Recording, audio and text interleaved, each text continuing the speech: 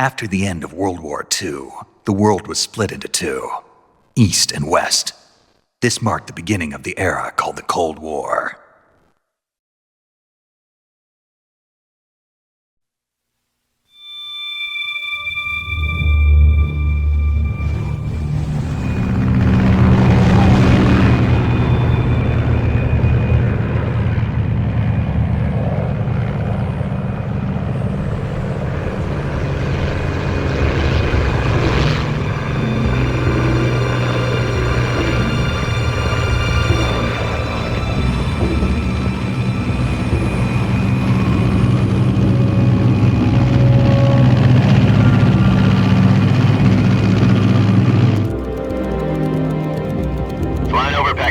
Altitude 30,000 feet.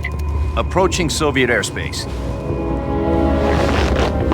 20 minutes to drop off. Commencing internal depressurization. Equipment check. Arm main parachute. All right. You ready to go? Drop zone still showing a high pressure mass. Cav okay. Good. We've got high visibility.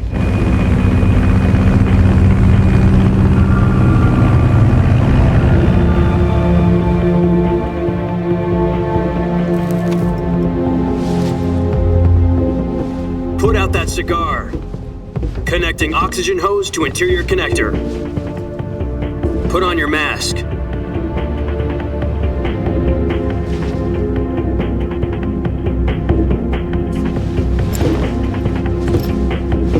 Does this panty waste know what he's doing? Approaching release point.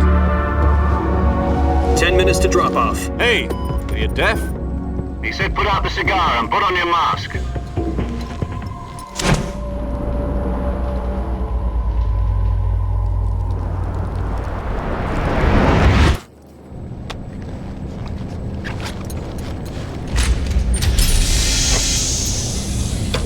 Depressurization complete.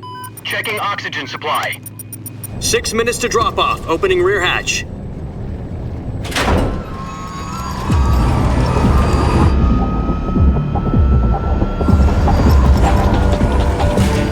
Sunrise.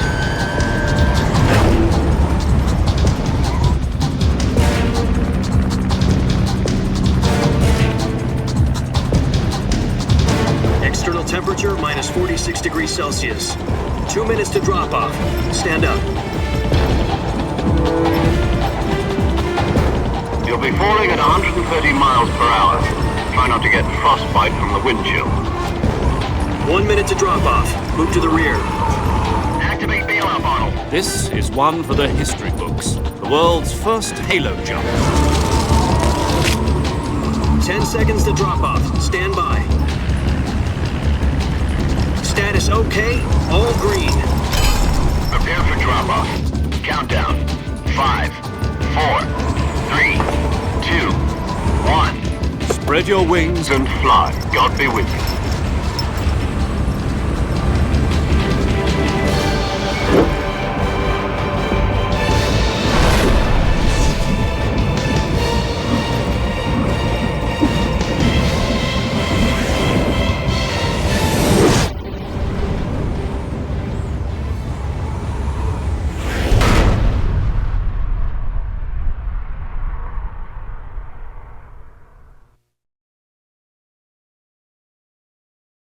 Jack, I've got some important news. The head of the CIA has finally given us the green light for the virtuous mission. Virtual mission? No, the virtuous mission. The future of our Fox unit depends on it. If it succeeds, we'll be officially organized into a unit. Virtuous mission? Sounds like some kind of initiation ritual. Don't get cocky. This isn't a training op. Right. So what exactly is this wonderful mission? Well, about 2 years ago, a certain Soviet scientist requested asylum in the West through one of our moles.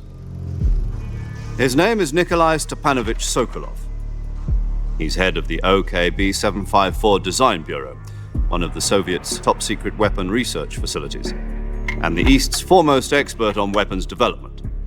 Sokolov? Isn't he that famous rocket scientist? The very same. On April the 12th, 1961, the Soviets achieved the first manned spaceflight in history. The Earth was blue, but there was no God. Well spoken. The rocket that carried Yuri Gagarin into orbit was the A-1, known as the Vostok rocket. Sokolov is said to be the man most responsible for the multi-engine cluster used in that rocket. After Gagarin's flight, Sokolov left rocket development to become the head of the newly established Design Bureau. From a lowly technician to head of a design bureau, that's quite a success story, so why'd he want to defect? It seems he'd become afraid of his own creations. Afraid? Call it a crisis of conscience. And for that, he left his country and his family behind and went over the fence?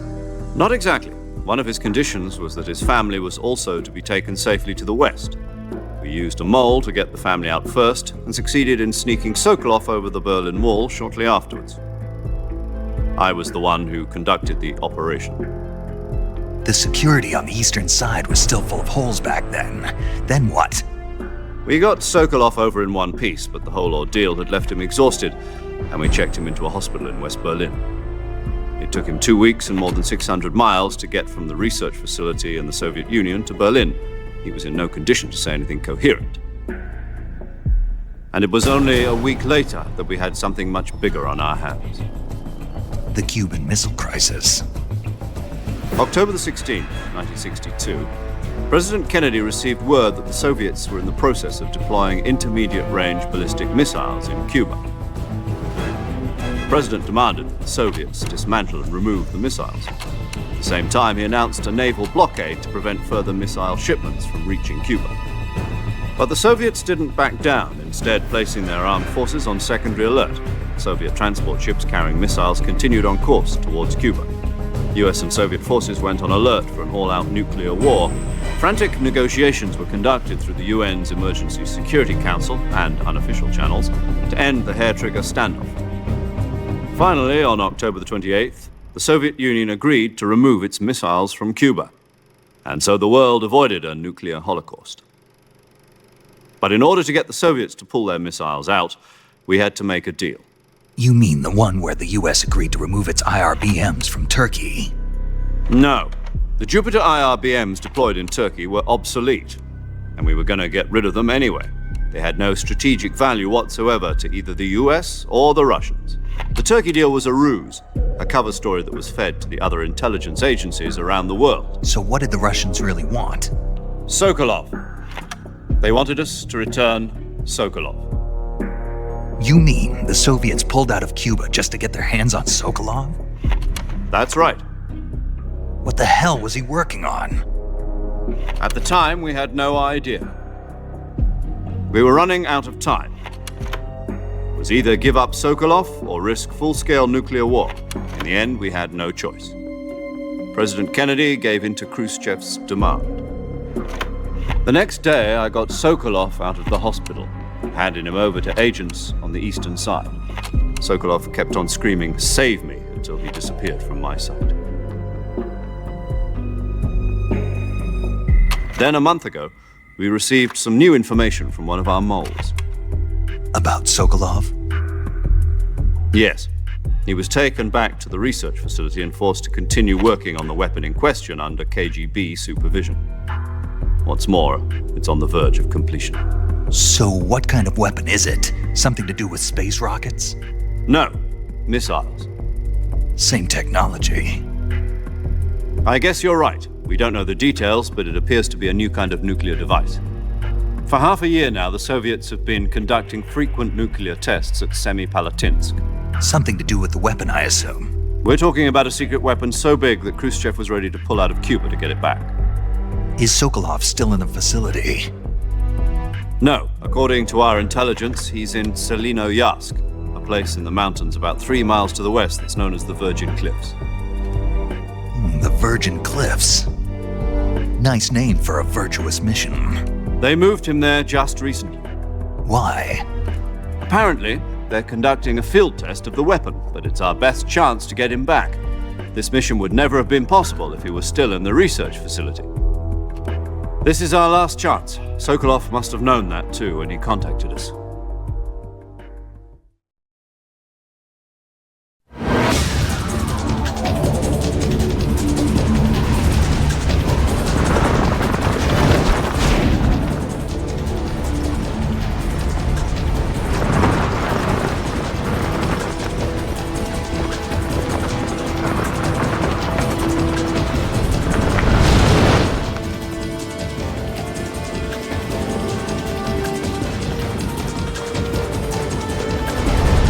Listen up, Jack. Your mission is to infiltrate Selinoyarsk in the Soviet mountains, ensure the safety of Sokolov, and bring him back to the west.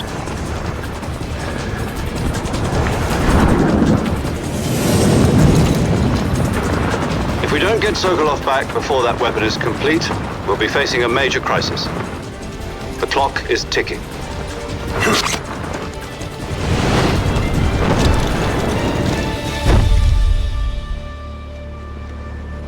Once we've confirmed the rescue of Sokolov, stand by at the recovery point. A recovery balloon will be dropped at that point. Helium will be pumped into the balloon to inflate it. The process takes about 20 minutes. Once it's complete, the gunship's arm will latch onto the balloon and pull it up. The Fulton surface-to-air recovery system. I'm familiar with the theory. Take it easy. It's been combat-proven. Do you think Sokolov is up to it? The shock will be less than during a parachute jump, and the arm can handle up to 500 pounds. So you're planning on going over the border in a single combat Talon? She's equipped with 2 6-barrel 20mm Vulcan cannons, as well as 2 40mm machine guns. Sounds like she could hold her own against a battalion of tanks. Even with the fuel in the reserve tank, we're facing a 4-hour time limit. If all goes well, it shouldn't take more than a few hours. Home in time for dinner. But if anything goes wrong, You'll be eating dinner, breakfast, and all the rest of your meals in the jungle.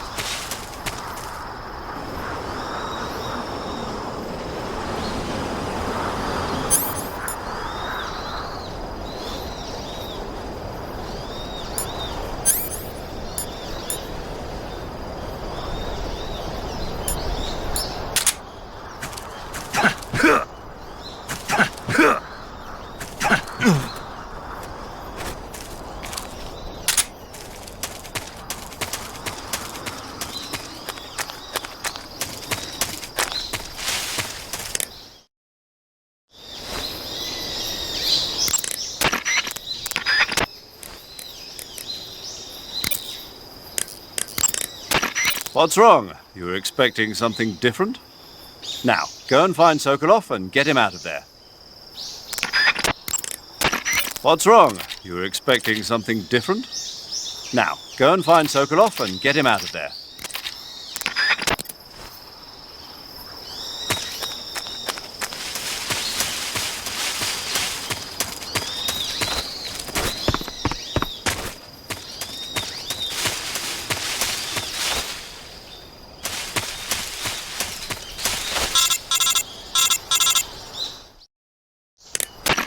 Do you copy?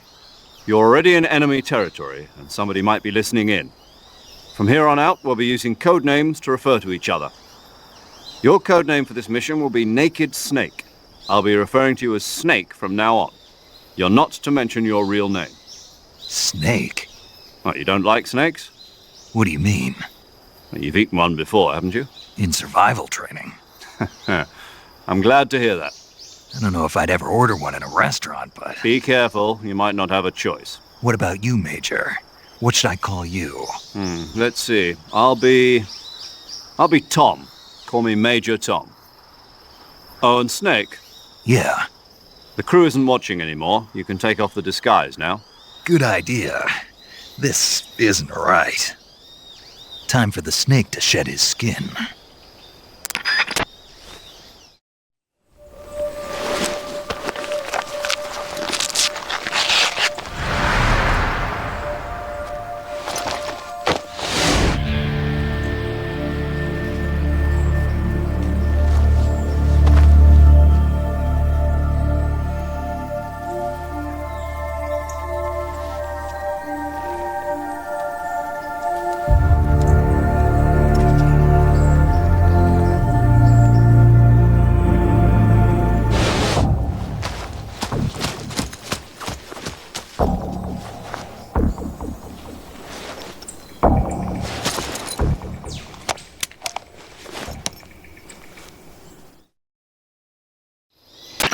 Can you hear me, Major Tom? This is Snake. Kept you waiting, huh? This will be a sneaking mission. You must not be seen by the enemy. You must leave no trace of your presence. Is that clear? This kind of infiltration is the Fox unit's speciality. In other words, weapons and equipment are procured on site. That goes for food as well. You're completely naked, just as your name implies. Great. Now I see why you asked me if I like snakes. I suppose calling me Snake was your idea of a joke, too. No, there's a good reason for that. I'll tell you later when the time is right. Gotcha. Getting back to the subject, how exactly am I supposed to feed myself? You've been issued a knife and a tranquilizer gun. Use them to hunt for food. You'll also find some medical supplies in your backpack. Yeah, about the backpack. I lost it in a tree on the way down. I see. Well, you'd better go back and get it then. You know where it is? No problem. I can see it from here. It's stuck on a branch. To climb a tree, stand in front of a tree that's covered in ivy and press the action button. I'll be monitoring your progress over the radio. We can't risk violating Soviet airspace, but I'll be in the gunship. My frequency is 140.85. I'll give you a call if I need to talk to you. If you need to talk to me, use the send function. Okay, Snake, go get your backpack.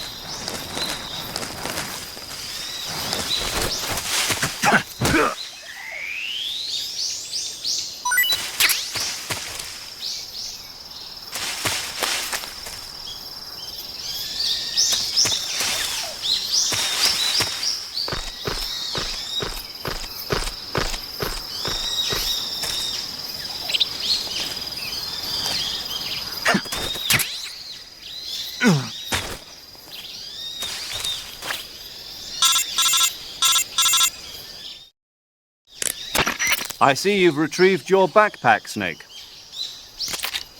To equip a weapon, it's necessary to take it out of your backpack. In the survival viewer, choose Weapon from the backpack. Your available weapons will be displayed in a window in the upper left. From that list, choose the weapon you want to equip and press the Enter button. For other equipped items, just do the same thing from Item. Got it. Use the survival viewer backpack. Yep, that's right. Survival is fundamental to this mission. After you've been out in the field for a while, your stamina will start to drop. If your stamina gets too low, it'll affect your performance. You won't be able to shoot accurately, for example, and your wounds won't heal as smoothly. Keep an eye on your stamina so you don't run out. To recover lost stamina, you can hunt for local flora and fauna. You can use either your tranquilizer gun or your knife to hunt. My only weapon is a Mark 22 Hush Puppy tranquilizer gun? That's right. It's been fitted with its own suppressor. However, the suppressor will deteriorate every time you fire. Once its durability reaches 0, the noise suppression effect will be gone. So don't get too trigger happy with it. The suppressor's durability is shown in the icon. Any weapons and equipment beyond what you're carrying now, you'll have to find as you go. I have to find my own weapons and equipment? Whose crazy idea was this anyway? Solo covert actions are standard Fox operating procedure. You can't leave any traces of your presence. No weapons, equipment, footprints, sweat, or bodily waste. The same goes for bullets and cartridges, too. Your presence in enemy territory is already a violation of international conventions of warfare. There aren't supposed to be any American soldiers in Russia. It could spark an international incident. You can't let anyone see you.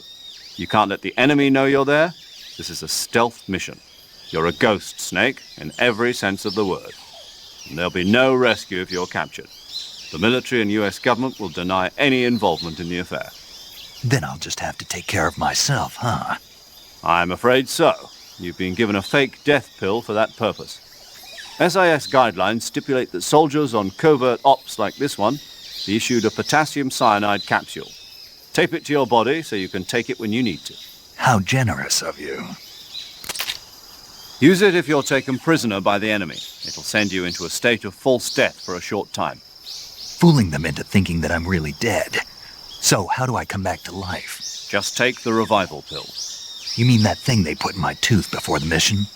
That's the one. But be careful.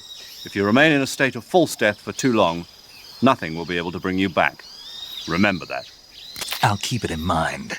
You said this was a solo mission, right? Right.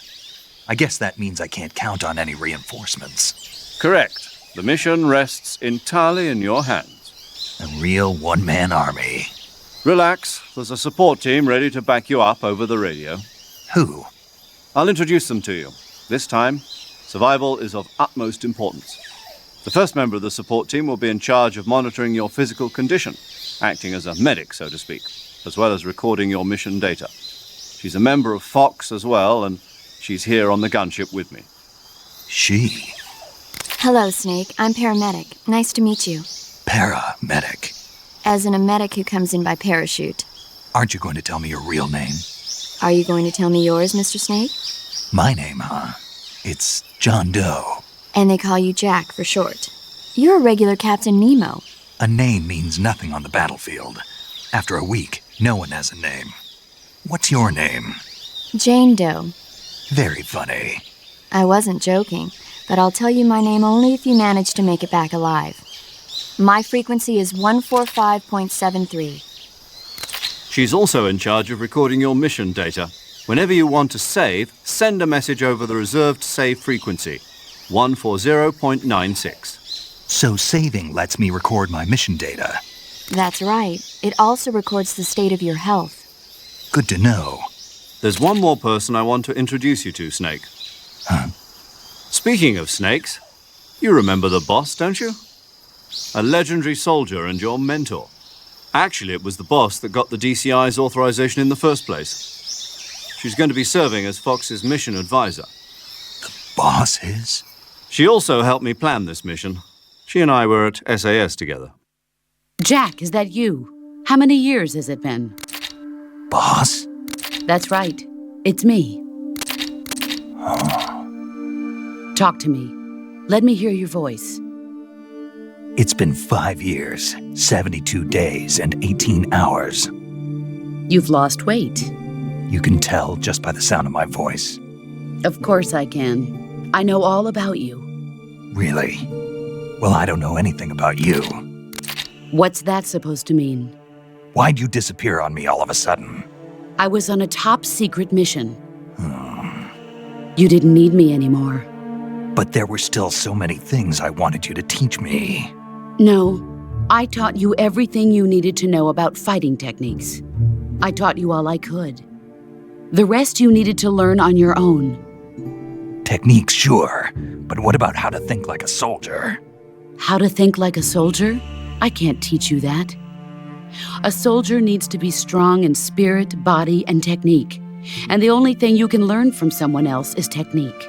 In fact, technique doesn't even matter. What's most important is spirit. Spirit and body are like two sides of a single coin. They're the same thing. I can't teach you how to think. You'll just have to figure it out for yourself. Listen to me, Jack. Just because soldiers are on the same side right now doesn't mean they always will be. Having personal feelings about your comrades is one of the worst sins you can commit. Politics determine who you face on the battlefield. And politics are a living thing. They change along with the times. Yesterday's good might be tomorrow's evil. Is that why you abandoned me? No, it had nothing to do with you. I already told you, Jack. I was on a top-secret mission. A soldier has to follow whatever orders he's given. It's not his place to question why. But you're looking for a reason to fight. You're a natural-born fighter, but you're not quite a soldier. A soldier is a political tool, nothing more. That's doubly true if he's a career soldier. Right and wrong have no place in his mission. He has no enemies and no friends. Only the mission. You follow the orders you're given. That's what being a soldier is. I do whatever I have to get the job done. I don't think about politics. That's not the same thing. Sooner or later, your conscience is going to bother you. In the end, you have to choose whether you're going to live as a soldier or just another man with a gun. There's a saying in the Orient, loyalty to the end. Do you know what it means? Being patriotic. It means devoting yourself to your country. I follow the president and the top brass. I'm ready to die for them if necessary. The president and the top brass won't be there forever. Once their terms are up, others will take their place. I follow the will of the leader, no matter who's in charge. People aren't the ones who dictate the missions. Then who does? The times. People's values change over time, and so do the leaders of a country. So there's no such thing as an enemy in absolute terms. The enemies we fight are only enemies in relative terms, constantly changing with the times. As long as we have loyalty to the end, there's no point in believing in anything, even in those we love. And that's the way a soldier's supposed to think? The only thing we can believe in with absolute certainty is the mission, Jack. All right, but do me a favor. What is it? Call me Snake. Snake. Oh, right. Your code name is Snake. It suits you well. That's right. The legendary unit that the boss put together during World War II was a snake. The Cobra unit, a group of heroes that brought the war to an end and saved the world. As long as you've got a legendary hero backing you up, you'll be fine. Isn't that right, Snake? Yeah, I can't think of anyone else I'd rather have with me. Oh, and one more thing, boss. Yes? It's good to hear your voice again. Same here. After all, who knows if either of us will make it out alive? Snake, you are always best at urban warfare and infiltrating buildings. But this is the jungle. Survival is going to be key. Those CQC techniques I taught you are sure to come in handy. CQC? Close quarters combat, huh? I've been in the Green Berets for the past few years. I'm probably pretty rusty. Not to worry. I'll be here to help you remember. After all, this is your first actual survival mission. I'll be supporting you over the radio. Where are you, boss? Next to the Major? The boss is communicating with us by radio from aboard a Permit-class submarine in the Arctic Ocean. My frequency is 141.80. Call me if you need my advice on battle techniques. Gotcha. Your mission is to retrieve Dr. Sokolov. Dr. Sokolov is being held in an abandoned factory located to the north of your current position. Avoid heavy combat and don't let anyone see you. Don't forget that this is a stealth mission. Snake, try to remember some of the basics of CQC.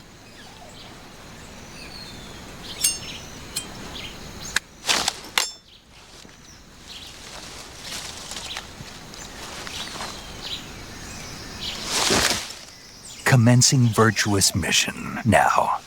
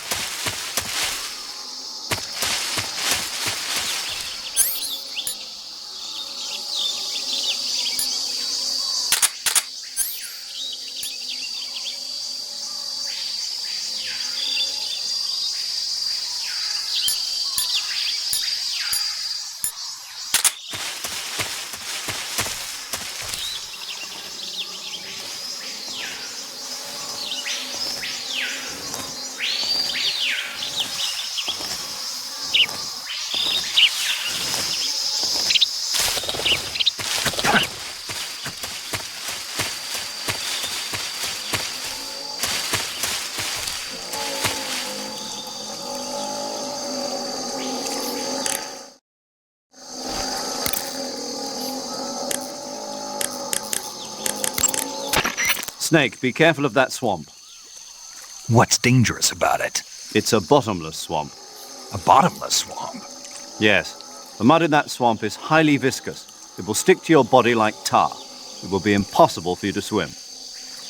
If you get swallowed by the bottomless swamp, you won't be able to escape on your own. Once you sink down to about head level, you'll be trapped for good. Make sure you get out before that happens. So, I have to make sure I don't sink too far. Got it. Snake, wait. There's more. Yes. What? Crocodiles. Crocodiles? Yes. Crocodiles. Like the reptile. That's correct. More accurately, they're Indian gavials. What are crocs doing deep in this forest? You'll have to ask Paramedic about that one. Paramedic? Yes. The Indian gavial is a crocodile that originally lived in freshwater regions in India and Nepal. Why are Indian crocodiles way out here? They're captive crocodiles that were brought here for research purposes but escaped and became wild again. Indian gavials are large creatures. Adult males grow to over 6 meters in length. You'll never catch one alive, even if you use the tranquilizer gun. Got it. So, how do they... Taste? Yes, I did look into that. You know what they always say. Tastes like chicken. Sounds delicious. But be careful when capturing an Indian gavial. Normally they're cowardly creatures, but the ones in the forest there are belligerent. Apparently they attack humans. What do you mean? They weren't the direct subject of any serious research, but some think they may have become violent as a side effect of the atomic research that was conducted nearby.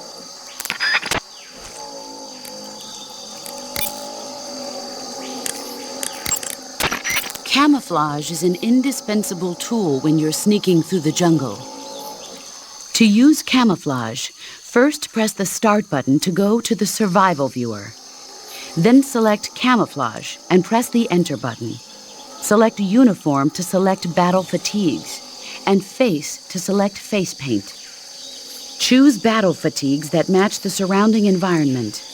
The most effective camouflage is attained by selecting fatigues that blend in with the environment.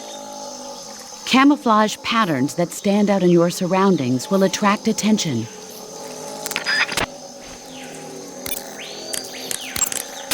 Saving the game, Snake?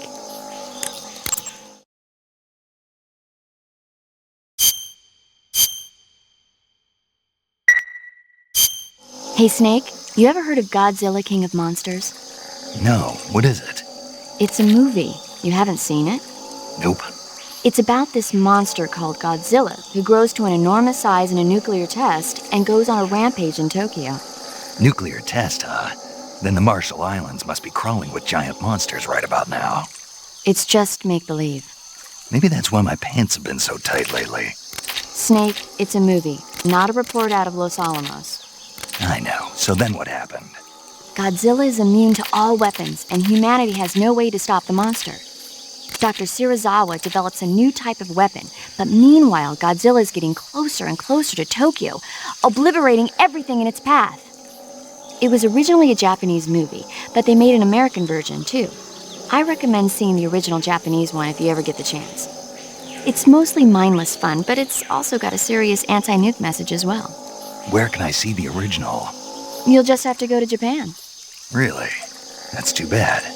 Well, if you wait 40 years, you might be able to see it in America, too. Why's that? 2004 will be Godzilla's 50th birthday. You think they're still going to be making Godzilla movies then?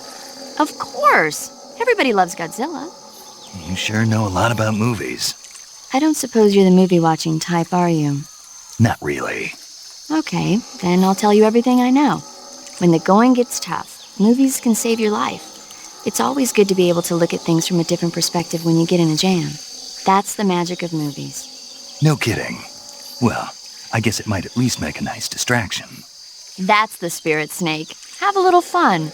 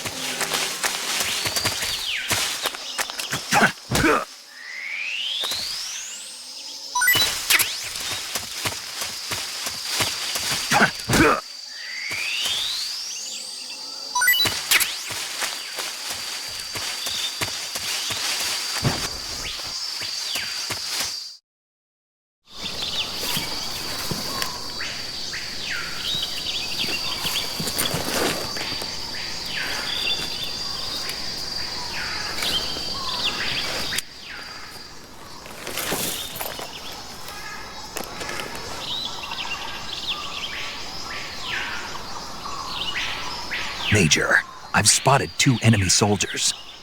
They're probably KGB troops sent to guard Sokolov. AK-47s and grenades. Snake, your presence in Soviet territory is already a violation of international law.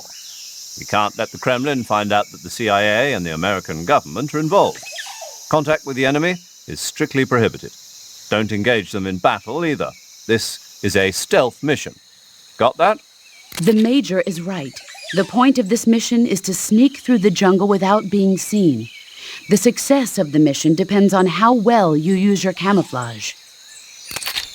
Change your camouflage by selecting Camouflage from the Survival Viewer. The Uniform option lets you pick your uniform, while the Face option lets you change your face paint. Choosing camouflage that blends in with your surroundings will help you conceal yourself more effectively.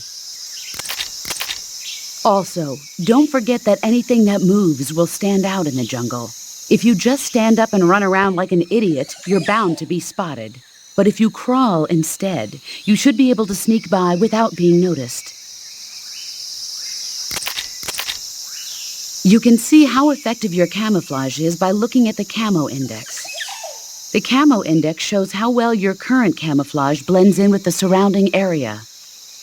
The higher the value, the harder you are to spot, and vice versa. The key is to make yourself one with nature. Keep that in mind as you go along, okay?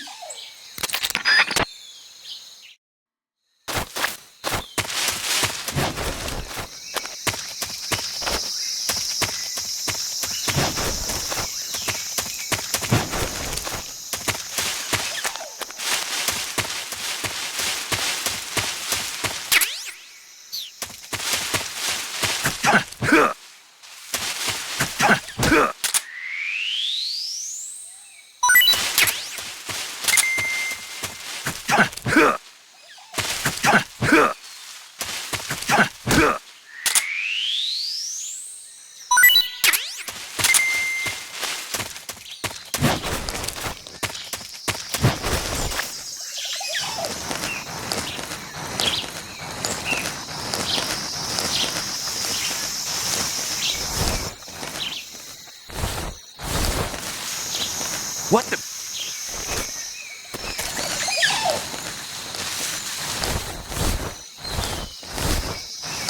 I'm just seeing things.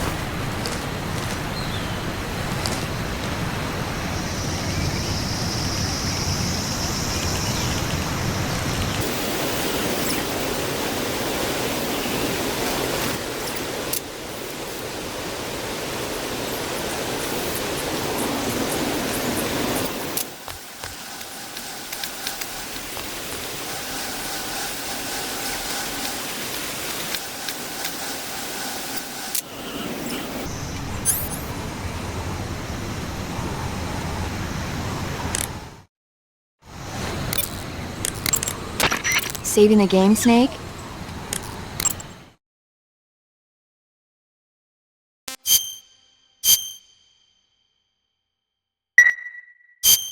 Snake, do you know the creature from the Black Lagoon? Nope, never heard of it. These scientists are investigating a place deep in the Amazon called the Black Lagoon, and they get picked off one after the other by this fishman thing. And there was this scene when the heroine is going for a swim, and the creature sneaks up on her from underwater. Oh, I thought my heart was going to stop. I mean, of course, the 3D effects in It Came from Outer Space were a lot more intense, but... It wouldn't be referring to you coming from outer space, would it? How rude! Why do you say that? Because no one on Earth could be as charming as you. Fine, I'll just get to the point, Snake. Be careful of what's around you when you're in the water. Just imagining you swimming in those jungle rivers makes me think of you being attacked by a fishman. I appreciate the concern. Fishmen aren't the only things that'll attack you in the water. Really be careful out there. Okay. And don't be attacking any pretty girls going for a swim, either. Are you calling me a fishman? You started it. A suspension bridge, is it? If you cross that, you'll be revealed to enemies in every direction. To cross the bridge, you'll have to do something about the enemies in the area first. You could put them to sleep with a long-range tranquilizer shot, or you could get in close, lure them to you, and take them out. Use a first-person view attack to hit enemies from afar, but be warned, if you don't take them out in one hit, your cover will be blown. When attacking from afar, it's crucial that you hit a vital spot dead on. To lure an enemy to you, deliberately make a noise or throw food at him to get his attention.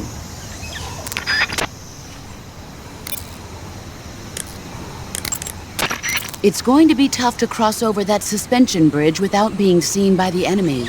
You'll have to figure out some way to get rid of the sentries first. You said it's a suspension bridge, right? Yeah, Supported by rope? that's right. If you cut the rope, the suspension bridge should sway quite a bit. You may be able to shake the enemies off the bridge. Your weapons aren't the only way to take out enemies. Use your head. If you cut the rope, the suspension bridge...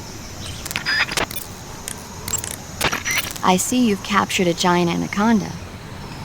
The giant anaconda is believed to be the largest snake in the world in terms of weight and diameter. It's not poisonous, but its large size makes it extremely powerful. They say it even eats crocodiles. Its only natural predator is man. And snake. And snake. The giant anaconda is a very large snake, but you should be able to capture it alive using the tranquilizer gun. Got it. So how does it taste? I knew you were going to ask me that. I'm glad I didn't disappoint you. So? Well, the guide says it tastes all right. Good. I'll have to try some. I see you caught yourself a reticulated python. The reticulated python is said to be the longest snake in the world. The biggest ones can grow up to 10 meters in length. Although they're not poisonous, they're still very dangerous, so be careful around them. They have a highly ferocious temperament, and they can swallow whole, even large animals like deer and pigs. Their most distinguishing feature is the mesh pattern of their scales. This pattern acts as a highly effective natural camouflage. If you think there might be a reticulated python about, pay close attention to your surroundings. Otherwise, you could get bitten before you even know it's there. It's a huge snake, but you should be able to capture it alive by using the tranquilizer gun. I'll bet if you capture one and throw it at an enemy, it'll give him a good scare. Right. But how do they taste? Huh? Do they taste good? You're actually going to eat one. Why else would I be asking? Cannibal. What was that? Nothing. Let's see what the guide says. Ah, you're in luck. It says they taste pretty good. Good. I can hardly wait.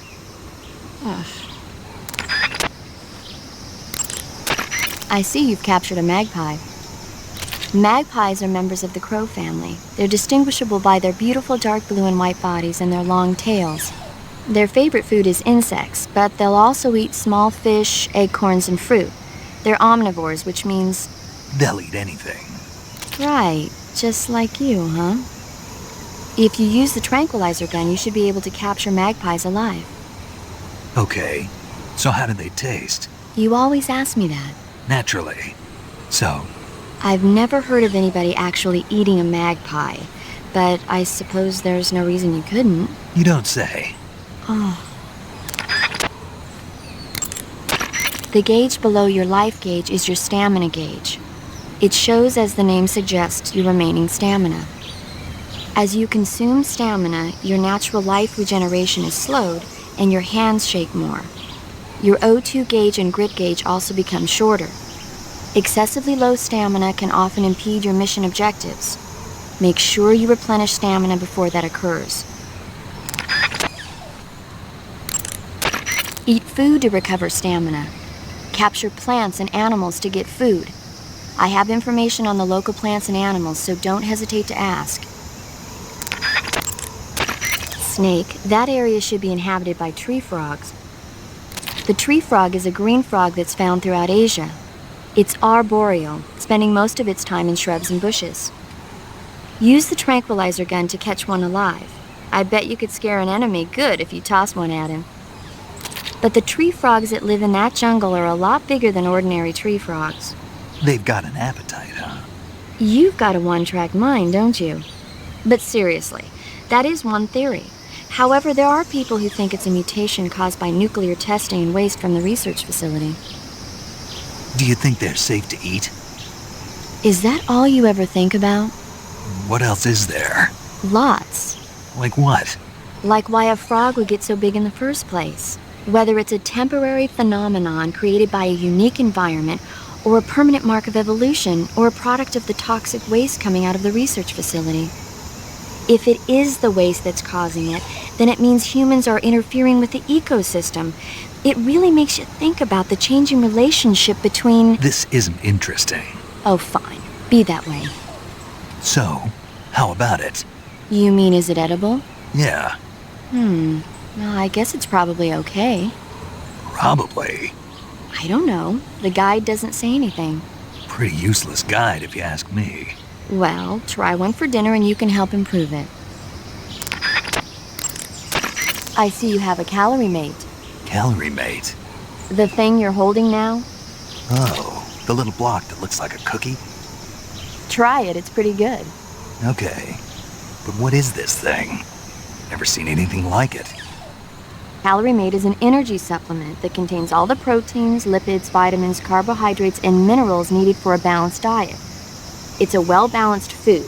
Because of that, it's just perfect for giving your body the nutrition it needs in combat. It sounds like a space-age food. Real astronaut food is not very good, but that should taste fine. Yeah, and it'll help balance out all this jungle food I'm eating. It's easy and quick to eat, so it's perfect when you're running late for an important mission in the morning.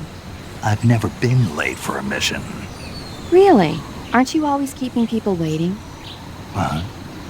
It's easy to keep track of your calorie intake and receive the nutrition your body needs, so it's good for losing weight, too. All of the geisha girls in Japan use it for watching their calories. Is that why they're all so slim? Right. And any diet where you eat nothing at all is bad for the body. I see. You seem to know a lot about Japan, don't you? Yes, I love Japan. You should be able to find Siberian inkcap mushrooms growing in that area. The Siberian inkcap is a mushroom from the inkcap family. Its life cycle is transitory. As soon as the spores mature, the cap starts to turn black, liquefy, and melt away. And that's why they call it an ink cap? That's right. It doesn't really turn to liquid, but you get the idea. In its immature state, before it melts away, it's valued as a source of food. Just be sure not to eat them while you're drinking alcohol. Why's that? Ink caps contain coprin, which inhibits the function of aldehyde dehydrogenase. This prevents the body from breaking down alcohol, causing a buildup of acetaldehyde. Meaning? Meaning it will give you the hangover from hell. Oh. Wait a minute. What? You think I'd drink alcohol in the middle of a mission? Wouldn't you? Hell no.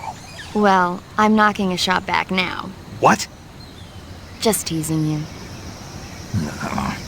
Oh, come on. Where's your sense of humor? I need a drink.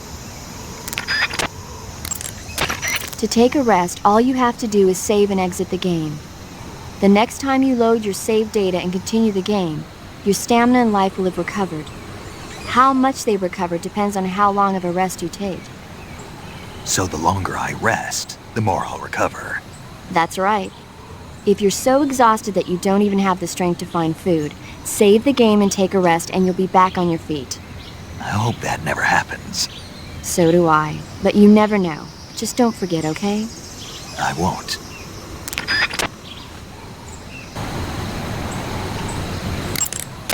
You'll find a fruit called the Yabloko Moloko growing in that area. Diablo, what now? Yabloko Moloko. It's a Russian name that roughly translates as milk apple. It's a type of star apple. The juice is thick and sweet, like milk, hence the name. And if you cut one in half lengthwise, you'll see a star-shaped ring radiating out from the center. Hence the star apple. Right. The star-shaped part has a gelatinous texture and is said to be especially tasty. Sounds useful. You're welcome. For once. Did you say something? No, back to the mission. Snake, you will encounter Baltic hornets' nests in that area. Baltic hornets are a variety of hornets that inhabit that area. The difference between them and other hornets is that they produce honey in their nests. Inside the nests are larvae, pupa, and adults. You can eat them all. In particular, the honey you find inside the nest is delicious and full of nutrients. It's easy to digest and helps pep you up when you're feeling tired. In short, it's the perfect survival food. Honey can also be used as a burn ointment. When honey is applied to a burn, it creates a protective coating over the skin. When you knock down a hornet's nest, a burn ointment will appear along with it, so don't forget to pick it up. Of course, the hornets aren't going to give up their nest without a fight. If you knock a nest down, a large swarm of hornets will come flying out, so be careful. You'll find a fruit called the Yabloko Moloko. Use a first... Snake, I'm sure you realize that a fall into that canyon would be instant death. Of course, the same goes for enemies. A suspension... Do you want to save?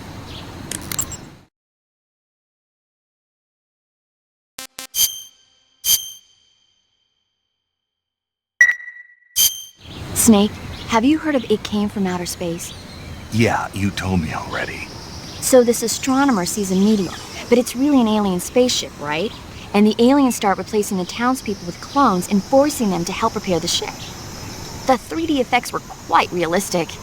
I've got all the real I can handle here in the jungle. No, you don't get it. Precisely because it's realistic, with the images jumping out of the screen at you. It makes for a nice escape from reality. I have to admit it made my eyes tired, but it was really intense. Unfortunately, they don't make very many of those movies anymore. When did it come out? I was still in college, so probably about 10 years ago? Guess I'm out of luck then. You know, they're coming out with household versions of video cassette recorders. One day you'll be able to see old movies anytime you want. It'll be like having a movie theater in your own home. Really? It's like if you had a record with movie film etched onto it instead of music. It'll work the same way. You're kidding. No, really. And someday they might make movies where you control the characters yourself. Sounds like magic. It'll happen. Make sure you stay alive to see it, Snake.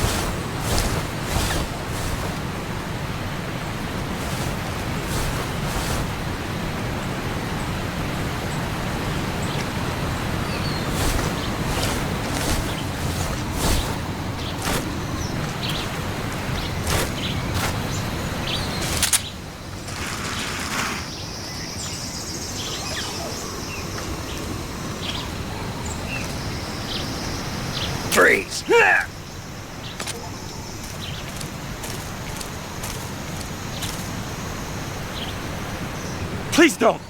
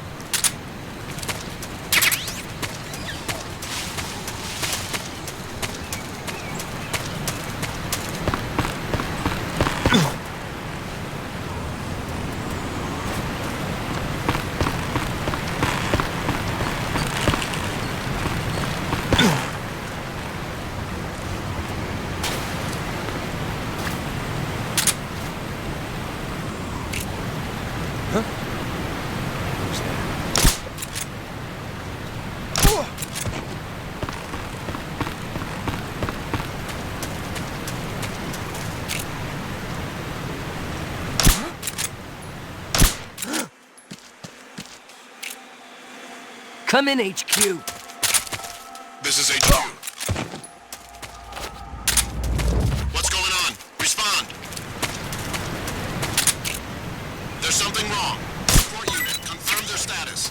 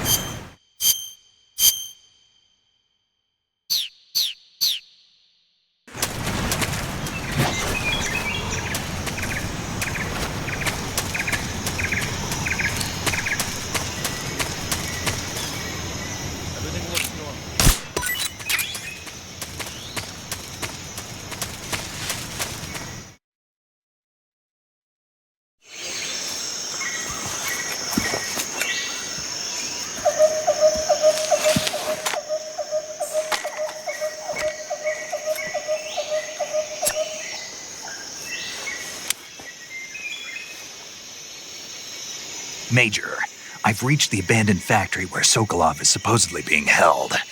This place is a dump.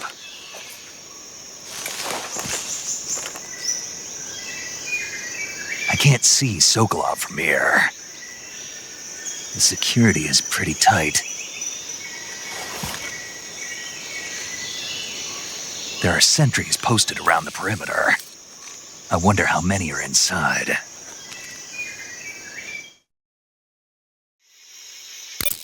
Your objective, Sokolov, is inside the factory. They should be holding him in a room in the northeast section. Northeast section.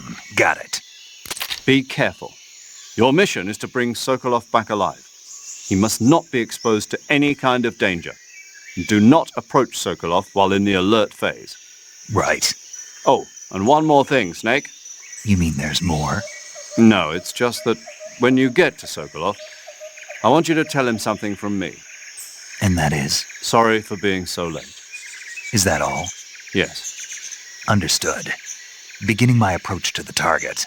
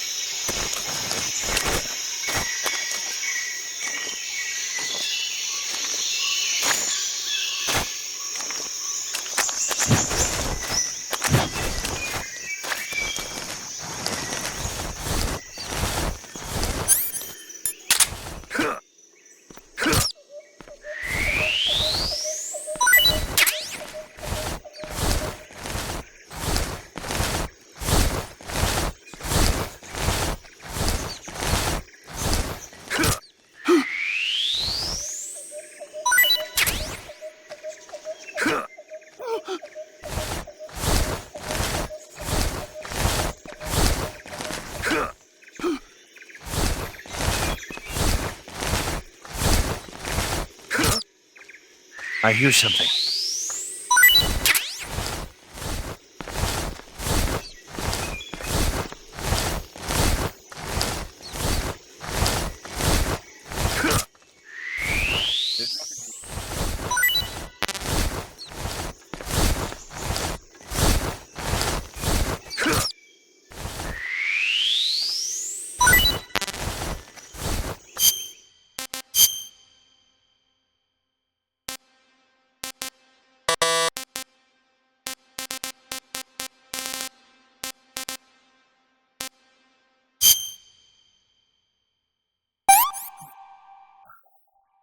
Tasty.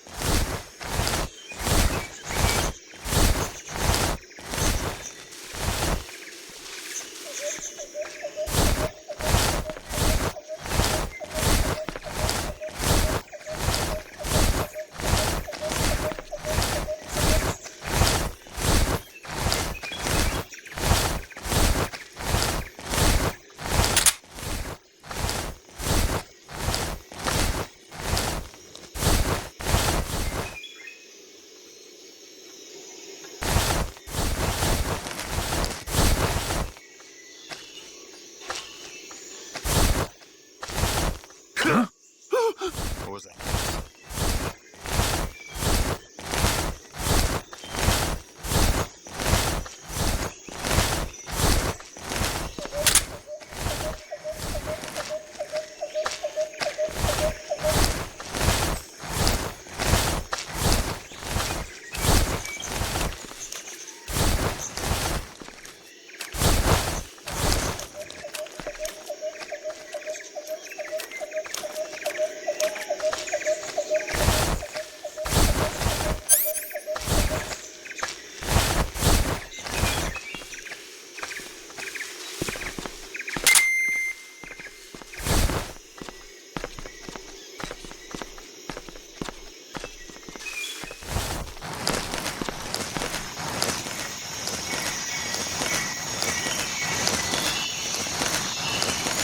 Nothing here.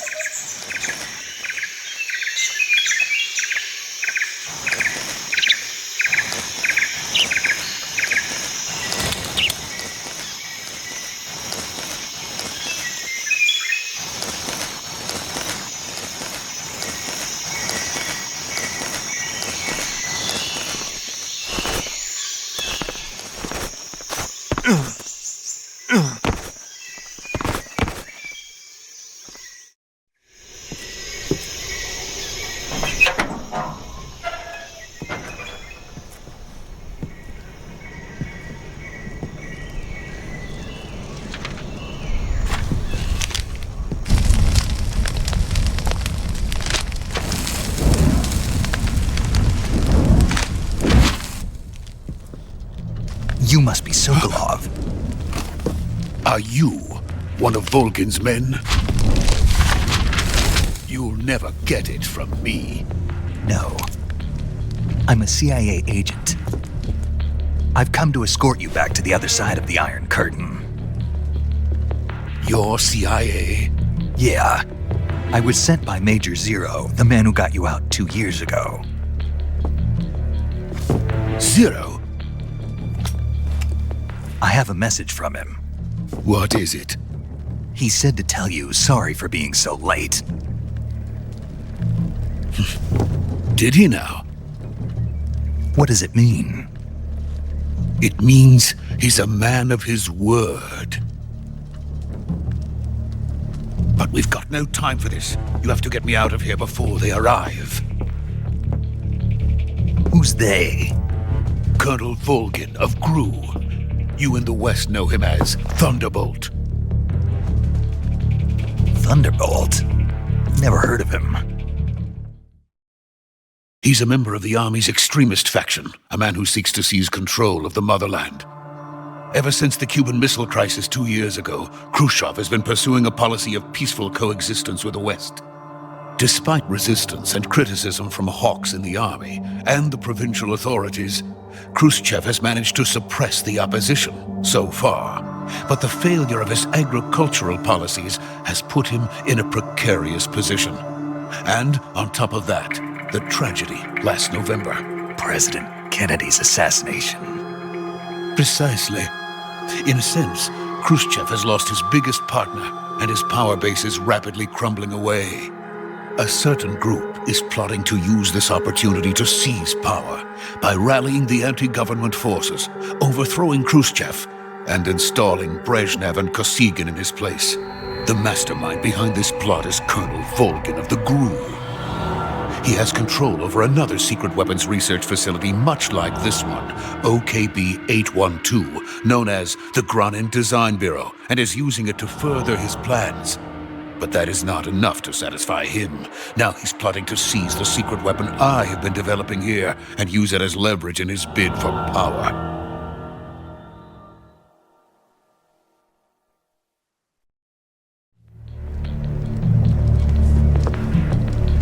The intelligence says that they are going to make their move during the test. Then, the soldiers outside.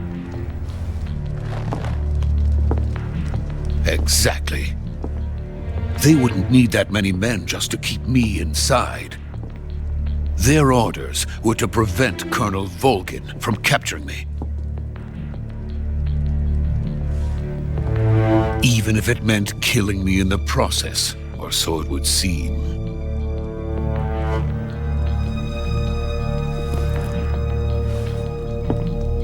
Volgin will come. I'm sure of it. You must get me out of here before then. Leave it to me. By the way, Your Russian is superb. Where did you learn to speak it? From my mentor. Is that so? America is truly a frightening country. Having second thoughts? No. I have no love for this place. Let's go.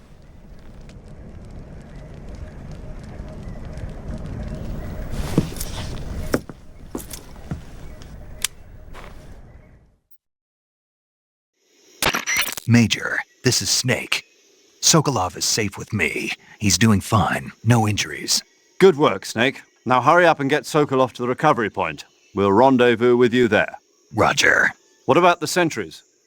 I managed to get past them. I see. What about the boss? We lost contact with the boss some time ago. What happened? It's probably just a weak signal. Just hurry and get Sokolov out of there.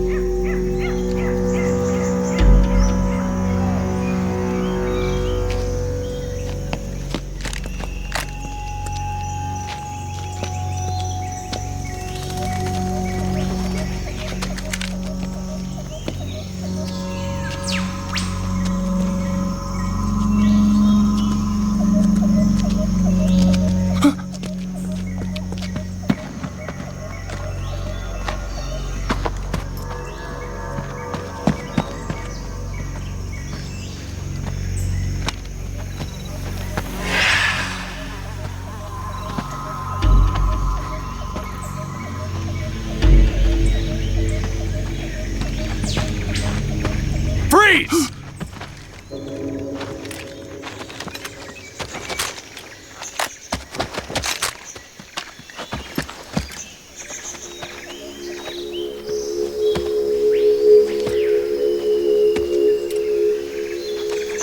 So this is the legendary boss. Huh?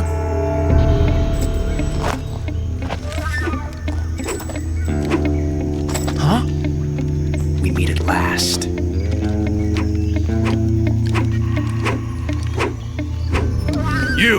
You're from the Ocelot unit of Spetsnaz. Huh. What's a GRU soldier doing here? Soldier?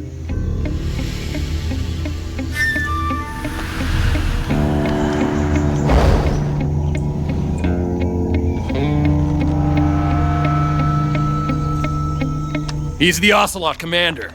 Ha! That's Major Ocelot to you. And don't you forget it.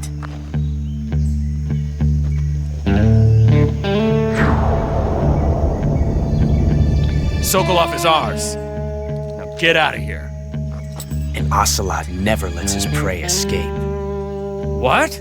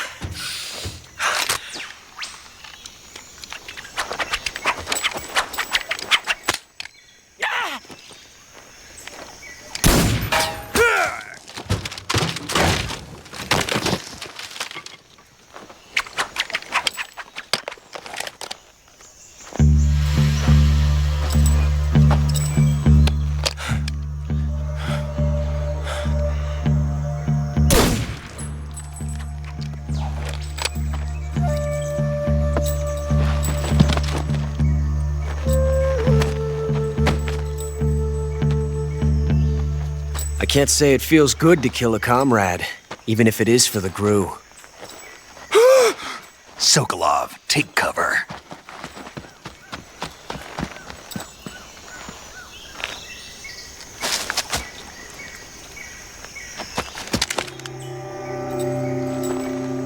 Huh.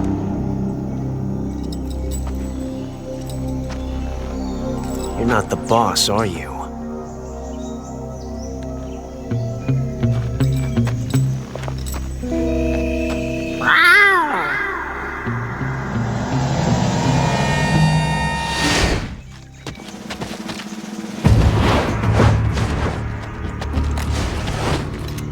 Crew operatives!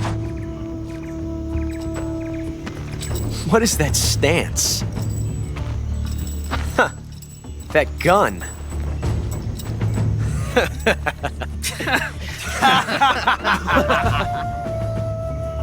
If you're not the boss, then die.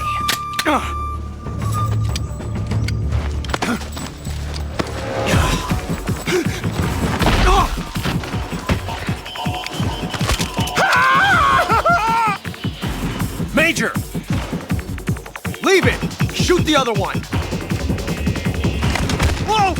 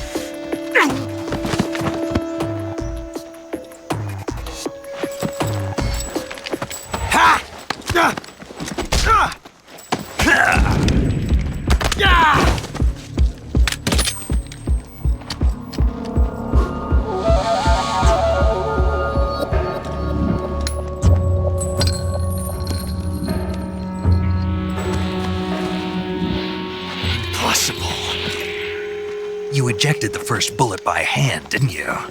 I see what you were trying to do, but testing a technique you've only heard about in the middle of battle wasn't very smart. You were asking to have your gun jam on you. Huh? Besides, I don't think you're cut out for an automatic in the first place. You tend to twist your elbow to absorb the recoil. That's more of a revolver technique. You filthy American dog!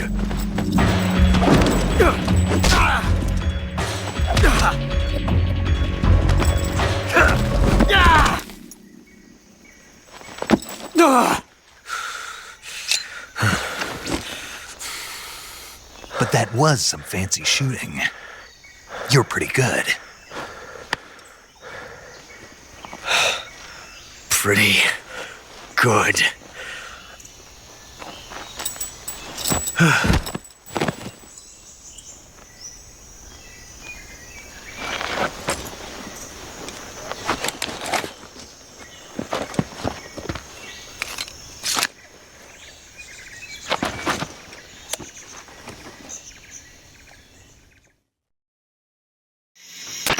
Major, do you read me? I read you. Snake, you all right?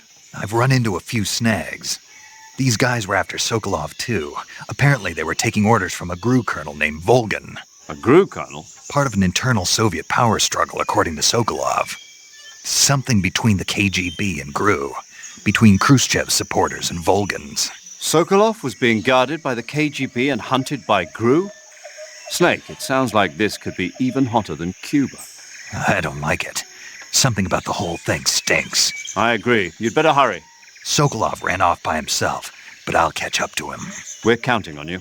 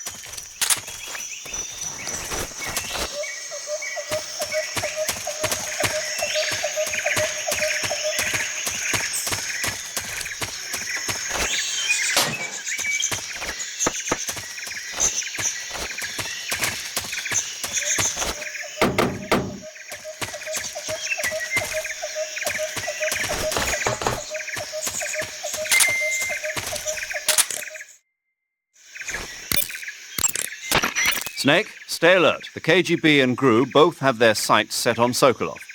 GRU is a military espionage outfit, the intelligence wing of the Soviet Defense Ministry's General Staff Office.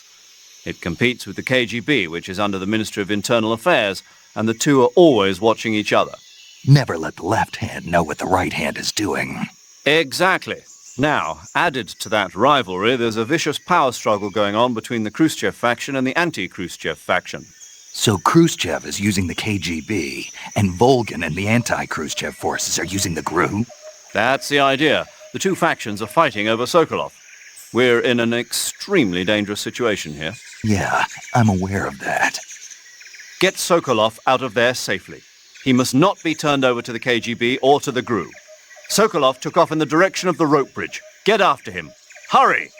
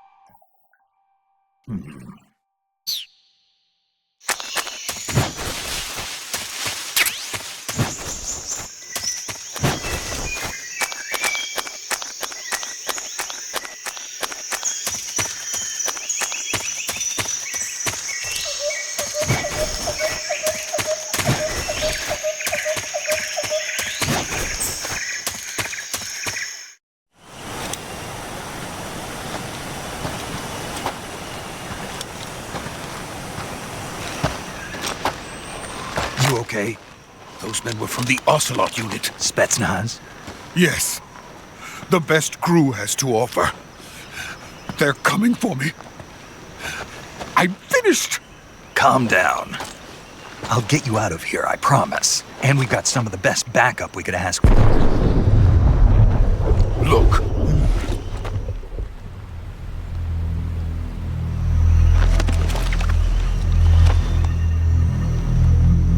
That's what they were making you build? Yes. The Shagohod. The treading behemoth. A tank capable of launching nuclear IRBMs. It can launch nuclear missiles from that kind of terrain? Oh, yes. And without support from friendly units. A nuclear-equipped tank capable of operating solo.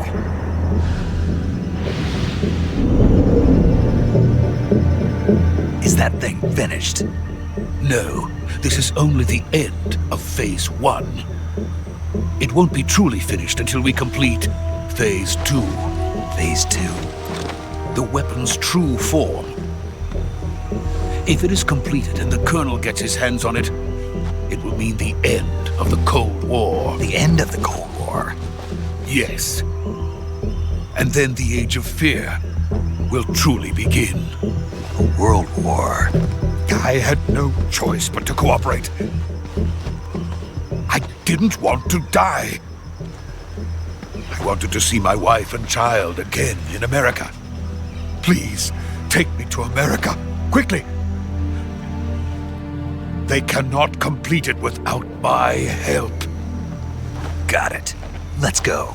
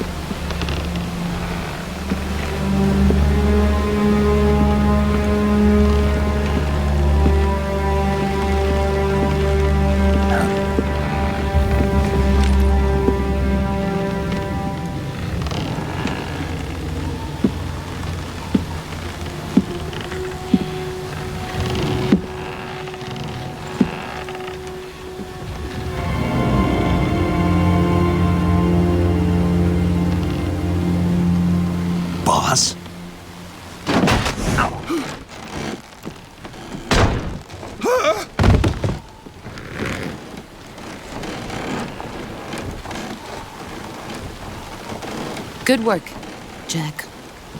What are you doing here? Sokolov comes with me.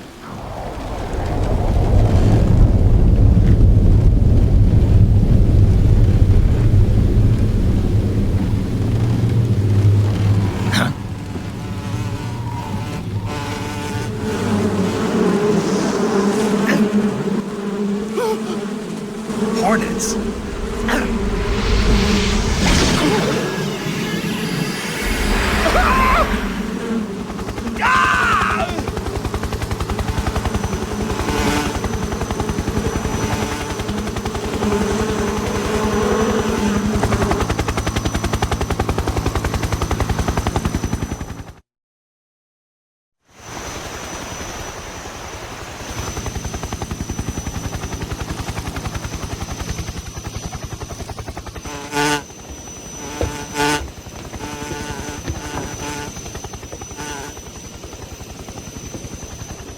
My friends, let us fight together again. I have waited long for this day. We will fight with you once more. Welcome back, boss.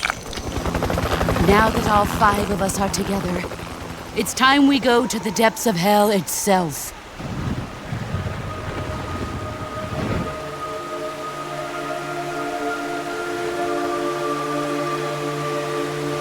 It's raining blood.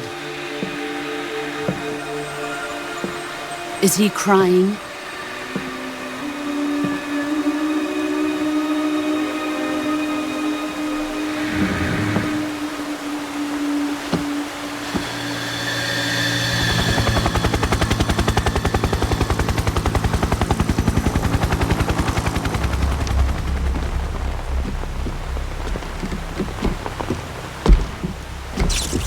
Kuwabara, Kuwabara.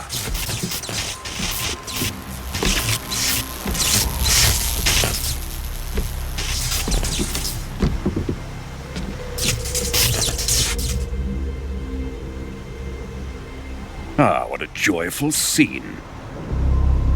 Colonel Vogan. Welcome to my country. And to my unit.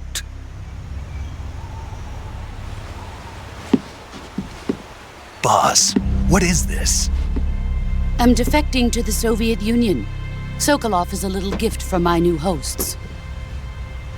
Recoilless nuclear warheads.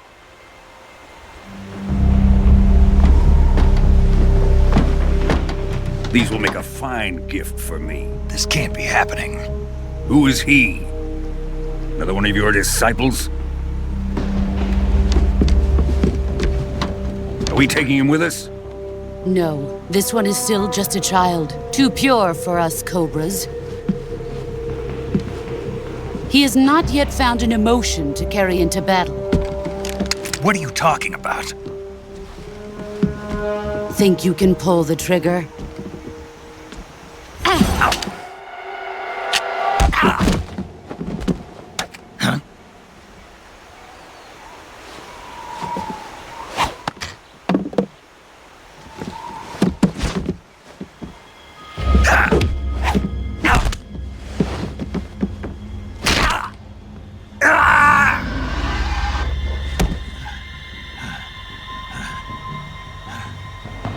He's seen my face.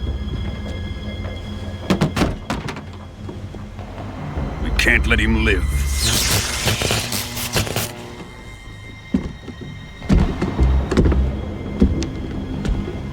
If Khrushchev finds out about this, we're finished.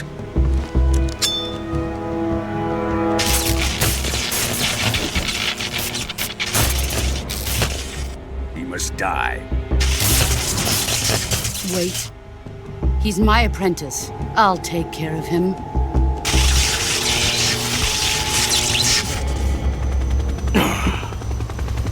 Jack, you can't come with us.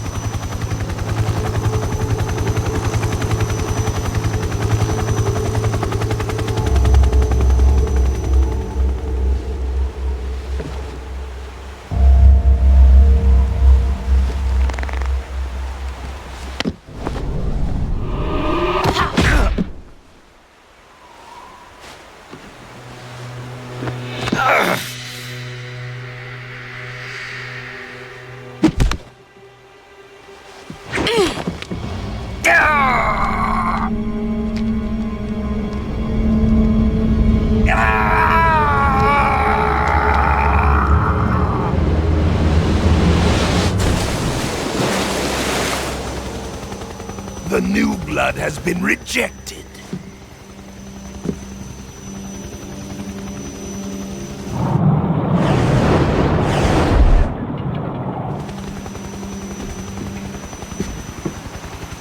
Are we done here? Now, onto Sokolov's research facility. Shagohod is ours.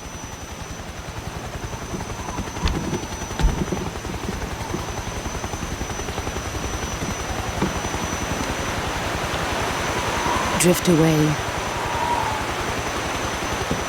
My place is with them now.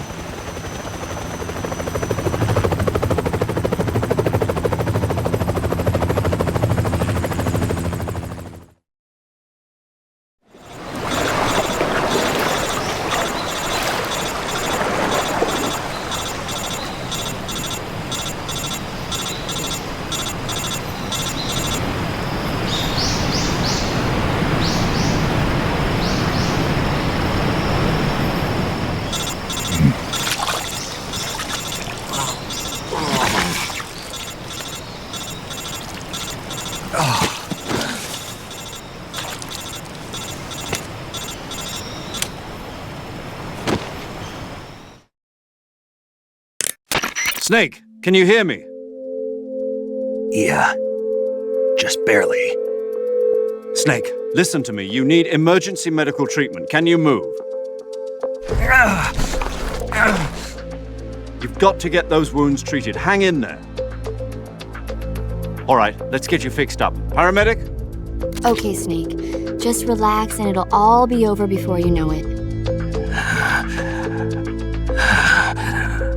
Stay with me. I've seen people in worse shape before. Think you can handle it? Major. The boss. She's defected. We'll talk about that later. First, we've got to get you patched up. Okay, here we go. First, open the survival viewer with the start button. If you select cure, you can start the treatment. Healing is divided into treatment using medicine with the item window button and surgical treatment using the weapon window button. Your injuries include a fractured left elbow and rib bone, and lacerations on your upper arms, right elbow, and abdomen. They need to be fixed using surgical treatment. Move the healing cursor with the left stick to the affected part of your body. Once you've selected the affected area, hold the weapon window button and use the left stick to select the medical item, and then press the enter button. With this method, you can use items to help your recovery process. To treat a bone fracture, first secure the affected area with a fastener and then wrap it in bandages. That should do it. For lacerations, you'll need disinfectant to clean the wound, sutures to stitch it up, styptic to slow the flow of blood, and bandages to wrap the wound. If you do everything I mentioned, the wound should heal completely. Understood? Yeah. Stay with me. Go into the survival viewer and treat those wounds.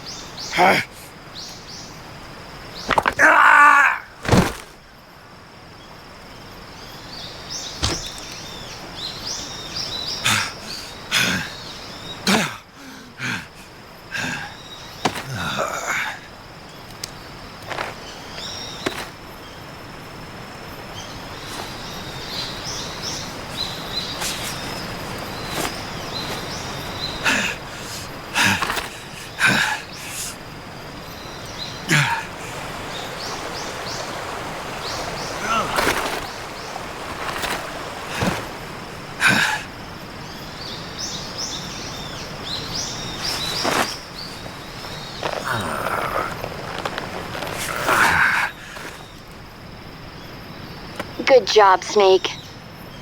We're coming to get you now. Just stay where you are. We'll drop a recovery balloon. Can you set it up?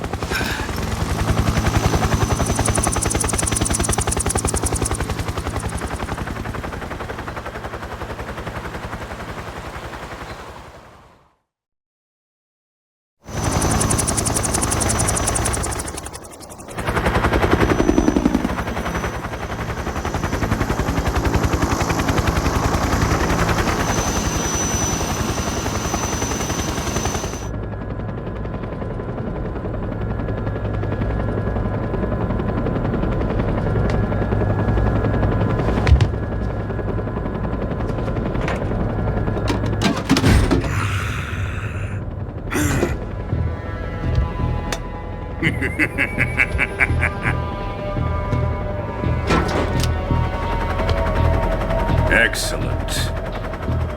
A great success.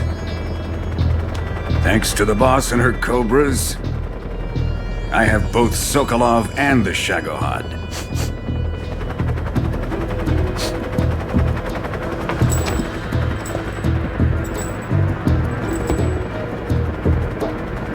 What are we going to do with the girl? Who is she? Apparently she's Sokolov's woman.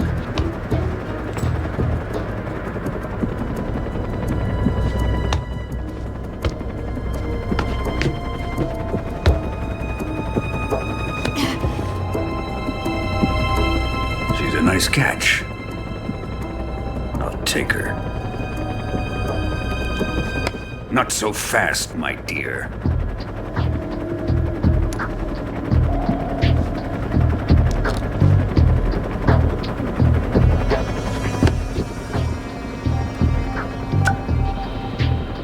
A kiss of death? Are you KGB? We may be able to use her.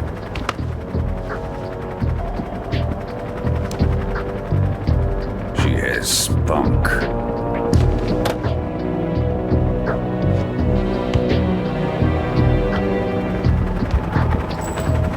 Shall we take her back to the base? Perhaps we should. We have no further use for Sokolov's research facility. I think it's time I gave this marvelous new toy a try. Colonel, even if they are our enemies, they're still our countrymen. But it won't be me that pulled the trigger. It'll be our friend, the American defector. You're going to nuke your fellow Russians? Remember the Alamo. Colonel!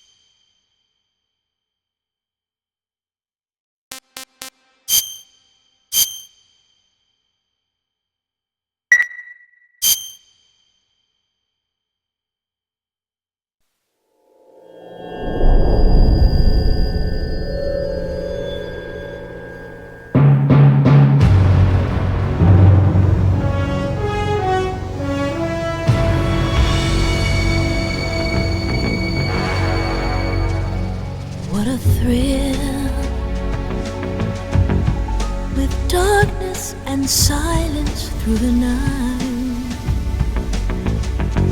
What a thrill. I'm searching and I'll melt into you. What a fear in my heart, but you're so supreme.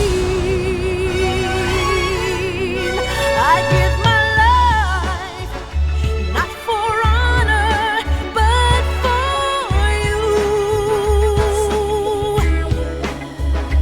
In my time, there'll be no one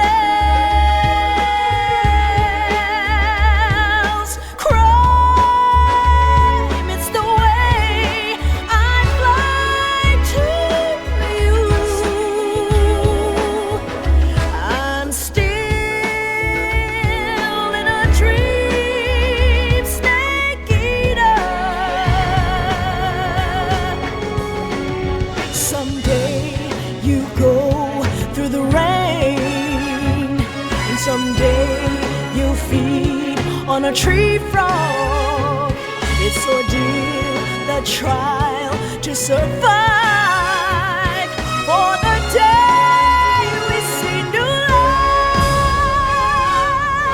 I give my life, not for honor, but for you. In my time, there'll be no one else. Crime, it's the way I fly to you. I'm still in a dream, snake eater.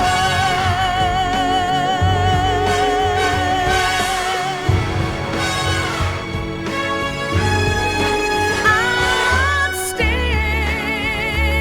in a dream, snake eater.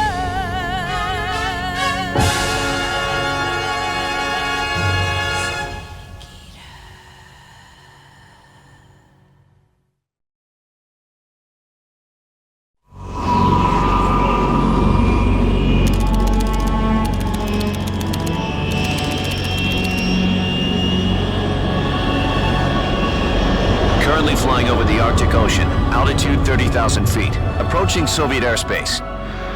Arriving at the designated drone launch point. Drone oil pressure and voltage are nominal. Payload oxygen supply is nominal. Power supply to payload antifreeze system shows no problems. No gusts. All systems go for drone detachment. Snake, we can't risk a halo jump this time around.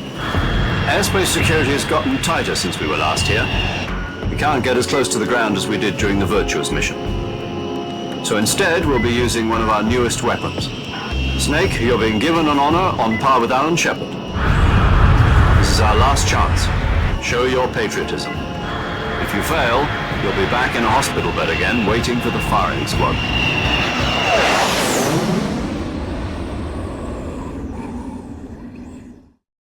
So how does it feel to be a patient in one of the most advanced ICUs in the world? Would you do me a favor and tell the suits about visiting hours? I'll never get better with them assaulting me day and night with their questions. Must be part of the top brass's inquiry. More like an interrogation. According to them, I'm a traitor and an accomplice to the boss's defection. They're just looking for a scapegoat.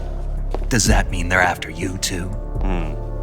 Let's just say neither one of us is going to be made a national hero out of this.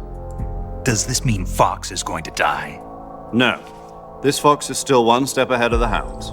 The reason I came to see you today, Jack, it's time for Fox to clear its name. What are you talking about? The situation has changed. We've still got a chance to come out of this one alive. Yeah, what kind of chance? Don't get too excited.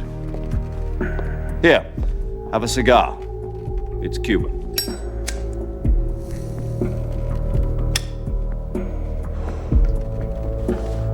This morning, I had a meeting with the CIA. They decided when they're going to execute us? No. Something even bigger.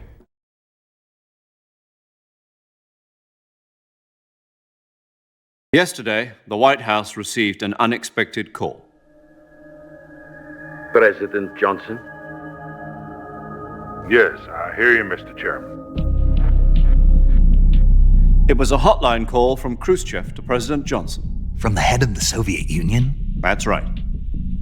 A few days ago, one of our country's main design bureaus, OKB 754, was destroyed in a nuclear explosion.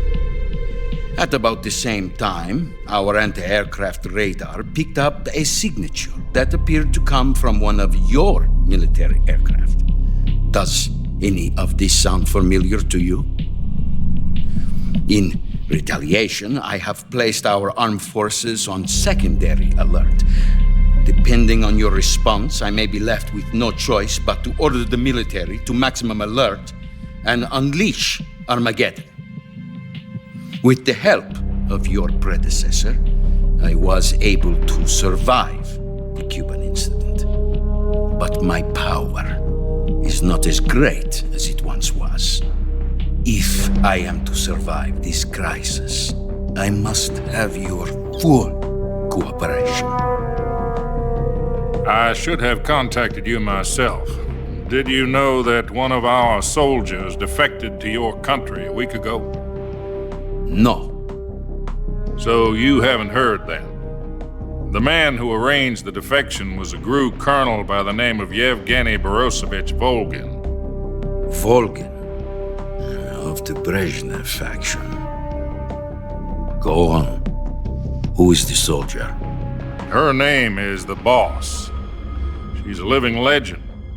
During World War II, she was the one who led us to victory in that war.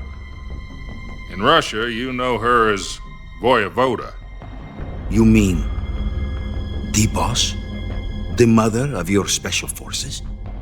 Yes, that's the one. And she took 2 miniature nuclear shells along with her. The Boss took 2 miniature nuclear shells? I'm afraid so. I believe they were a gift for her new hosts. The Davy Crockett Atomic Battle Group delivery system was completed 2 years ago. But serious problems were found with the launcher's range and precision. Although they were mass-produced, they've never been deployed in battle. But Sokolov's research facility was completely wiped out. The whole area is polluted. I can only offer you my deepest condolences over this terrible tragedy. So, the Boss, with Colonel Volgin's help, stole 2 experimental nuclear shells and took them with her as gift when she defected. Then, shortly thereafter, Sokolov's design lab, a top-secret military research facility, was destroyed by one of these weapons. Am I right so far? Yes, that's correct. And the American government denies any involvement in the affair. Is that right as well? That's correct. We were not involved in any way. Then what was a U.S. military aircraft doing on our radar screen? It was clearly in violation of our airspace. And yet you say it was not acting under your orders. That's correct. You expect me to believe that this was all the work of a single soldier? I don't know what else to tell you. The Army insists that this is all a ploy on your part. I've said it once and I'll say it again. Our government had nothing to do with it. And I would like dearly to believe you. However, I'm afraid my power over the military has weakened since the Cuban incident. I will need some kind of proof that this was not the action of the American government. You have 1 week. You must catch the Boss yourselves and recover the remaining nuclear device. Then, you must find some way to prove your innocence. Prove our innocence? Yes, preferably something painful. Prove to me that this is not merely another one of your tricks. The Boss should be close to Colonel Volgin. How about a little coaction? I would not expect too much if I were you. The political situation here is unstable. And Colonel Volgin is a member of the Brezhnev faction, which seeks to topple my government. 1 week, You have only 1 week, and if it is not too much to ask, do something about Volgin as well. What is that supposed to mean? Nothing. It means nothing. Call it a modest gentleman's agreement to ensure our continued relationship. What if we can't prove our innocence? Then I will be unable to restrain the military. I will be ousted, and they will seek their revenge. A nuclear attack on the United States? I leave the disposal of this situation entirely to your discretion, Mr. President. Disposal? If you fail, it will mean the beginning of a new world war. To put it simply, in order to avoid a full-scale nuclear conflict, we have to prove that America was not involved in that explosion. And eliminating the boss ourselves will prove America's innocence? Right. The higher-ups have decided that you're the only one capable of pulling this off. You were her last apprentice. Screw this one up, and we'll both be 6 feet under. There's no choice.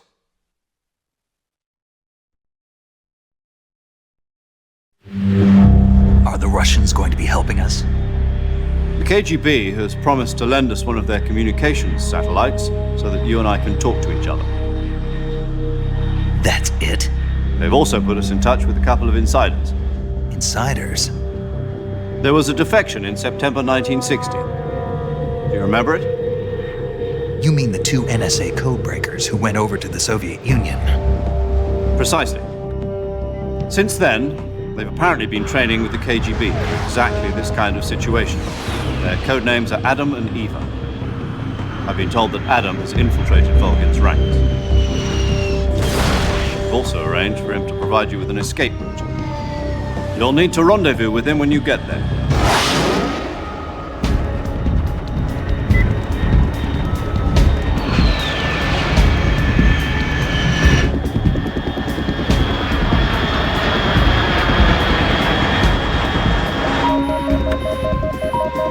Control. Unidentified aircraft detected. Altitude 30,000 feet.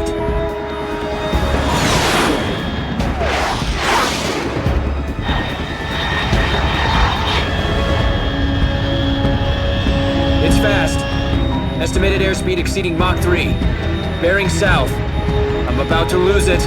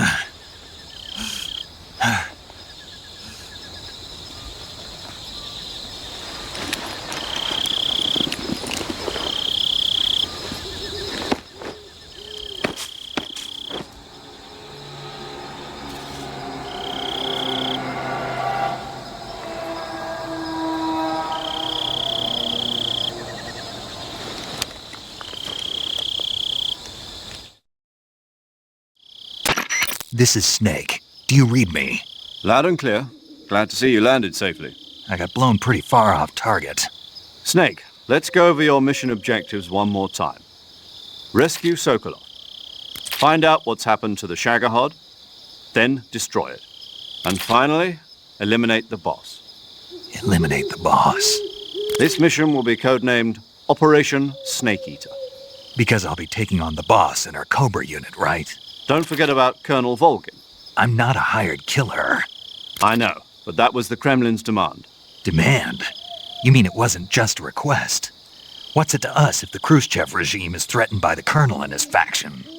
If supporting the current regime helps us avoid a nuclear exchange, then that's what we'll do. And what are the CIA's demands? Our priorities are the rescue of Sokolov and the destruction of the Shagohod. Roger that, Major Tom. Hold on, Snake. What now? I'm changing my code name. It turns out Tom wasn't the most auspicious choice. What do you mean? Well, the truth is, when I chose my code name, I picked the wrong one. The wrong one? Did you ever see the movie The Great Escape? It came out last year. I must have missed that one. Anyway, it's based on a true story about prisoners who escaped from a POW camp in Nazi Germany. The prisoners dig 3 tunnels as part of their plan, but the Nazis find 2 of the tunnels before they're finished. The prisoners succeed in escaping by using the last remaining tunnel. The names of those 3 tunnels were Dick, Harry, and Tom. I get it. You used the name of the tunnel they escaped in as your code name because you thought it would bring you good luck. Yes, that's exactly right. At least, that was the plan. But I got the name wrong. The one they escaped in was Harry. Tom was one of the unlucky tunnels. It was discovered by the Nazis before it was finished. I watched the movie again just to make sure. In fact, I even ordered the actual film from the movie company. yeah, it doesn't sound like the greatest name to use. So what should I call you? You know, let's just use Zero, like we've been doing all along. All right, then. Major Zero it is. We'll start over from square one. From square zero. My frequency is 140.85. Oh, I almost forgot. Paramedic is with us again on this mission. Is this her last chance, too? If we fail, she'll have her medical license revoked. It's more or less the same kind of fate. Her frequency is the same as during the Virtuous mission, 145.73. She'll be recording your mission data as well, just like the last time. That frequency is also the same, 140.96. And there's one more person on your support team. His name is Mr. Sigint. He's an expert on the latest in weapons and equipment technology. You'll be going up against some of the world's most advanced weaponry when you infiltrate the research facility. If you have any questions, just ask him. His frequency is 148.41.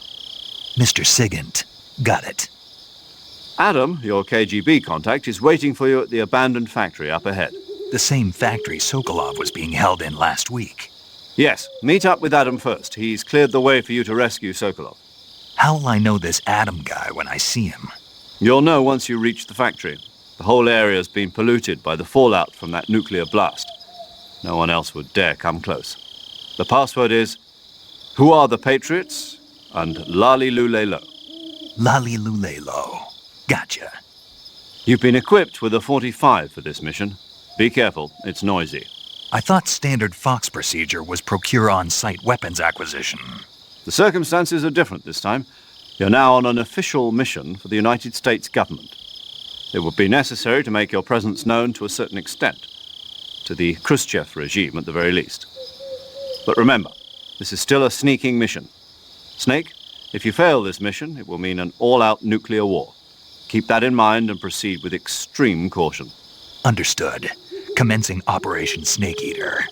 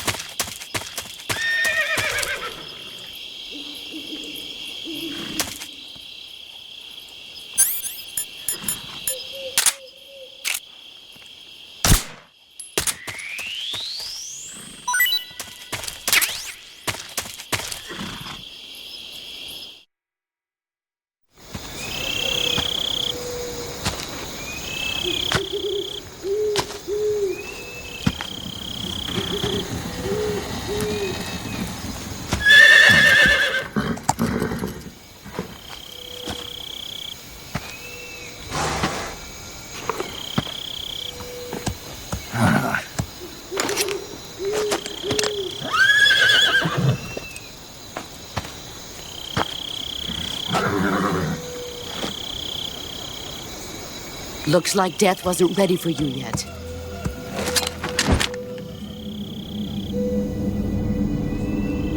Boss. That arm still hurt?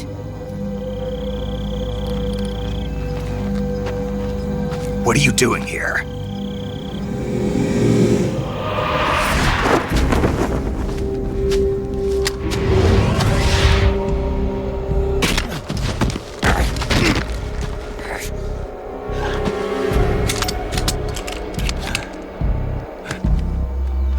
Go home.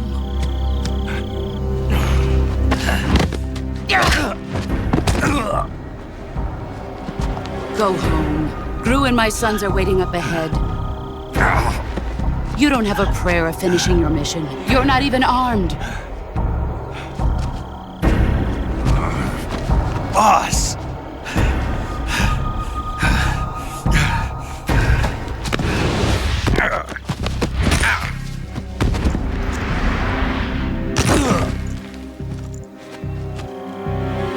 I'm not your boss anymore.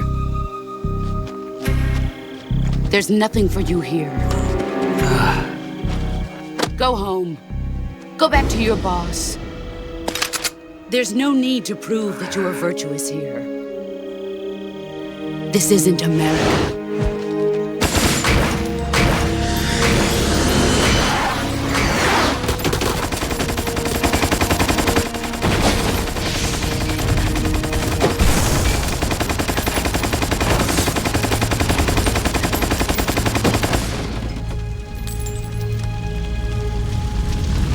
That should stir things up a bit.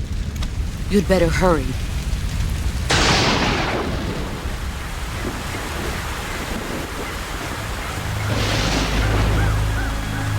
The border is 60 miles south of here. You ought to be able to run that far.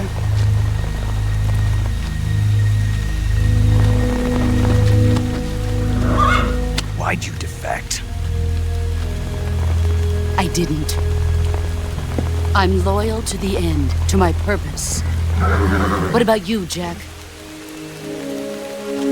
What's it going to be?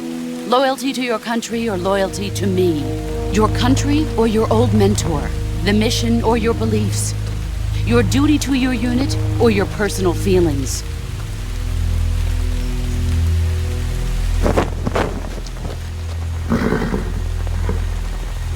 You don't know the truth yet. But sooner or later, you'll have to choose. I don't expect you to forgive me.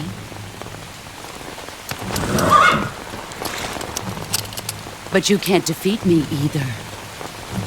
You know me too well.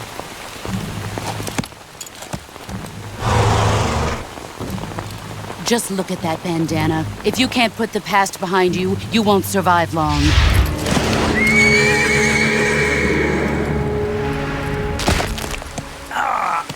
If we meet again, I'll kill you.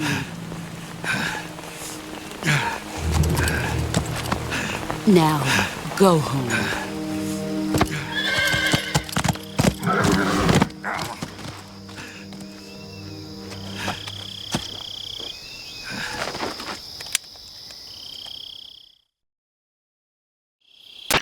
This is Snake. Major Zero. I read you, Snake. I was ambushed by the boss. You were what? The drone's been shot to hell. It's up in flames. That's not good. Enemy scouts are going to come looking for you. Yeah, I know.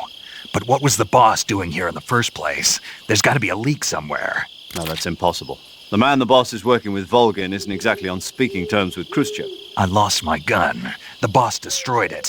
Snake, I know how you're feeling. It's hard for me to believe, too, that a legendary hero like the boss would go over to the Russians. That she'd double-cross us like this. But that's how it is, and if you don't accept it, you'll never be able to beat her. That's not the problem. In terms of sheer technique, I'll never be able to beat her. I know that all too well. You've got to do it, Snake. She's your enemy and your objective. Enemy? We were together for 10 years, and now you tell me she's my enemy? Enough. Hurry to the factory where Adam is waiting. Scouts have probably already been sent out to investigate the explosion. You've lost your weapon, right? That means you've got no chance of winning in a battle situation. Whatever you do, don't let them see you.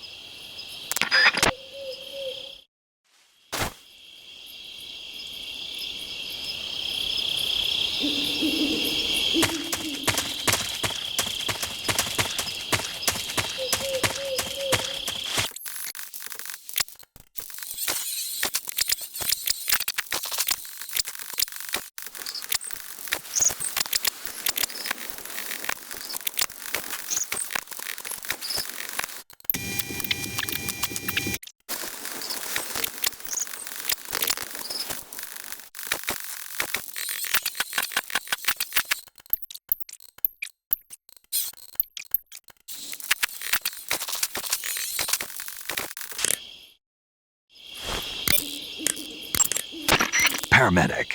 Snake, it's so good to hear from you again. Same here. It's been a week, hasn't it?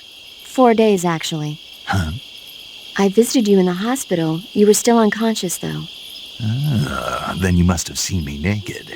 Yeah, but you were all wrapped up in bandages and tubes, so I couldn't do anything but look. Better luck next time. Let's hope so. But seriously, don't forget that you were like that until just yesterday. In fact, you really shouldn't even be on this mission. Keep an eye on your stamina gauge. If you start to run low, don't push yourself. Eat something to replenish your stamina. And try not to get yourself hurt. If you're wounded or get bitten by a venomous animal, go into the survival viewer immediately and treat yourself using Cure. Yeah. I can see you still know how to nag. You're welcome. And I can see you still don't know when to keep your mouth shut. Maybe so. By the way, I heard you're going to lose your medical license if this mission fails. Yes, there was talk of that, but the mission won't fail, will it? Of course not. Good. I believe in you. But you know what? I really don't care about my medical license. Didn't they use that to force you to participate in this operation? No, I volunteered. Why? So that I could watch over you. Huh. Snake, you're the best agent I've ever seen. But you push yourself too hard. You're reckless. Someone has to stop you from getting into trouble, to make sure you and the boss don't kill each other. So that's why I volunteered. I mean, you couldn't ask for a better guardian angel than me, right? Thanks. Stop right there. Huh? You can thank me when you get back. All right. Snake, unlike the Virtuous mission, this is a night operation. You'll be encountering nocturnal animals that you didn't encounter your last mission. Some of them are venomous, like the king cobra, so be careful. If you get bitten by a venomous animal, the poison will spread through your body and rapidly drain your life gauge. If that's the case, go into the cure screen and survival viewer immediately and inject yourself with serum. Got it? I see you caught a markhor. The markhor is a kind of wild goat that lives in mountainous areas. It's quite large, so I don't think you'll be able to capture one alive, even with the tranquilizer gun. All right. Speaking of which, do you know the origin of the name markhor? No. It means snake eater in Persian. Snake eater? Lost your appetite? Not at all. It tasted pretty good. I think I'll have it again sometime. I see you found some Russian oyster mushrooms. The Russian oyster mushroom is an edible variety that belongs to the shimeji family. It's known to be particularly rich in vitamin B1 and niacin. Apparently, it's usually found growing on tree stumps and hollow logs, so look there if you want to eat some. I tried some, but they weren't all that good. Really? I think they're great. You just lightly saute them in butter with some potatoes, add a little salt and pepper, and... How am I supposed to saute them out here? You're not. I'm just saying that... You can capture animals alive by using the tranquilizer gun or a mousetrap. When you capture a live animal, you can carry it on you as a weapon by going to Backpack in the survival viewer. Once an animal is on your person, equip it and press the weapon button to throw it. Throwing a venomous animal at an enemy might be enough to knock him out. Even non-venomous animals like frogs can be used to distract the enemy's attention. And since I know you're going to ask me, yes, keeping animals alive prevents them from rotting and makes them taste better when you eat them. Remember, though, you've only got 3 cages for capturing live animals.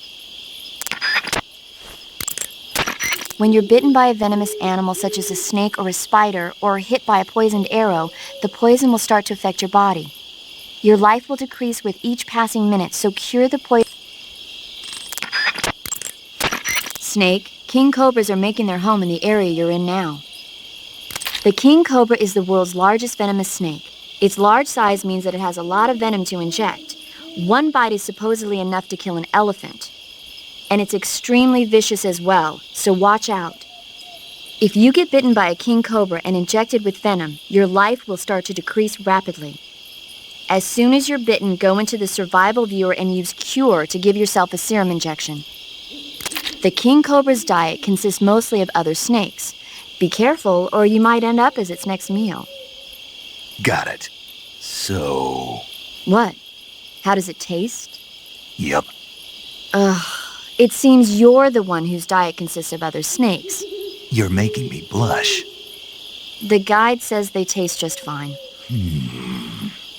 Ugh. Snake, that area is inhabited by the green tree python. The green tree python isn't venomous, so no need to worry. It's fairly docile too, so I don't think it's likely to attack you. The green tree python originally comes from Australia and New Zealand. It's a really pretty green color, and it lives... Oh my god.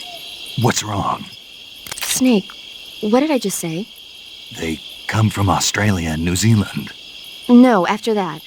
They're a really pretty green color. I thought so. What was I thinking? Seeing a snake and calling it pretty? What's wrong with that? Everything. When a normal woman sees a snake, she's supposed to scream or get sick or something like that. And you think you're normal? What was that? Nothing. Oh, it's all your fault.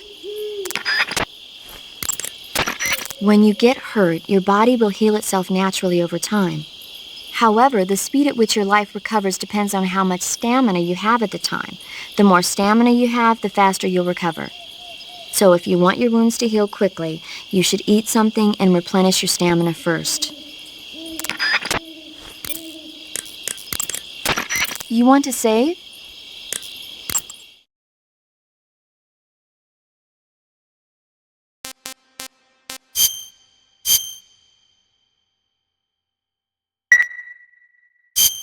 Hey, Snake, have you ever seen Forbidden Planet?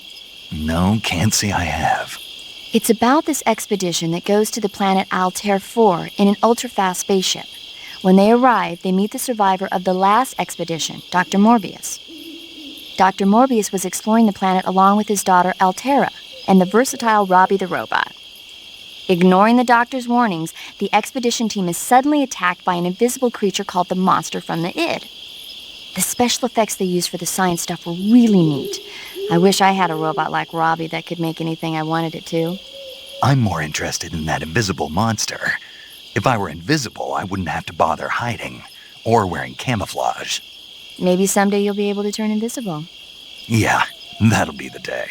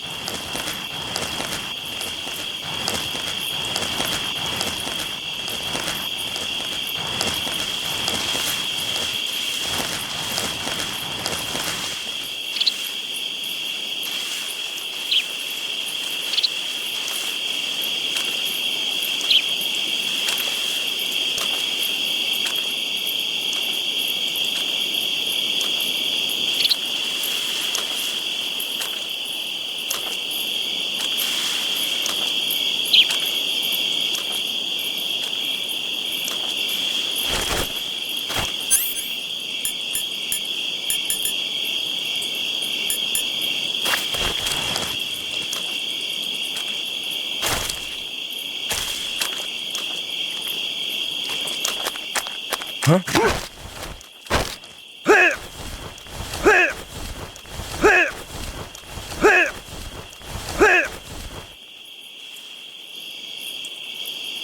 Speak. When you walk on moist soil, your footprints... Speak.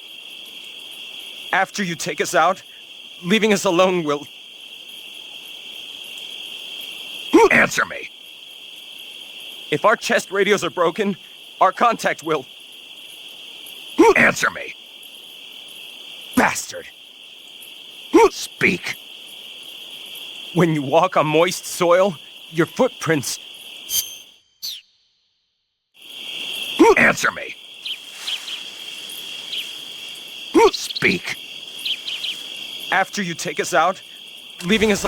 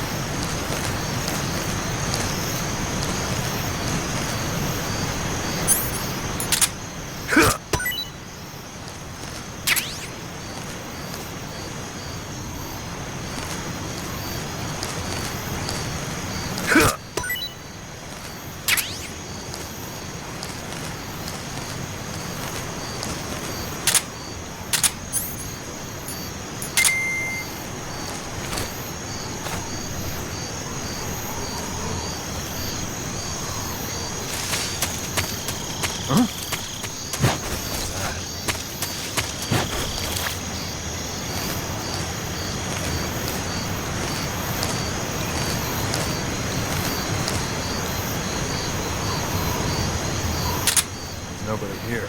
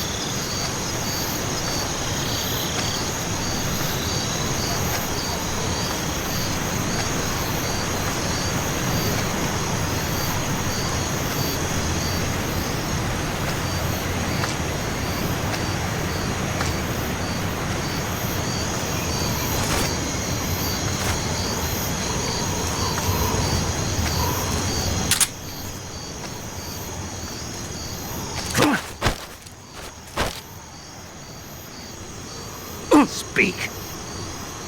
While falling, press the action button above branches. Speak. Under the rope bridge, flatten yourself against the cliff wall and proceed. Speak. Let me go!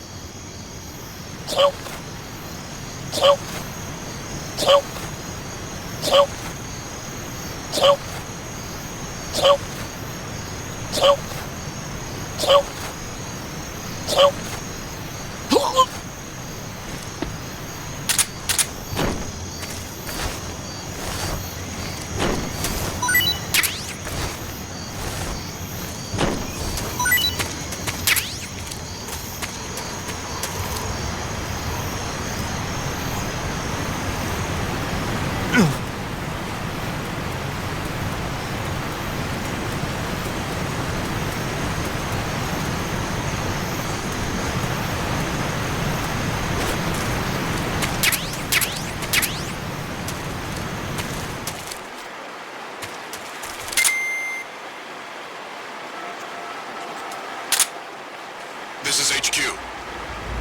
Control here. We're being attacked. Enemy position unknown. Going into high alert. Acknowledged. Sending reinforcements. Use extra caution.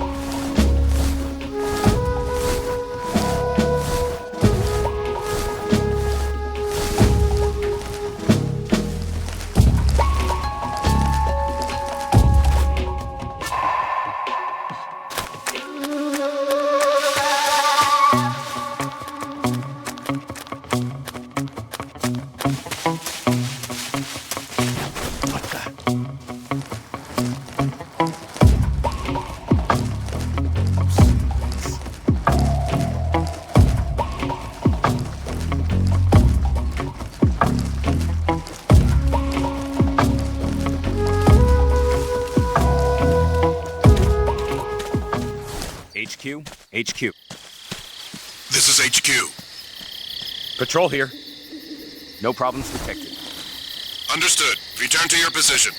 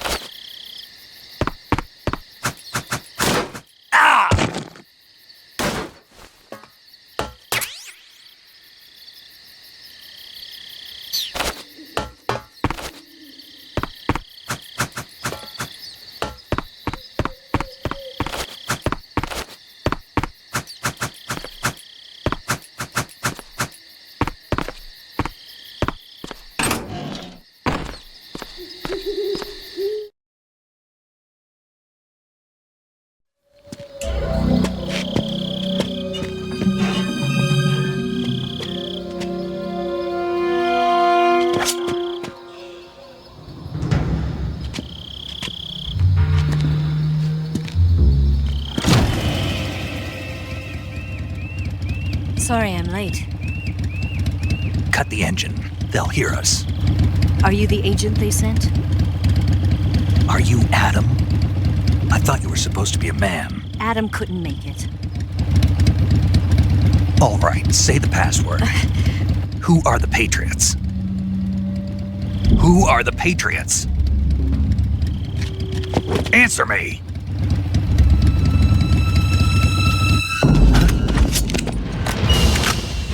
Trapped. Get down!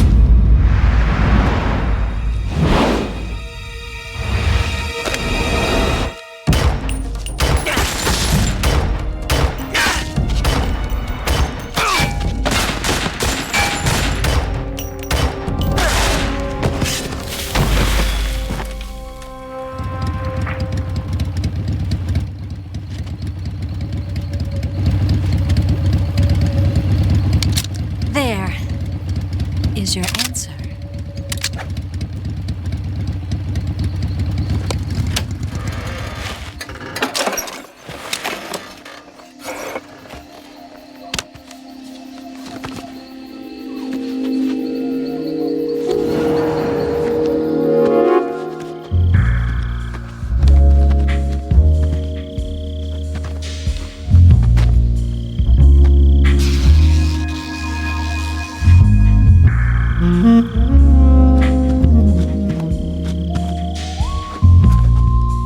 The name's Eva.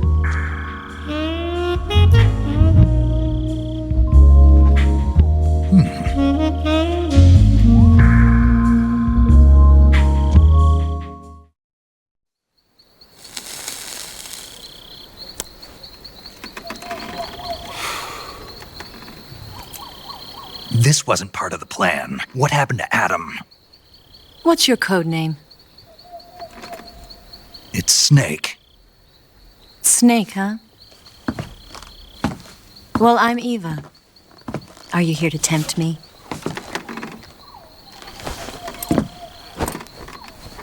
What happened to Adam? Colonel Volgan is a very suspicious man. He decided Adam wasn't the right person for this mission. And you were? Yes, Why? because I can do things he can't. I heard you used to be a codebreaker for the NSA. I was. 4 years ago, I defected to the Soviet Union with Adam. Mauser military. The broom handle. It packs quite a punch. Nice to have when you're on a bike. You held it sideways and used the muzzle jump to create a horizontal sweep. That was impressive. Bet you've never seen that technique in the West. It's imitation, isn't it? Yeah. It's a Chinese Type 17 pistol. Around here, even that's hard to come by. Don't worry, though. The one I've got for you is American-made.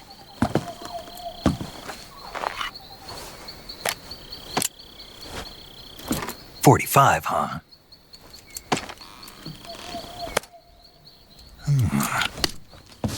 Incredible. Do you like it? The feeding ramp is polished to a mirror sheen. The slide's been reinforced, and the interlock with the frame is tightened for added precision. The sight system is original too. The thumb safety is extended to make it easier on the finger. A long type trigger with non-slip grooves. A ring hammer. The base of the trigger guard's been filed down for a higher grip. And not only that, nearly every part of this gun has been expertly crafted and customized.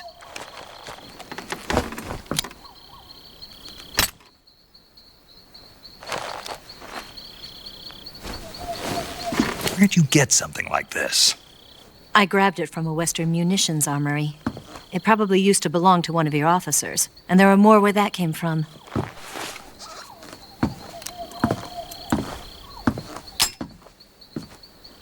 You had this with you, didn't you? Better take this too. What's that? A disguise to make you look like a scientist. A disguise? Yes. You're here to rescue Sokolov, right? Sokolov's still safe then? Yes. He's being forced to continue his work on the Shagohod. Where? At the lab. They've got a whole army of scientists there developing new weapons. Security is tight, but if you disguise yourself as a scientist, you might be able to sneak in. Can we get Sokolov out of there? We'll see, won't we? Tell me how to get to the lab.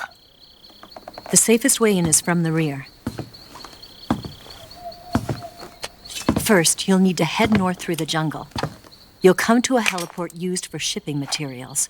Pass the heliport and continue north, and there will be a large crevice. Descend into that area, and you'll reach a cave. Move through the cave, and you will arrive at a mangrove swamp. After the swamp, there'll be a warehouse. Make your way through the warehouse, and you'll come out just south of the lab. Got it. And just what are you doing there? In close-range combat, a knife can sometimes be more useful than a gun. By doing this, I'll be able to hold a knife at the same time and still keep the gun steady. That way, I can instantly switch between a gun battle and a knife fight.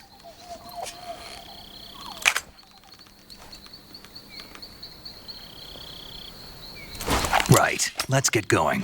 Wait a minute. What now? You must be tired. Why don't you take a little rest? I'll be fine. You'll never make it in your condition. It's a jungle out there. There's still an hour before dawn. It's dangerous to be out in the jungle at night without a guide. What about you? I have to get back. I can't be gone for too long. They'll start to suspect something.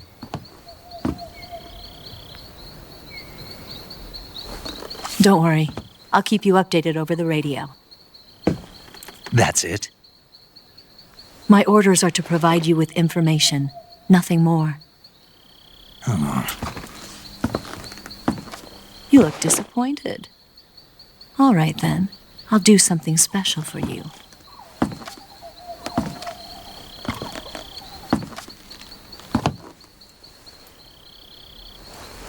I'll stand watch until dawn. Now be a good boy and lie down.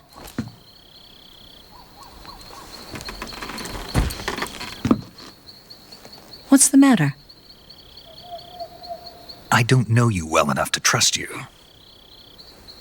How well do you have to know me to trust me? I don't know if I can trust anybody.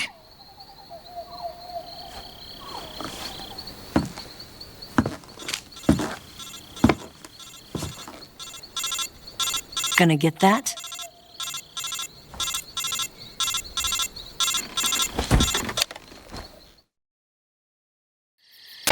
She's right, Snake. You should get some sleep. Although in your condition, you really ought to be back in the ICU. Whenever you save the game and quit, you'll go to sleep. Sleeping allows you to gain back stamina naturally. Depending on how long you sleep, you may also recover naturally from sickness and injury. When you're tired or hurt, the best thing to do is just get some sleep. So do yourself a favor and take a nap. Doctor's orders, okay? Yeah, okay.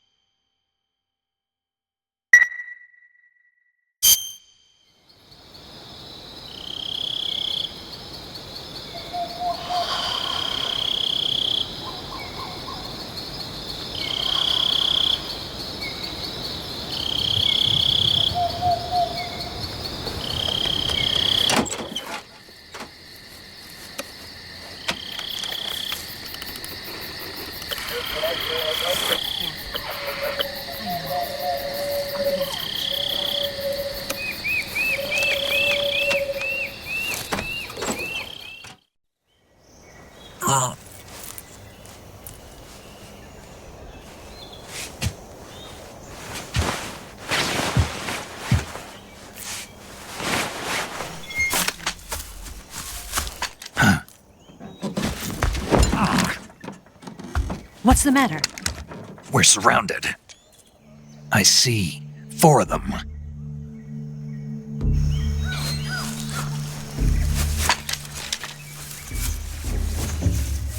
We've got company. It's the Ocelot unit. Let's get out of here. Hurry! Don't forget your gear. Here, give me a hand.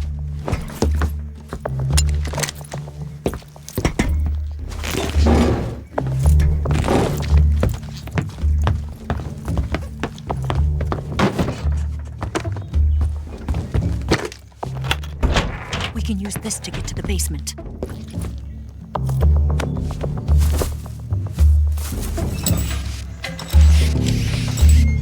Damn it!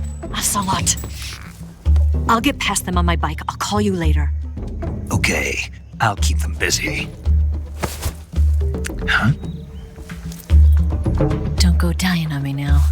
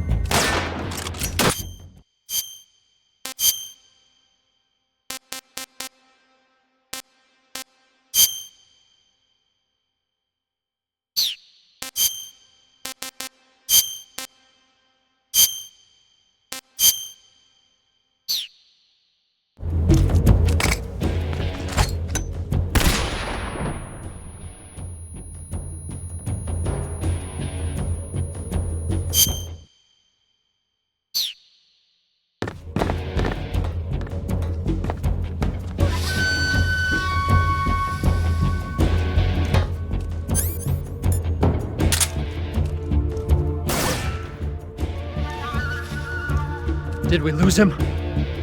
What? Not here? He's not here? Keep looking. Move!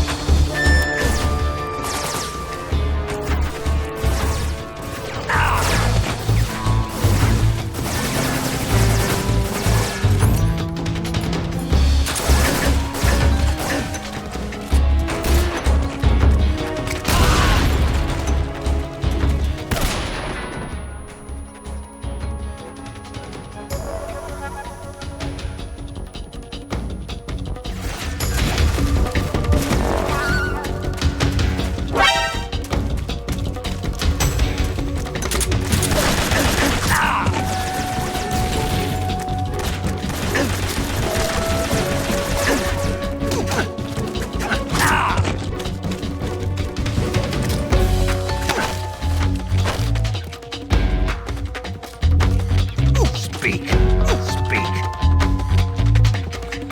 Speak.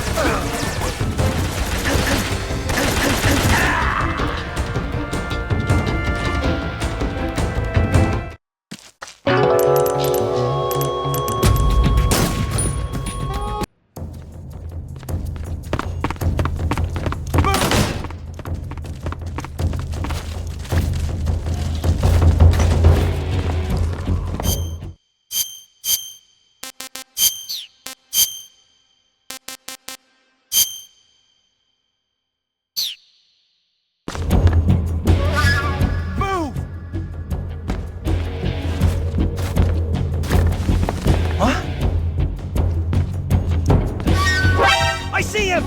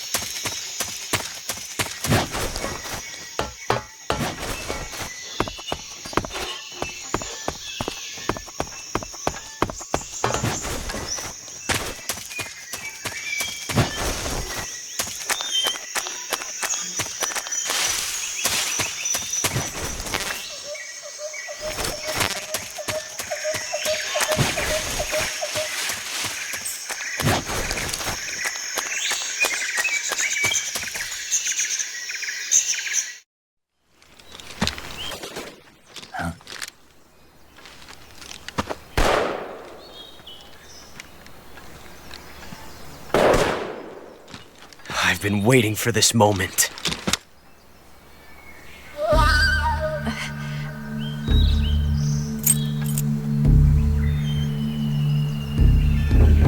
That's it! That's the stance! I don't think so. What? A female spy?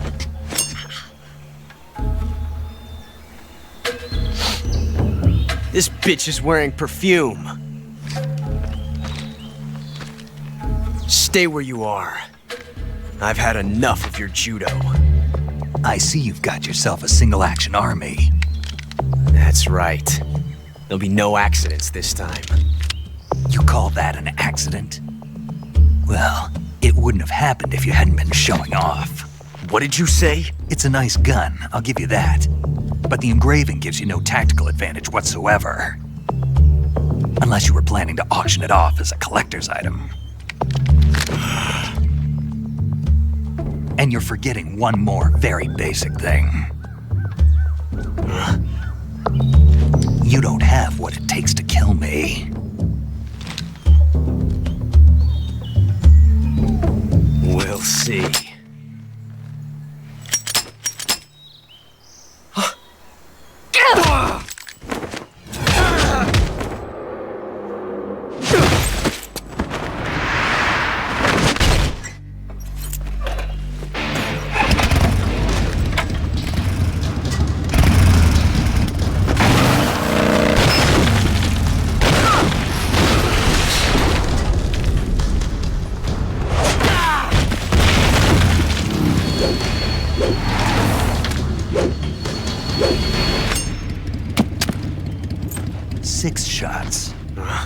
That thing only carries 6 shots. The Makarov carries 8. You have to get a feel for how many you have left.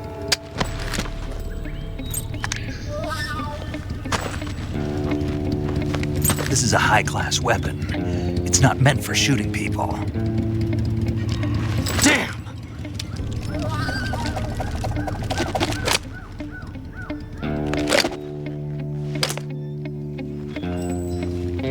This isn't over yet. Don't. Why? He's still young. You'll regret stopping me. Damn it! I've got to get back before he does.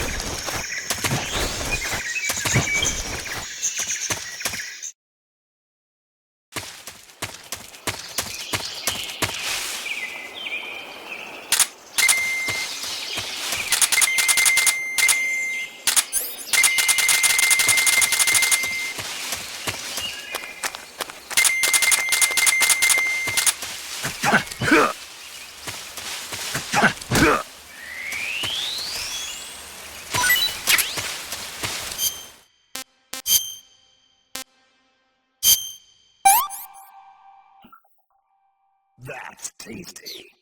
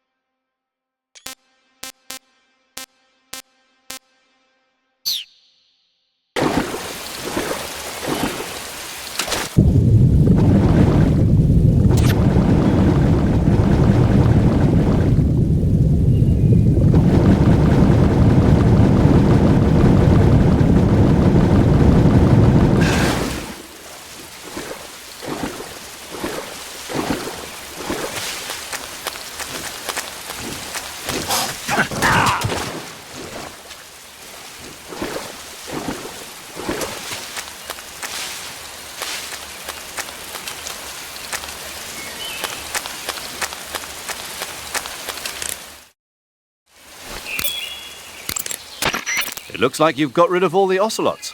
Yeah. Now proceed with the rescue of Sokolov. According to Eva, you should start by going to the crevice to the north and... Can we trust her? What's that? Eva's with the KGB, isn't she? Can I really believe what she says? How do I know she won't double-cross me? There are no guarantees in espionage, Snake, only calculated guesses. At this point in time, the KGB stands nothing to gain by stabbing us in the back. So you're saying I can trust her? I'm saying the chance that she'll betray you is low. Ah. Of course, we checked the route she gave you against our own data. It looks like a pretty solid infiltration route. It makes good use of weak spots in the enemy's defenses. You shouldn't have any problems. Follow the route Eva showed you and proceed with the mission. Roger.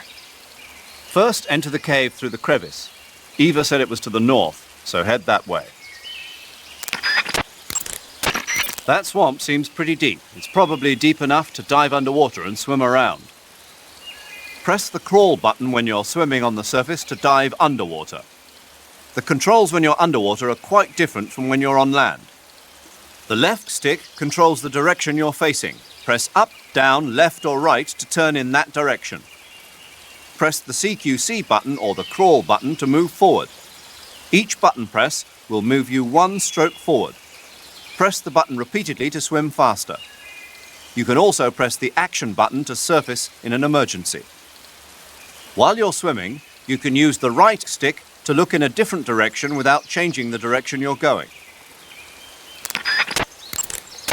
Snake, you'll be helpless if a crocodile attacks you in the water. You can't see behind you when you're swimming, so if you're in a crocodile-infested swamp, keep an eye on your six.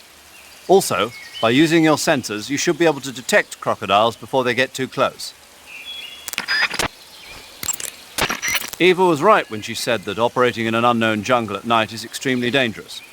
In my former outfit, the SAS, we'd always be sure to set up camp before sunset and wait until daybreak before setting out again. Being able to stay in that abandoned factory made things a lot easier for you. You ought to be thanking Eva. Major, What's this temptation Eva was talking about? In the Old Testament of the Bible, Eve was seduced by a snake into tasting the fruit of knowledge. By eating the forbidden fruit, Adam and Eve disobeyed God's command and were cast out from the Garden of Eden. Thus, it was the snake who led mankind into original sin. Come to think of it, I did break a rib in the virtuous mission. Maybe that's where Eva came from. But the one who tempted Adam into eating the forbidden fruit was Eve. You may be working together, but she's still a KGB operative. Don't let your guard down. I don't intend to. Snake, you'll be helpless if a... Snake, look at your body. Yep, looking good. Not there. Then where? See the leeches? Leeches? Yeah, you've got leeches all over you. Leeches will sometimes attach themselves to you if you spend a long time in the water or the swamp. When you've got leeches on you, they'll suck your blood, causing you to lose stamina. You should get rid of them as soon as possible. To get rid of leeches, go into Cure in the survival viewer and press your cigar into them. Or, if you use the insecticidal bug juice ahead of time, the leeches won't bother you as long as the bug juice is in effect. I see you've caught a king cobra.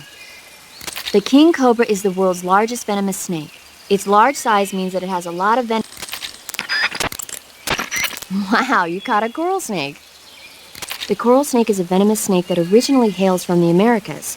Its venom is a very potent neurotoxin, so don't let it bite you. If you do get bitten, go into the survival viewer right away and use Cure to neutralize the poison with a serum injection. The colorful red and black patterns on the coral snake are a warning sign. Apparently, the bright flashy colors and pattern let other animals know that it carries a deadly poison that keeps them from attacking. There are many animals that mimic the colors of known poisonous animals as a defense. See, by mimicking other poisonous creatures, they increase their chances of survival. There is another non-poisonous snake called the milk snake that borrows its coloring from the coral snake. Uh-huh. You're not even listening, are you? No. Okay, we'll talk about something you're interested in then. The taste? Yes. It says here that coral snakes are pretty good in a snaky kind of way. A snaky kind of way, huh? I see you've caught a coral a milk snake. The milk snake closely resembles the coral snake, but it's actually not venomous.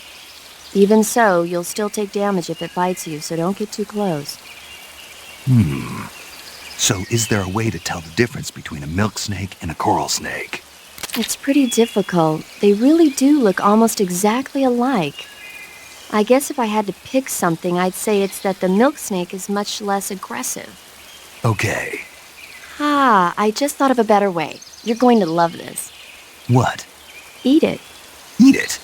Yeah. The guide says milk snakes don't taste very good. Is that right? But if I've already caught and eaten it, what does it matter which kind of snake it was? It doesn't, does it? Shoot, I thought I had a good idea. No. I see you've captured an Indian gavial. The Indian gavial is a crocodile that originally lived in freshwater regions in India and Nepal. Why are Indian crocodiles way out here? They're captive crocodiles that were brought here for research purposes but escaped and became wild again.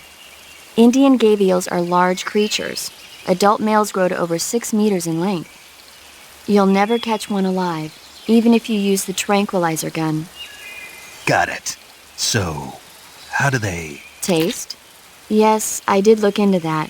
You know what they always say. I see you caught an otten frog. The otten frog is a large, corpulent species of frog. They're known as a delicacy, so it might be worth catching them for food. The otten frog was originally found only on Amami Oshima in Japan. Frogs usually have 4 toes on their front legs, but the otten frog is unique in that it has 5. Got it. By the way, you said they were known as a delicacy, right? Right. So that means they must taste pretty good, huh? I guess so. I hear that in Japan, otten frog sashimi and sukiyaki are popular dishes. Really? Yeah. Japan, huh? That place is starting to sound better and better. I see you caught a markhor. The markhor is a kind of wild goat that... I see you found some Russian... I see you've got your...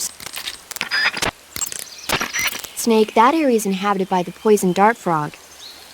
The poison dart frog is native to the tropical rainforests of Central and South America. They normally grow between 2 and 5 centimeters in length, but for some reason the ones in that area seem to be much bigger than that. Poison dart frogs are known to carry a potent neurotoxin called pamiliotoxin. Long ago, people used the poison to coat their arrows for hunting. Watch out, because if you eat one, you'll get food poisoning. You can capture animals alive by... When you get... Yo! You're Snake, aren't you? And you're Sigint? None other. I heard that you're an expert on weapons, equipment, and cutting-edge technology. Close. Huh? I am the expert on weapons, equipment, and cutting-edge technology. Ah. I'm the guy that designed your trank gun, active sonar, and motion detector.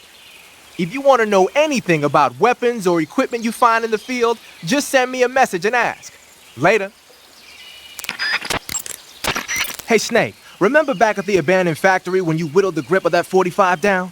Yeah. I've never heard of a customization like that before. Why the grip? To fit it with a knife. A knife? You're gonna keep the knife and the gun both at the ready? That's the idea. Why would you want to do that? Sometimes a knife works better in close proximity encounters. So I equip both at the same time. That way I can switch back and forth in an instant. Badass. So that's that. CQC. Sounds like the Cobra unit's members' names came from the specific emotions they each carry into battle. Emotions? Yeah. For unbearable torment, the pain. For true oblivion, the end. For infinite rage, the fury. For absolute terror, the fear. And for unsurpassed bliss, the joy. The joy? It's another name for the boss, because of the joy she feels in battle, I suppose. Ah. During the war, she had a partner named the Sorrow. Sorrow and joy. They say there couldn't have been a more perfect pair. Snake, you said Eva said her Mauser was a Type 17, right? Yeah, what about it? That model was produced in the 1920s in a weapons lab in the Shaanxi province in China. The cartridge part sticks out lower than the original to accommodate 45 caliber rounds. The barrel and chamber are a little bit thicker too. But most telling of all, it's got Chinese characters engraved on both sides of the frame like you saw. And that firing stance Eva was talking about where you hold the gun horizontally, that's a trademark of the Chinese. Just like you were saying, when you're firing in full auto mode, the muzzle jump effect gives you a horizontal strafing motion. They say it's especially deadly in indoor and close-range mop-up actions. The Japanese called it bandit shooting and used to dread it. Makes you wonder where she learned to shoot like that. You know that army motorcycle that Eva was riding? That's a replica of a German model. A replica? Yeah. After World War II, the Soviets confiscated an entire assembly line from a German motorcycle factory, machines and all. And then they took it back with them and started producing replicas? Exactly. Originally, that motorcycle was designed to be used with a sidecar attached. That means it's got enough power to drag a 200-plus pound sidecar around. So that's how she could pull off all those crazy stunts. Uh-huh. Of course, it takes a lot of skill to be able to control that much power. That Eva chick is something else. The Davy Crockett's that the boss took with her when she defected are mortars that fire nuclear warheads. They're named after Davy Crockett, the hero who died defending the Alamo in the Texan War of Independence. Remember the Alamo? That's right. The warheads are equivalent to between 10 and 20 tons of TNT. Every building within 150 yards of the hypocenter is completely obliterated. But the warheads the boss had with her were some kind of experimental super bomb. So they're actually even more powerful than that. I don't even want to think about what would happen if she used it again. Snake, you know what you have to do. Yeah, I know. So you're wearing the tree bark camouflage. Tree bark is a forest pattern created primarily for use by hunters. It'll give you an exceptionally low profile if you wear it when you're pressed up against a tree. Looks like you're using splitter face paint. Splitter is an indoor face paint. Painting your face with splitter should help you blend in better when you're infiltrating a building.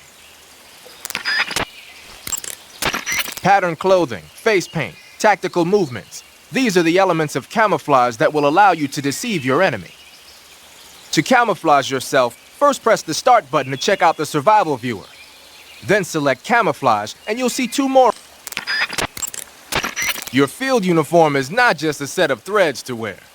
To get the max effect out of your camouflage, covering your body is a good start. The camo index located in the top. I heard you fought against KGB troops in the Virtuous mission, but this time you're up against Spetsnaz. Spetsnaz is the Special Forces unit of GRU, the intelligence wing of the Soviet Defense Ministry's General Staff Office. Spetsnaz troops undergo rigorous training in all types of special ops, from assassination and demolition to intelligence gathering. That and Volgan's loaded, man. His unit is one of the best equipped in the entire Soviet Union, if not the best. I heard the enemies you encountered in the Virtuous mission were only carrying weapons like AKs and grenades. Well, it ain't that simple anymore. In addition to AKs, some of the patrols you'll encounter might be equipped with Scorpion submachine guns and shotguns. The Scorpion is even lighter than the AK, making it much easier to handle. Basically, a guy with a Scorpion is not gonna miss you as often as with an AK. The shotgun is a powerful weapon. One blast is enough to floor you and you're likely to be seriously wounded. Watch for that, man.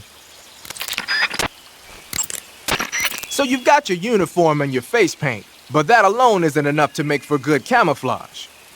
Camouflage means blending in. You're on a solo sneaking mission. Your success is based on your ability to survive. That's where the survival viewer comes. Whenever you find a new weapon or piece of equipment, the first thing you do is drop it in your backpack, right? But you can't use your new goodies if they're just sitting in your backpack. To use a weapon or piece of equipment, first you have to take it out of your backpack and place it on your person. To take an item out of your backpack, use the backpack option in the survival viewer. To place a weapon on your person, select Weapon under the Backpack section of the survival viewer. See that window on the left? That shows a list of all the weapons you've got. Choose the weapon you want to carry from the list and press the Enter button to take it out of your backpack. Just remember that there's a limit to the number of weapons you can carry at the same time, so put back any stuff you don't need. To put a weapon on your person back into your backpack, keep in mind that every weapon and piece of equipment weighs something. The heavier the equipment you're lugging around, the faster you'll burn up stamina. You can see how much your equipment weighs by going into the backpack screen in the survival viewer. If you're trying to conserve your stamina, make some cuts and toss the equipment you don't need in your backpack. When you're using the assault rifle, pressing the weapon button will hold it at waist level. That's nice if you need to drop nearby enemies with some speed, but it's difficult to aim straight. If you need to take more accurate shots, like when you fire continuously with a gun like the Mark 22 is a tranquilizer gun. You can use it to take enemies down without hurting them. The thing is, the amount of time it takes for the tranquilizer to work depends on which part of the body the dart hits. If you need to drop an enemy in one shot, aim for the head. The Mark 22 can also be equipped with a suppressor. With a suppressor equipped, you won't need to worry about anybody hearing the shot. But the suppressor will deteriorate each time the gun is fired. The durability of your suppressor is displayed on the weapon icon whenever the suppressor is equipped. Be sure to keep an eye on it. A suppressor can be unequipped by pressing the Enter button while the weapon window is open. It's a good idea to take the suppressor off a gun when you don't need it. The Camo index low.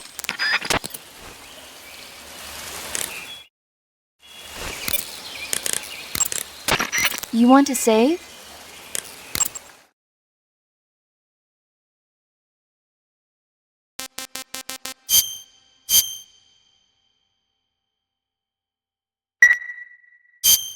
Snake, have you seen Earth versus the Spider? Nope. It's about this spider that suddenly mutates into a giant monster. They bring it into the city in a state of hibernation, but it wakes up and starts wrecking the place. So why did the spider turn huge? I told you, it suddenly mutated. Yeah, right. Snake, it's people like you that take all the fun out of watching movies. Always nitpicking and taking things too seriously. Honestly, why even bother? Look, the important thing isn't that it got big. Then what is important? The fact that there's a huge spider destroying the city. Suspend your disbelief. That's the whole point of movies.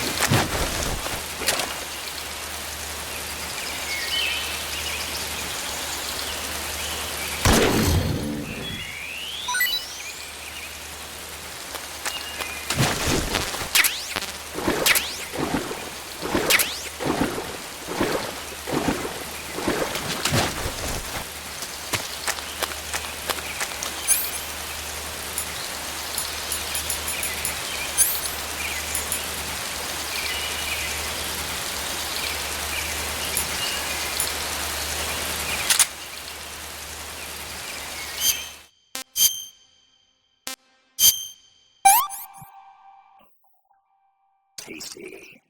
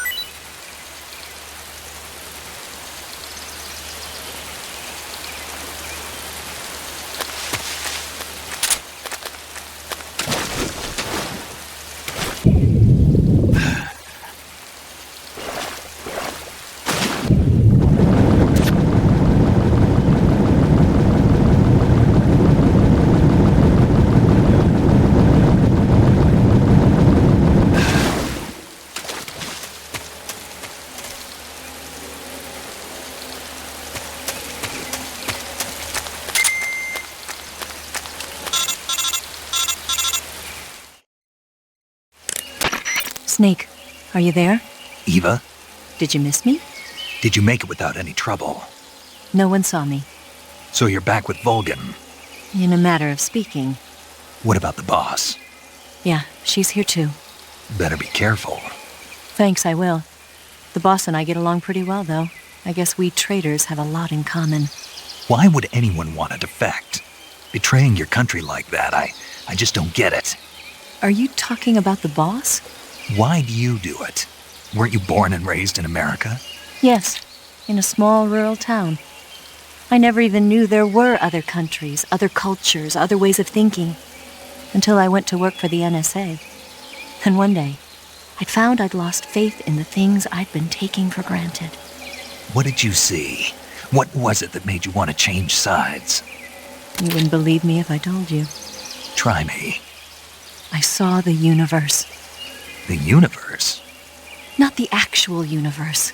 The universe as the intelligence community sees it. I realized that the gravity in this universe was holding me back. That's all. People and countries are both changed by their environment and by the times. That sounds like what the boss was saying. There's a world of difference between this country and America. But it's only a difference of position, a difference of perspective. Coming here made me realize something. Half of what I'd been told was a complete and utter lie. The other half was a conveniently constructed lie. Where's the truth then? It's hidden in the lies.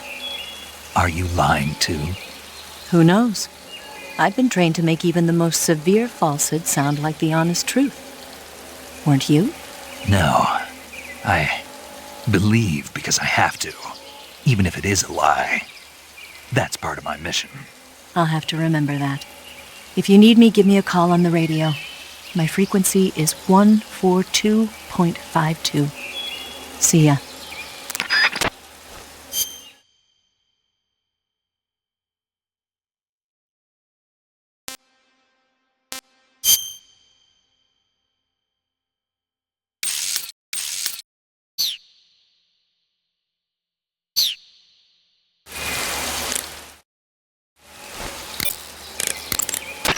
That area is known as Chorny Prud. The name means something like the Black Shore in Russian. It got its name from the deep swamp that covers the area. The crocodiles in that swamp are extremely vicious. Apparently, they've already chewed up a bunch of soldiers out on patrol. Now no one even dares to go near the swamp. They said that most of the soldiers who were killed were attacked from behind while they were in the water. You be careful out there. Eva, what kind of unit are those ocelots I fought a little while ago? The Ocelot unit is an elite group composed of soldiers handpicked from among the ranks of Spetsnaz, the Special Forces wing of GRU. They've undergone even more rigorous training than regular Spetsnaz. Their skill with weapons is the stuff of legends. You'll find they're much better shots than the rest of GRU. Watch yourself.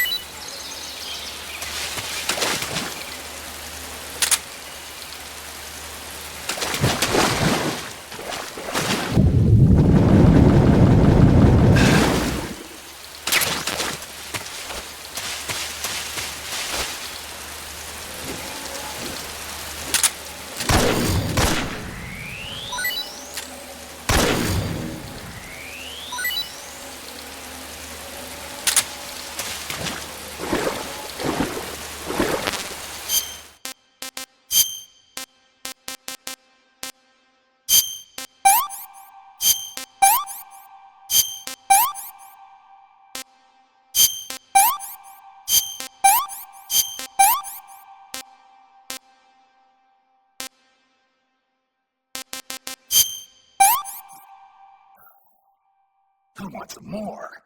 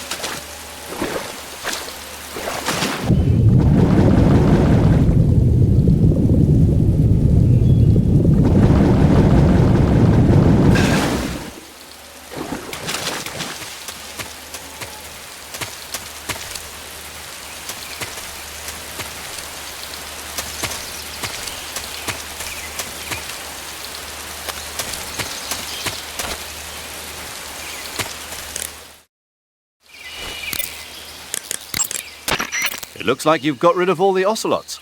Yeah. Now proceed with the rescue of Sokolov. According to Eva, you should... That swamp seems pretty... Snake, you'll be... Eva was right when she said that... Major. Snake, your number one priority. Snake, look. I see you've caught.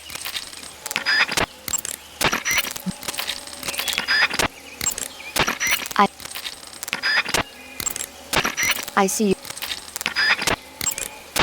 I see. By the way, Snake. What? You know the Ocelot unit commander? Ocelot? Yeah, that's not his real name, is it? I wouldn't think so. Is it a code name? You mean like Snake? Yeah. Maybe. Why? Is that strange? No, I was just wondering why he's called Ocelot. Why's that? Well, I looked it up, and it turns out the ocelot is a wild cat whose habitat stretches from the southern U.S. down to northern Argentina. They live in a variety of different environments, from tropical rainforests to savannas. The biggest ones can grow up to 1 meter in length. They're normally solitary creatures, and their diet consists mainly of small animals and fish. During the day, they sleep up in the trees, but at night... Yeah, paramedic. Oh, right. So, the ocelot is an animal that lives on the American continent. But then I wondered, why would a Soviet officer be using the name of an American wildcat? Good question. Maybe it's because he's fast and agile like an ocelot. Yeah, maybe you're right. But why'd you go to all the trouble of looking it up? Because I was curious. Was it helpful? Sure. That area is inhabited by the... You can capture... Snake, that's... When you're bitten by a venomous animal such as... Snake, that is... Snake, be careful. I might not have told you this yet, but that swamp is rigged with traps. The traps in that area are set to go off when a rope stretched along the ground is disturbed. Keep a close eye on the ground and make sure you don't trip over a rope. Eva, where are you now? I told you, didn't I? I'm right near the colonel. Pretty weak answer, if you ask me. I suppose you're right. Eva. Snake, I'm under orders to cooperate with you, but that doesn't mean I have to tell you everything I know. I would assume the same applies to you, too. The crevice that leads to the cave is...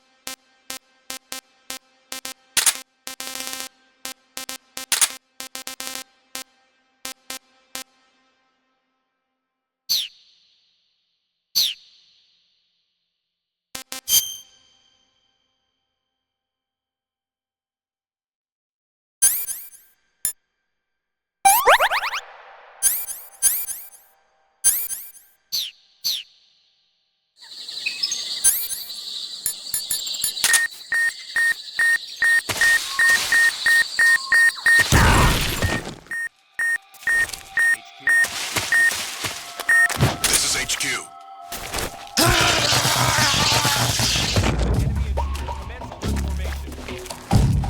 Acknowledged. Sending reinforcements. Use extra caution.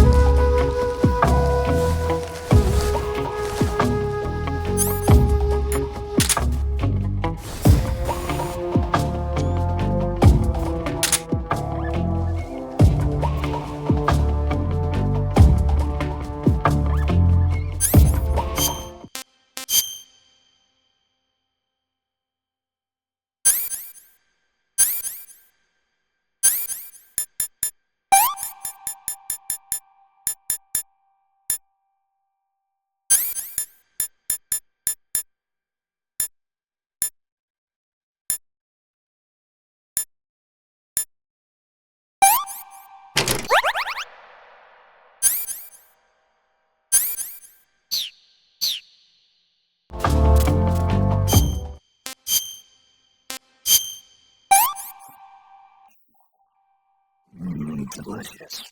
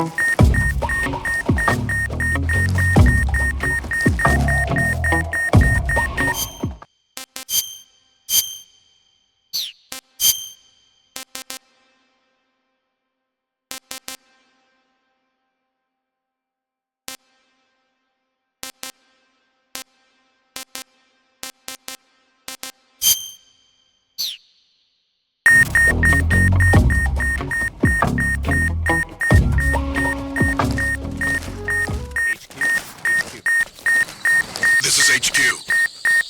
Control here. No problems detected. Understood. Return to your position.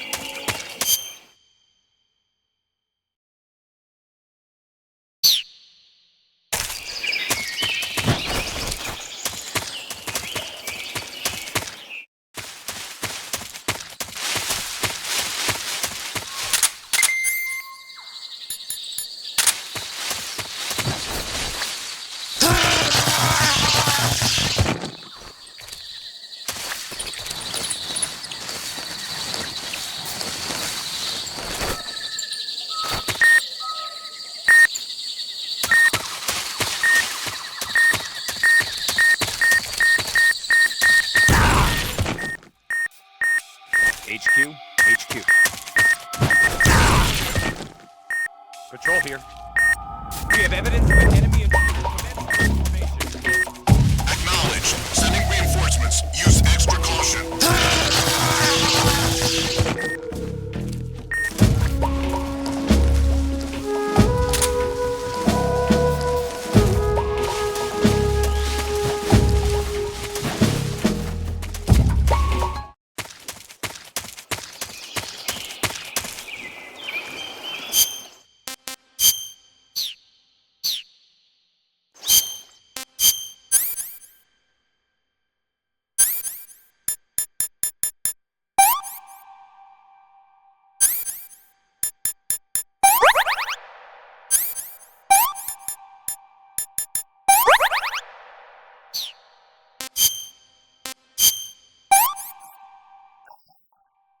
That's damn good.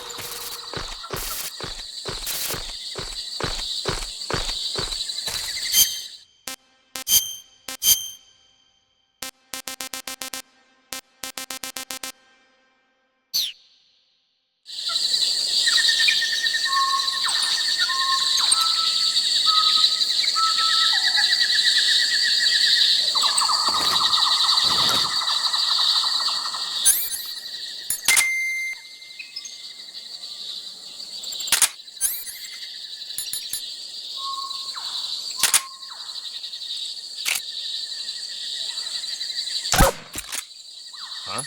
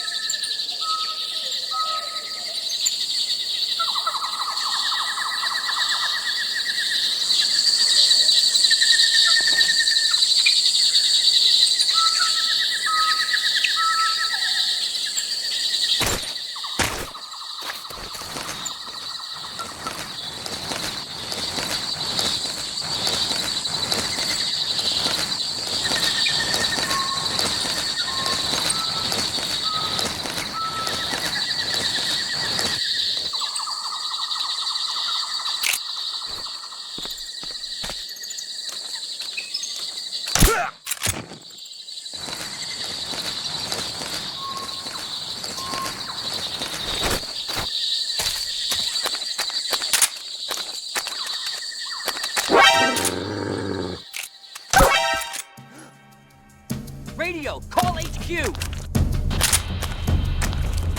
HQ. This is HQ.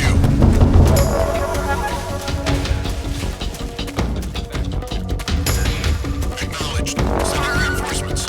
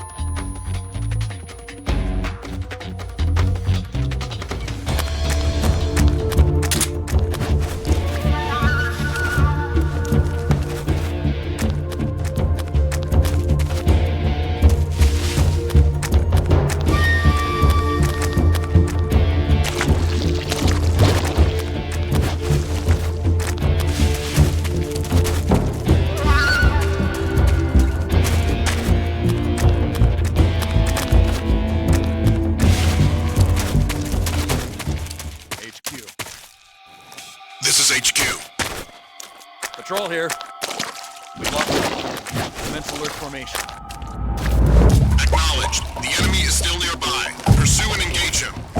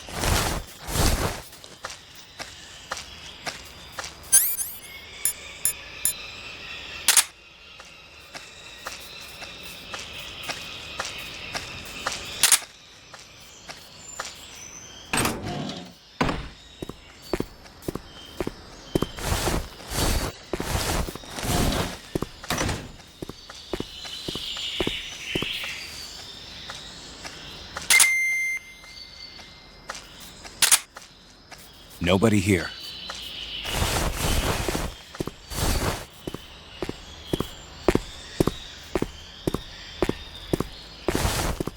Huh?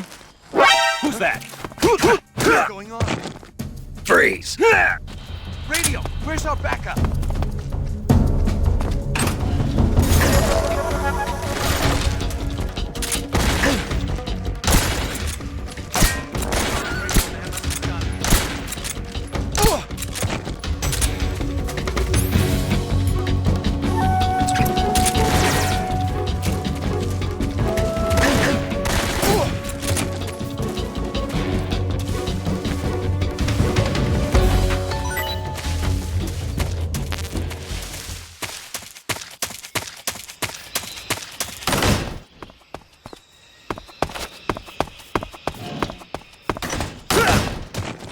Freeze!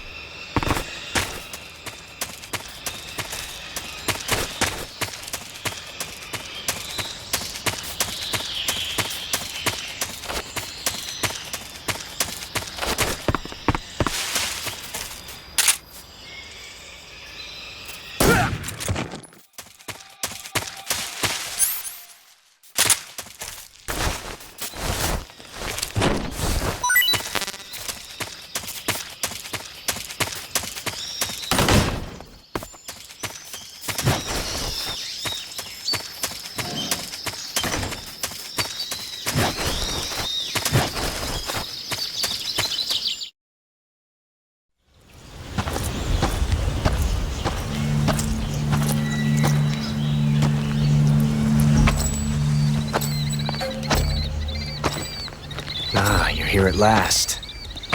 Looks like the boss's info was right.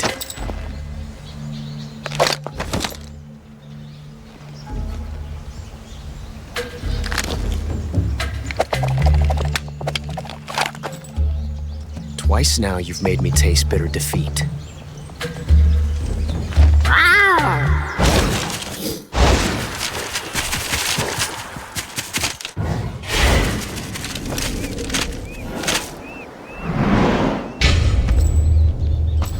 To disappoint the Cobras, but you're mine now. All of you, leave us.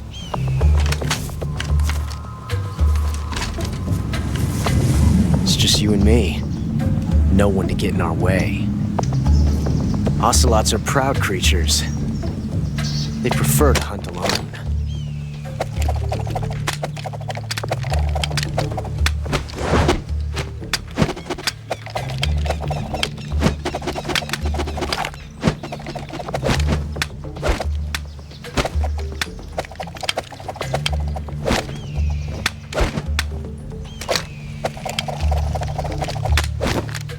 Shots.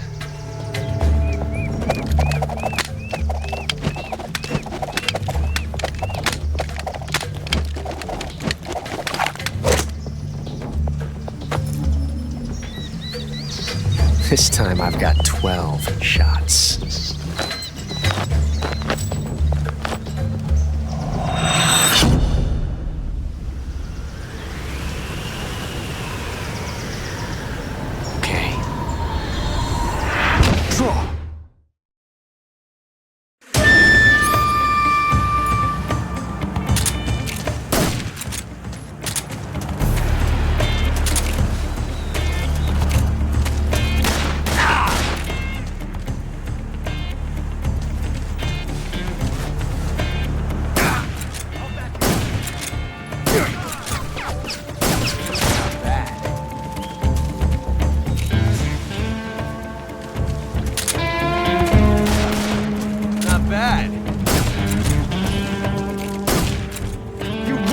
away from me!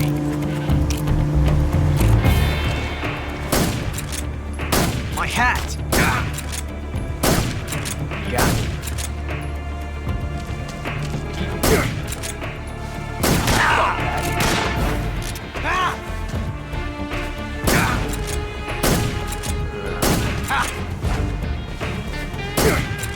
I felt that.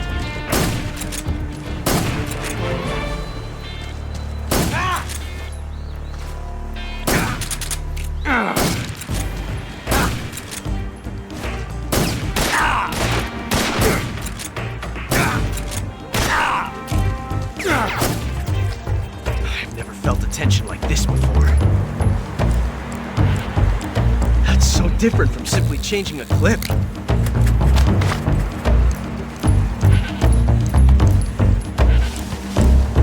This reload time is exhilarating.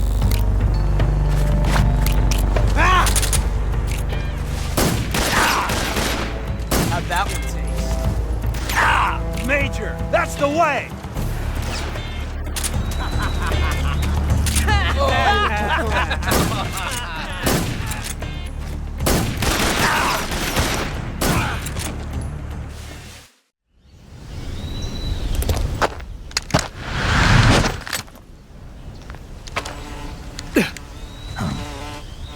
Damn it!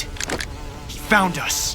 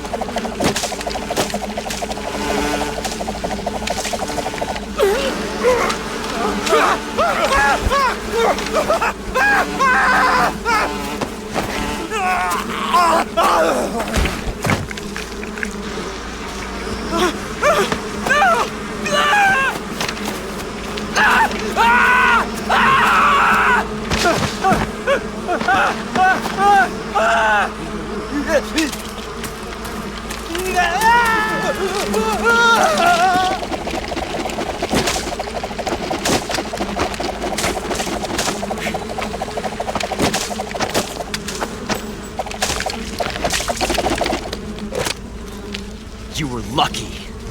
We'll meet again.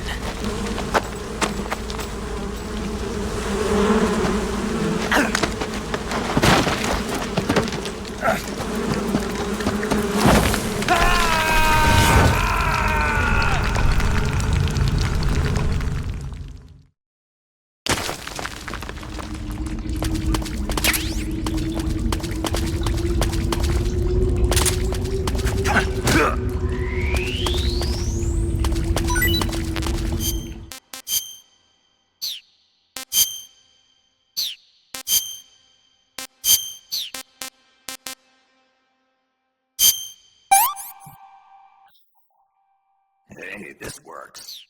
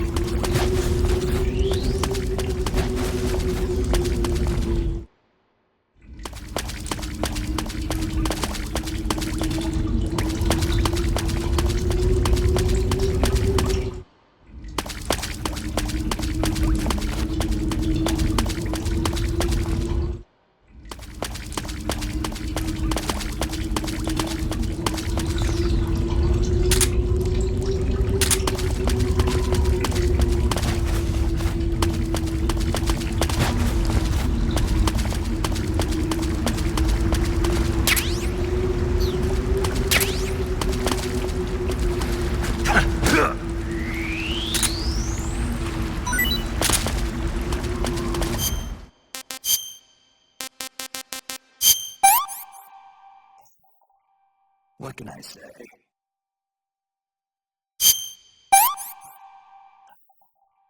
Can't eat anymore.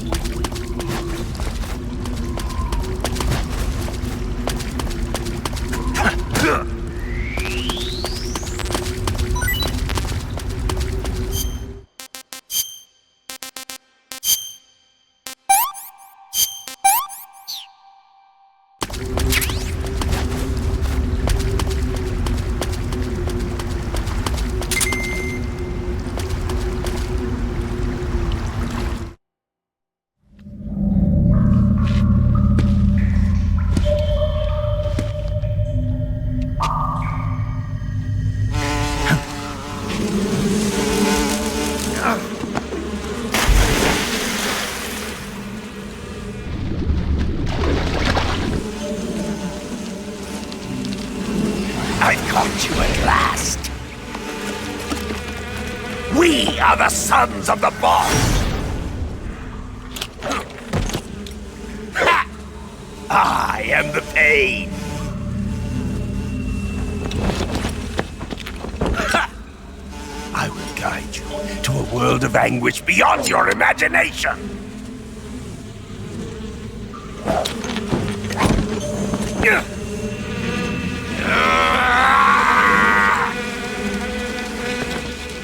Let's get started.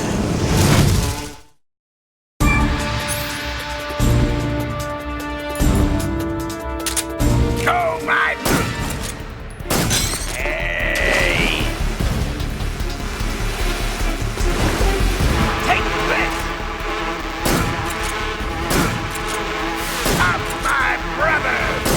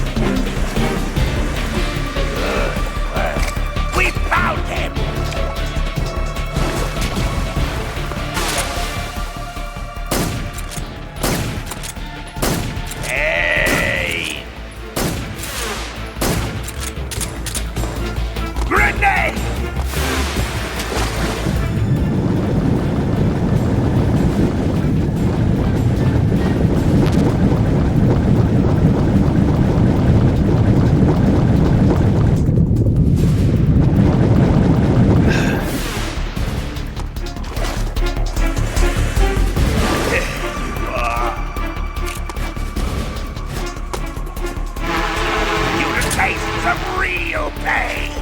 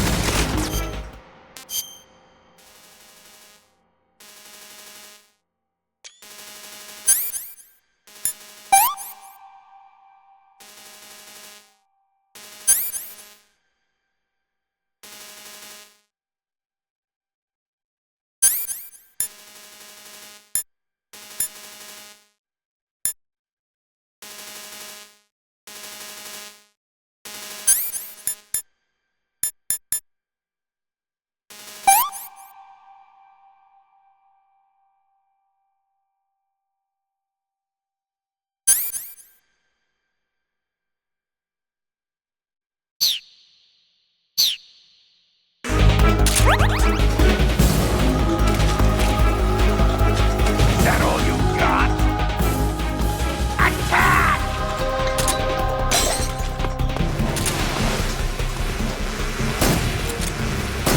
Hey! Ah!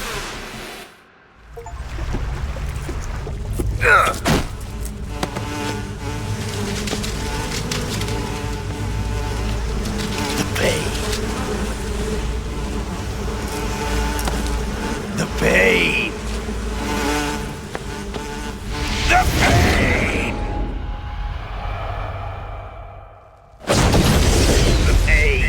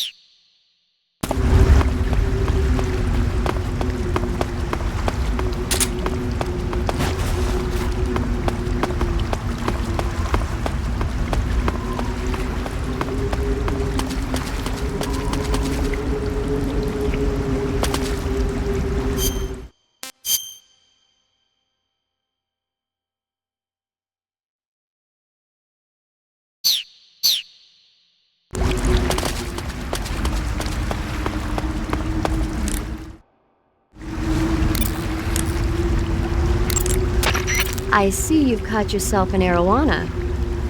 The arowana is an ancient fish that lives in tropical freshwater areas. Because of its large size, I don't think you'll be able to capture one alive.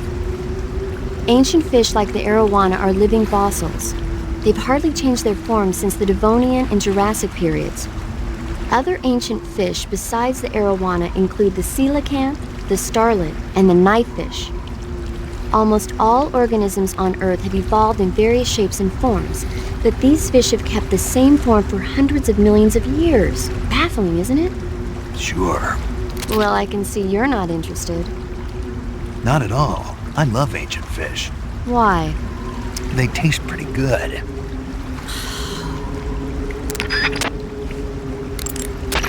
I see you've caught yourself a Kenyan mangrove crab. The Kenyan mangrove crab is a land-going crab. It lives in burrows dug near seashores and mangrove swamps. It's not poisonous, but it might hurt a little if it attacks you with its pincers. Treat it with caution. Got it. So this thing must taste pretty good, huh? Why do you say must? It's a crab, isn't it? It is. And crabs are good to eat. What's so good about them? You don't like crab? Not at all. Why not? Why? How can you eat those things? They're all purple and yellow striped, and they stink like cat pee. But that's just my opinion. Don't listen to me. Let's see here. The guide says... No way. It says they're delicious. Well, if you want to eat one, then go right ahead, but count me out. When you get hurt, your body... Snake, be careful. That cave is inhabited by vampire bats. The vampire bat bites its victims and sucks their blood. Got it.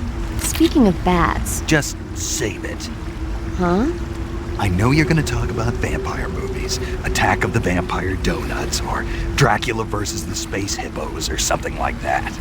Actually, I was going to say that bats are known to use supersonic waves to sense their surroundings. Oh. Bats use supersonic waves to sense their surroundings, so you might be able to keep them away by blasting them with a special kind of sound wave. As for taste, I suppose there's no reason you couldn't eat them. Snake, do you hate vampire movies? What? Just now, you sounded like you really hated them. I did? Yeah. Oh. Well, no one really likes them, do they? Some people do. Like you. Yeah. They're fascinating, you know? Like the movie Dracula... Don't say it. Why not? Just don't. Are you afraid? What? You're afraid of vampires, aren't you? Don't be ridiculous. But... Listen, there are no such things as vampires. They're just a stupid, made-up legend. And if they do seem real sometimes.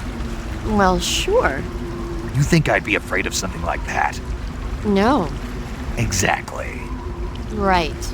I'm not afraid of vampires. Uh-huh. It's just that whenever somebody starts talking about vampires, I end up dreaming about them that night, and I don't need that right now. That's all. Okay. Snake, it says here you can catch maroon sharks in that area.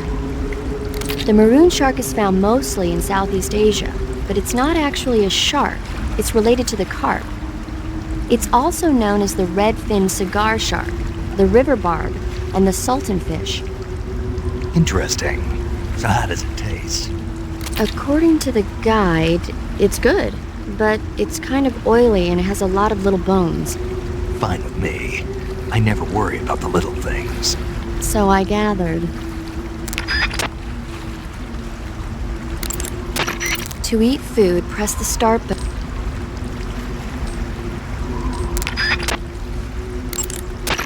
When you get shot... Snake, you beat the pain. Not without a tough fight. How did it feel to fight one of the boss's comrades? What are you getting at? I just want to know what it's like to have fought a member of the legendary Cobra unit. That's all. What you want to know is if I can really face the boss. Is that right? Well, that too. Don't waste your time worrying about me. I'll get the mission done. I certainly hope so. So the exit of the cave is up ahead? Right. Go to the end of the cave and you'll come out in an aqueduct overgrown with mangroves. This leads to the Ponizovye swamp.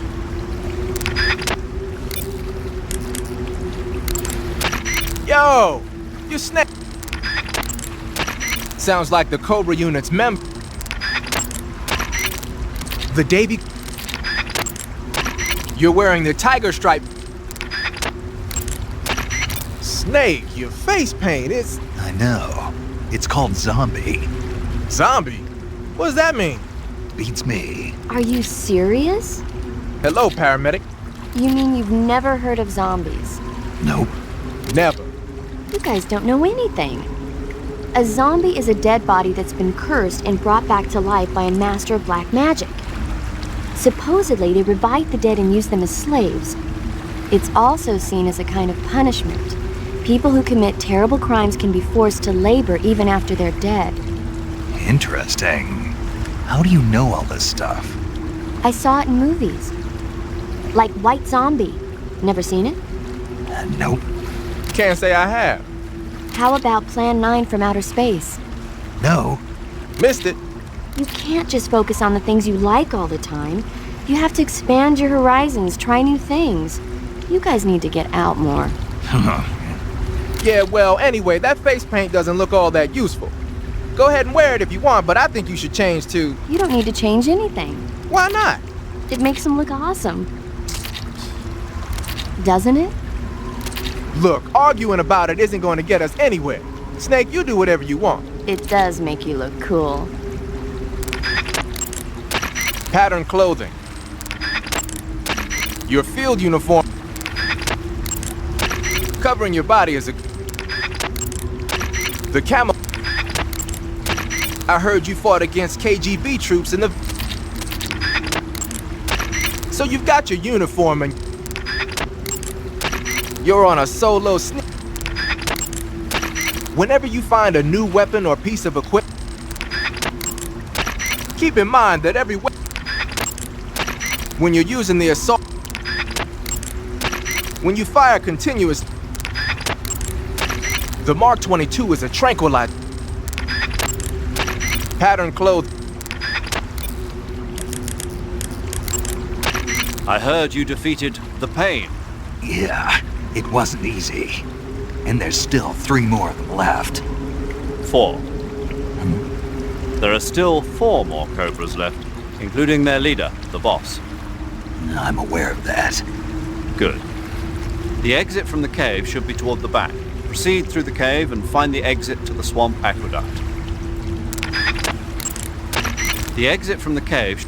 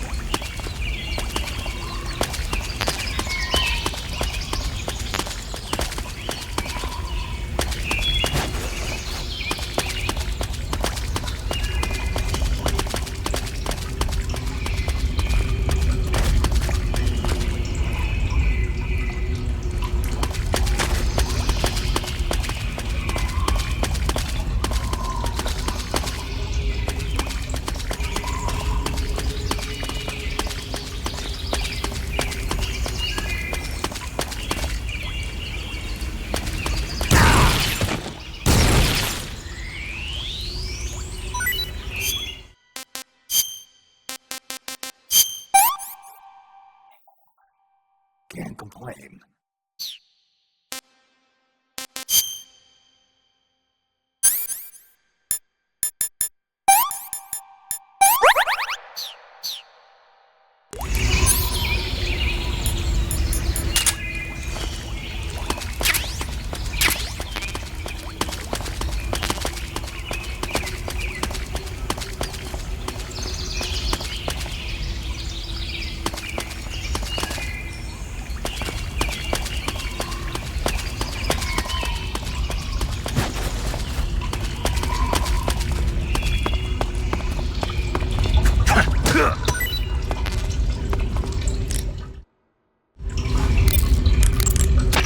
I see you caught yourself a rat. The rats in that area are the descendants of wild Norway rats that were domesticated by humans as pets and lab animals. They're not poisonous, and I don't think they'll attack you, but they're quick little creatures, so you might have a hard time catching one. I see you found a Russian false mango. The Russian false mango is a mango-like fruit found only in Selino-Yarsk. The egg-shaped fruit is sweet and tangy with a pleasing aroma, just like a mango. Also, the seeds can be used to make a medicine that aids in digestion. It might come in handy if you ever have an upset stomach. That area is home to the Thai cobra. The Thai cobra is a large venomous snake that carries an extremely potent neurotoxin. Be careful not to get bitten. If you do get bitten, go into the survival viewer. Burns happen when you're engulfed in flames.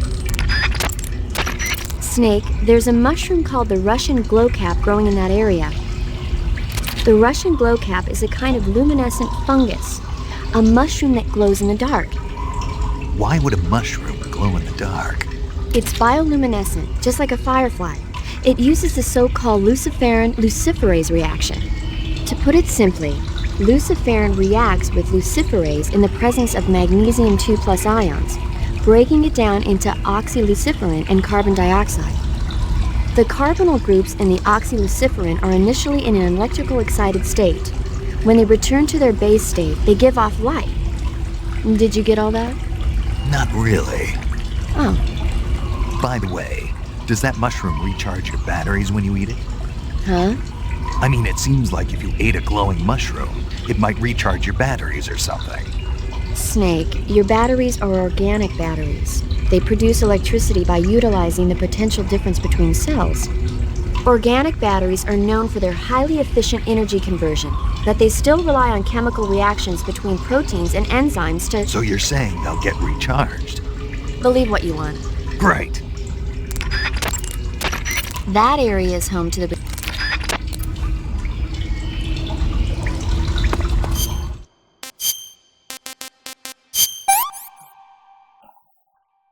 Can't complain.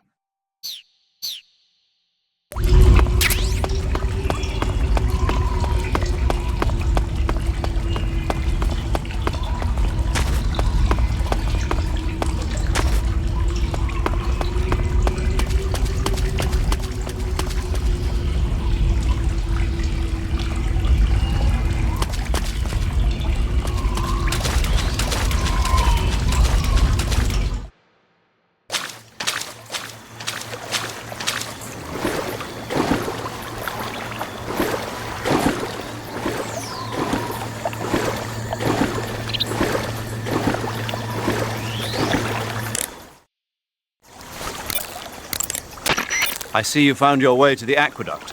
If you follow it to the north, you'll come to a warehouse used for transporting supplies. Pass through the warehouse, and you'll come out into a forest. The lab where Sokolov is being held is directly to the north of that forest, so head north. Snake, the water in that aqueduct comes up to your waist. Naturally, you won't be able to walk as fast as usual. But you can jump into the water with a roll, or press the crawl button to go underwater and swim your way through. Unlike what you've experienced in training, you'll be able to fire handguns and assault rifles underwater. Keep that in mind. That area seems to be guarded by flying platforms. Be careful, they can see a great distance from up there. If a flying platform starts to draw near, you would do well to dive underwater and hide until it passes. Snake, let's go over the controls for sea... Snake, that area is home to the big-eye trevally. The big-eye trevally is a type of mackerel. The adult fish lives around coral reefs. You say they have flying platforms out there? Flying platforms are a type of personal VTOL aircraft. They were working on those in America, too, weren't they? Yeah, back in the 50s. They were supposedly going to be used for scouting and patrol missions, as well as to spot for artillery units and transport troops into rough territory. They even got an initial prototype off the ground in 1955. But the thing wasn't fast enough, and there were problems with getting it to stop and turn in midair, so they ended up scrapping the project. The ones you see there were built by the Soviets after they got their hands on the American design plans. The American model used a pair of contra-rotating rotors to generate lift, but those Soviet models seem to be using jet engines instead. They must have kept going with their research after the US abandoned its own project. Now they've finally overtaken us. You gotta give them credit for sticking with it. If you get spotted by an enemy riding a flying platform, they'll go into alert phase. The flying platforms themselves don't seem to be armed, but the pilots are carrying Scorpion submachine guns and grenades. The recoil on the Scorpion is low enough so that they should be able to fire one-handed in full auto mode. That gives them some serious firepower.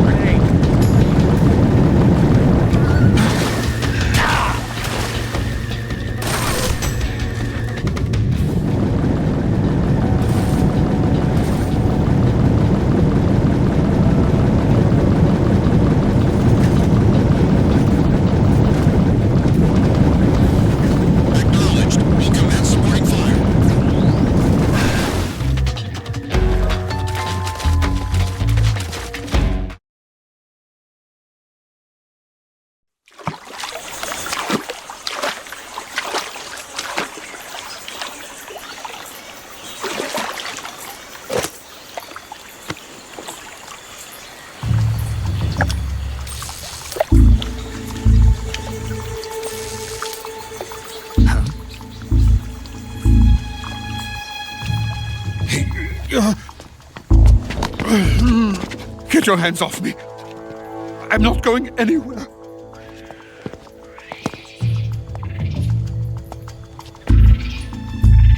Really now?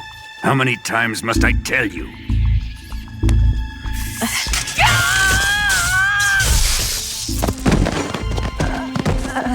Tanya!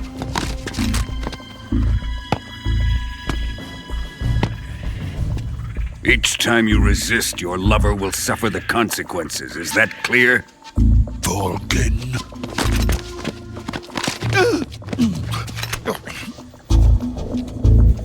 Damn you!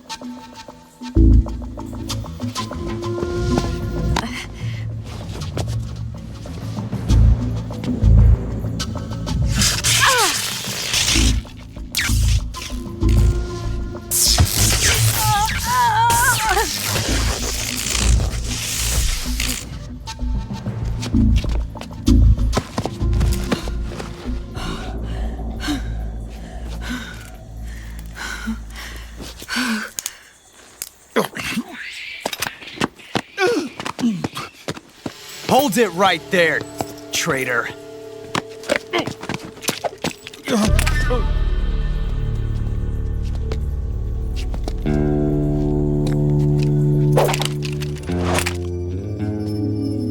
Let's find out just how lucky you are.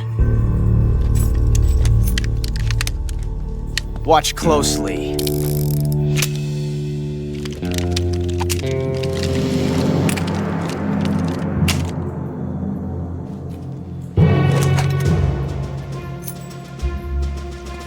One of these 3 guns has a single bullet in it. I'm going to pull the trigger 6 times in a row. Are you ready?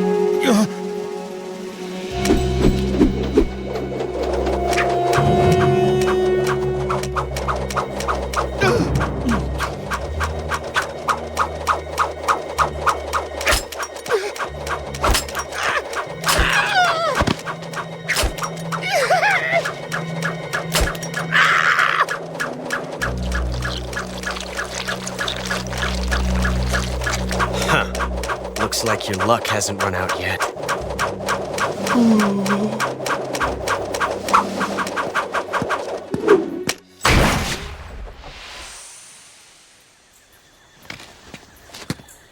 There's no such thing as luck on the battlefield.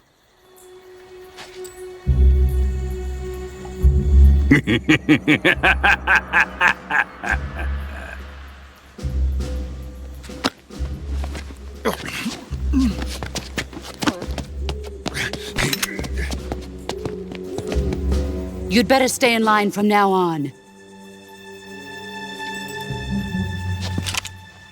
The Cobras will take care of him.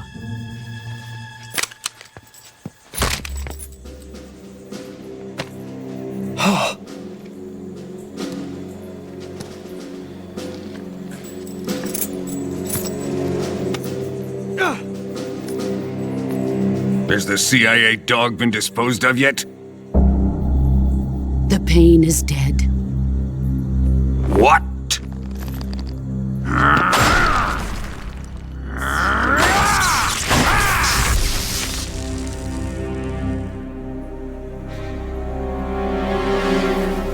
He may be a child, but he's definitely one of yours.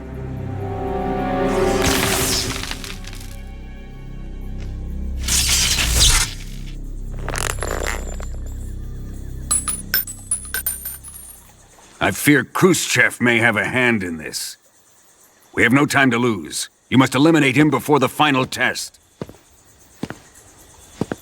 Don't worry. They'll be able to handle it.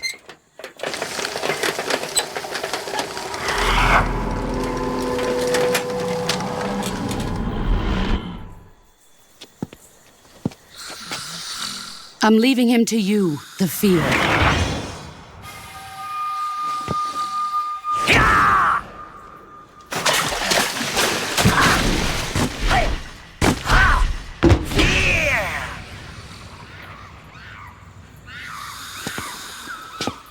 The old man is always sleeping. Is he all right? The end is saving what life he has left in him for battle. Normally, he's dead. But he'll wake up when the time is right.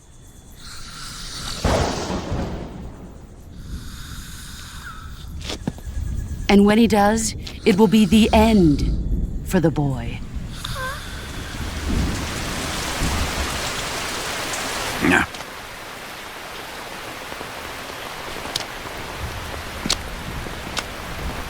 Sokolov isn't worth your love. You can entertain me until the rain stops.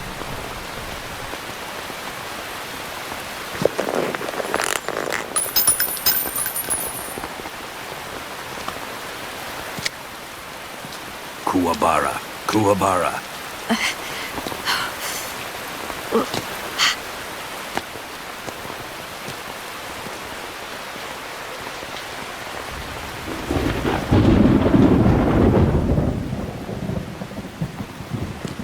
Desaro, is that you?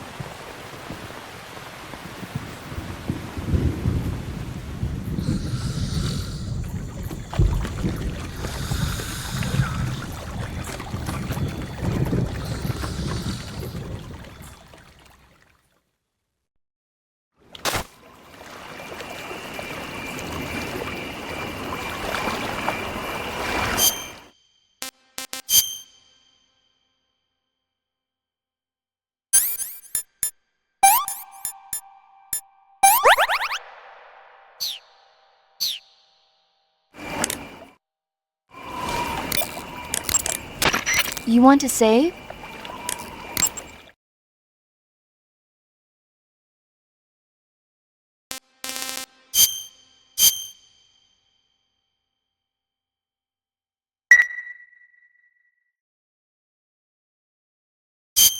Snake, have you seen 007 from Russia with Love? Nah, I don't like those movies. Real spies are nothing like James Bond. It's pure fantasy. Snake, I don't think the Major's going to like you saying that. And even though it's fiction, I can't help but comparing myself to Bond. What exactly don't you like about James Bond? I mean, is it the fantastic gadgets? The cars? The guns? Major. Snake, wouldn't you like to have a gun shaped like a pen? What good is a pen gonna do me in the jungle? I'd look like a fool. Then what about a snake-shaped gun? You could make it look like you're grappling with a giant snake and then get a shot in on the enemy while they're distracted. Ha! Okay, now you're being ridiculous. We'll make you a snake-shaped gun that folds up and fits into an attaché case. Will you give it a rest? Oh, I get it. You're worried about how to handle the ladies, aren't you? No. I knew it. To tell you the truth, I don't like the idea of playing hanky-panky with enemy femme fatales either. But that's part of Bond's appeal. You could learn a thing or two from him. I mean, what about this Eva? What are you planning to do with her? I don't even trust her yet. No, that's not what I mean. You can't let yourself get involved. This is a game of spy versus spy. She's using you just as much as you're using her. I realize that. You've got to grab the initiative, and to do that, you have to get the upper hand in the relationship. That's what a spy is supposed to do. Get the upper hand? I don't think I'm cut out for that mission. Maybe if you change your codename to 00 Snake. Major. 007 is the biggest thing to come out of England since the Mayflower. I wouldn't be surprised if they made 20 more of those movies. Didn't you know? The Major is a huge James Bond fan. Don't get him worked up like this. Worked up? Maybe you don't realize this, but now that you've got him started talking about Bond, I'm going to have to listen to him lecture for a whole hour after he gets off the radio. You have my sympathy. It's too bad you can't enjoy such a great movie, though. I guess I'm just one of those people who can't enjoy spy flicks.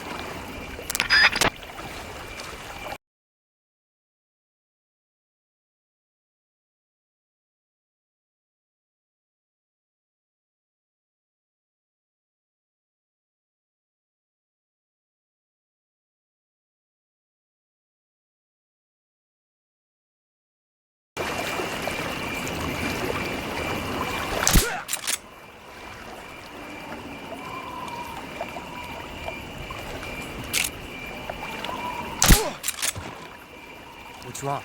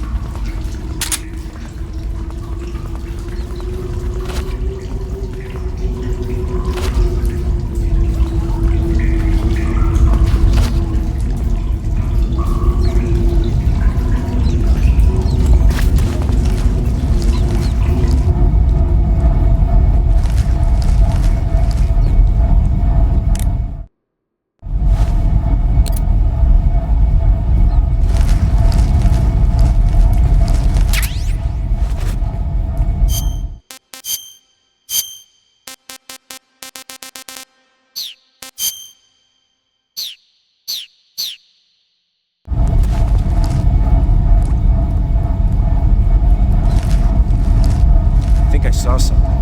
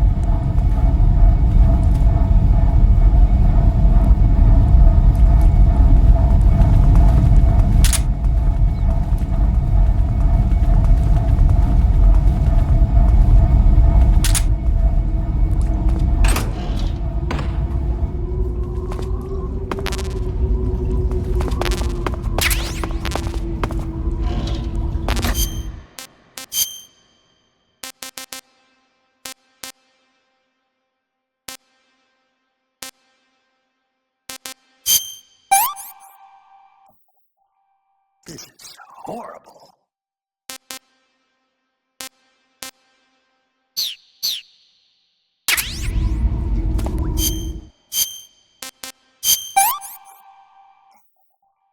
I'm full.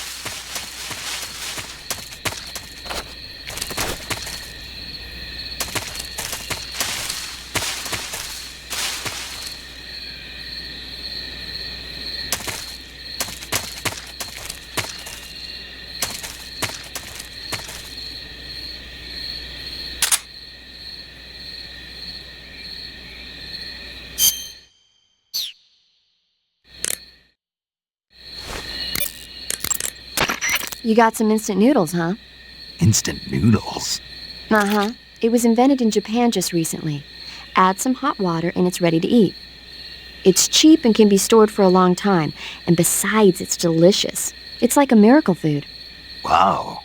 Speaking of which... Yeah? Are you going to eat that? I was planning on it, yeah. Oh, all right. Is there some reason I shouldn't? No, that's not what I meant. Then what did you mean? I was just going to say that if you weren't going to eat it, you should bring it back to me. I've always wanted to try some. Whatever. Paramedic. What's up? Are you a medic or a doctor? I'm a well-respected physician. Or I was until I joined the CIA. How is your reputation? My what? Your reputation. Oh, that. How was it? Why? Don't you trust me? That's not what I meant. Fine then. Uh-huh. So? So what? Your reputation. How was it? My, you're relentless. Hey, I'm a snake. So? My reputation was spotless. I'm highly skilled, patient, and good-looking to boot. Everybody wanted to see me. What else would you expect? No, seriously. Incidentally, her nickname back then was Quack. Major. Is that true? Is what true? About your nickname. No. Well, maybe a few people did call me that. So you were a quack? No. Well, yes and no. I mean, in a sense I was, but then again I wasn't. Snake, her skills as a doctor are beyond reproach. You have my word on that.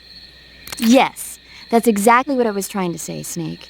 Then why did they call her Quack? It's because she... Never mind that. It doesn't matter. We've got a job to do and we have to stay focused. Besides, my past doesn't have anything to do with the mission and... Because she never shuts up. Yes, that's it. No, that's not it. Snake, tell him that's not true. Say something. I'd better get back to the mission. Yes, you do that. Just a minute. Snake, don't you hang up on me.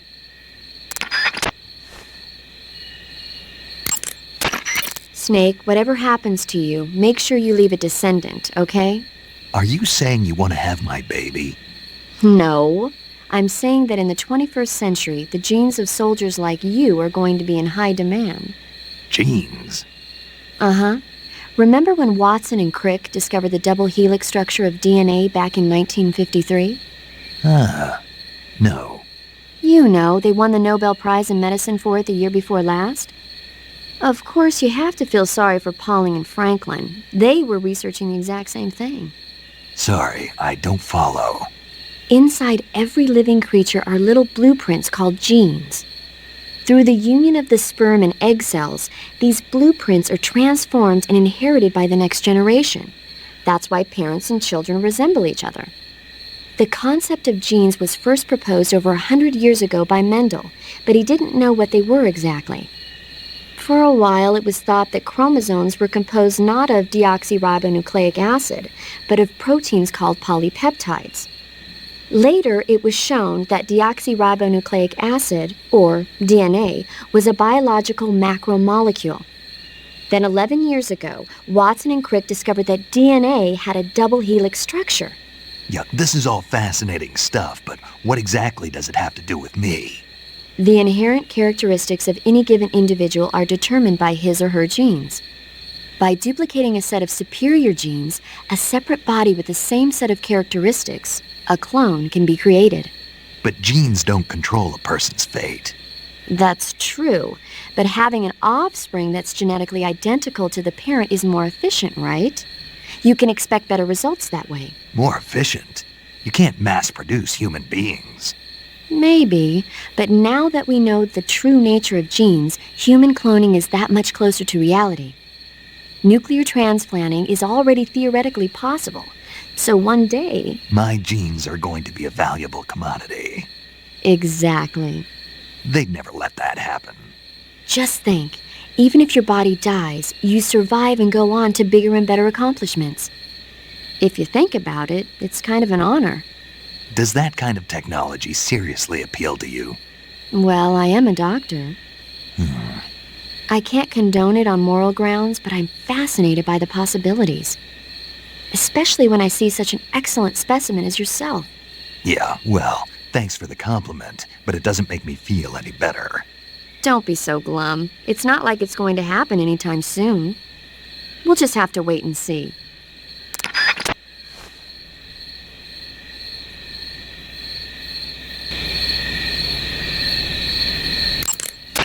Snake, that area is inhabited by the green tree python.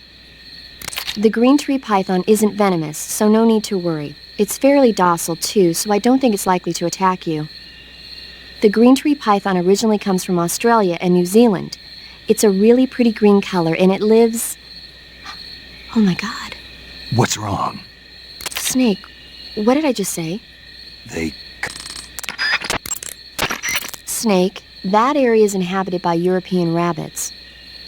The European rabbit is said to have come from the Mediterranean region originally, but nowadays they're found all over the world.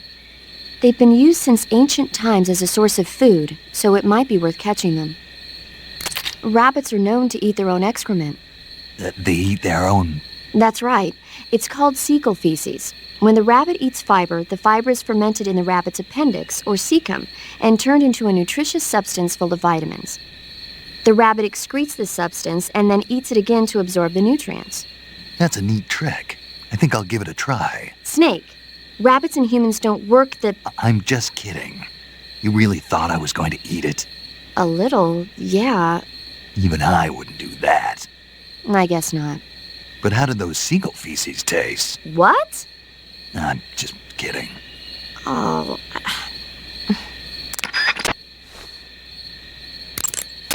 Treating serious wounds will require you to use additional medical items besides your knife and cigar.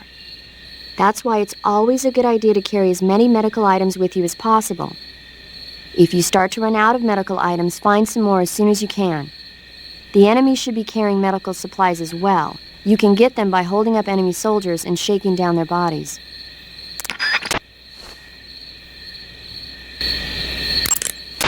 Snake, be careful when you approach the enemy. The closer you are to them, the more accurate their shots will be, and the more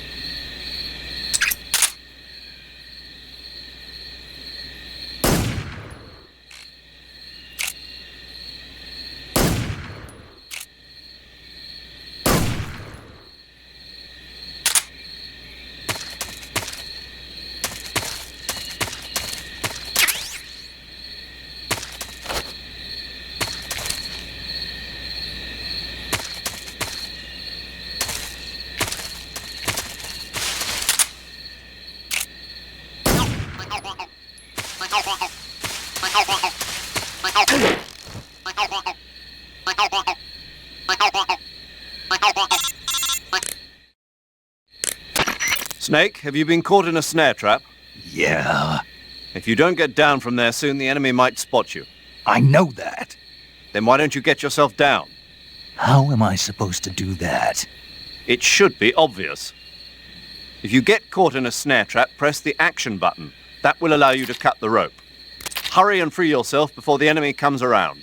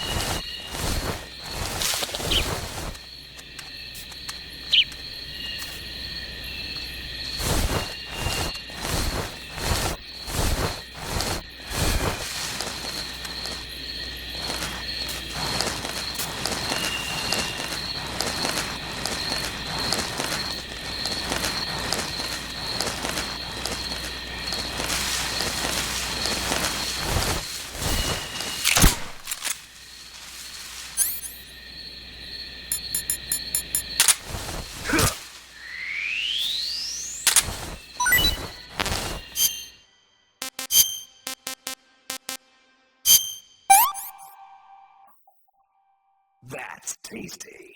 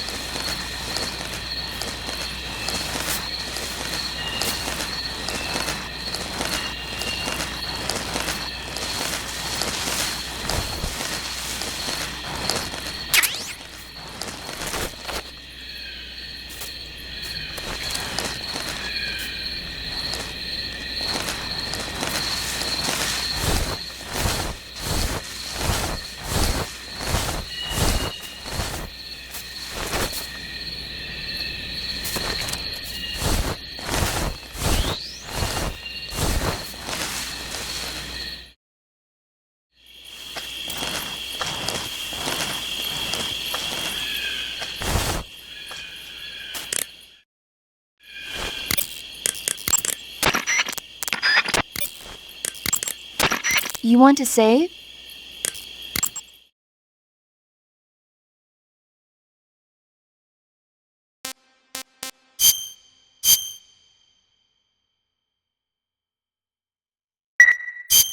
Snake, have you heard of The Last War? Nope, doesn't ring a bell. It's a Japanese movie where the world ends in a nuclear war. Tensions between East and West reach the breaking point, and before anyone can stop it, they launch the ICBMs. Humanity is wiped out by a war that no one wanted. The movie depicts that destruction from the eyes of ordinary people. Their simple daily lives are torn apart by the terrible power of a war that has nothing to do with them. Everybody's afraid of the next big war, but there's only so much that one person can do. That's why the people who have the power to stop it have to.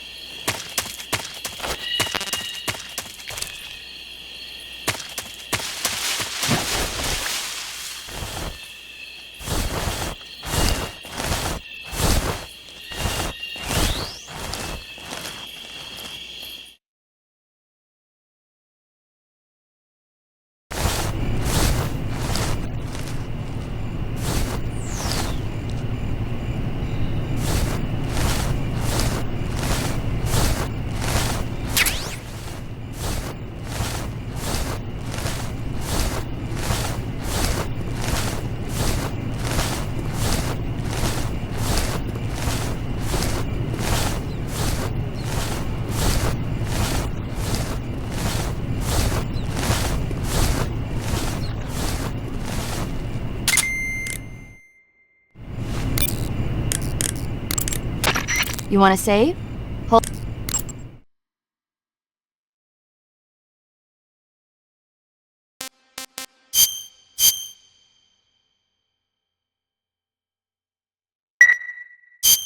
Snake, have you ever seen On the Beach? No, I don't know it. It's about the survivors of the Third World War. The entire northern hemisphere is obliterated in a nuclear holocaust, and it's only a matter of time before the few survivors left in the southern hemisphere are poisoned by the deadly fallout. Their only hope is an American nuclear submarine that escapes to the southern hemisphere. They set out for the Arctic to investigate the fallout. The movie came out in '59, and the year that the war was supposed to happen was 1964. In other words, this year. Nice warning. Let's hope it stays just a movie.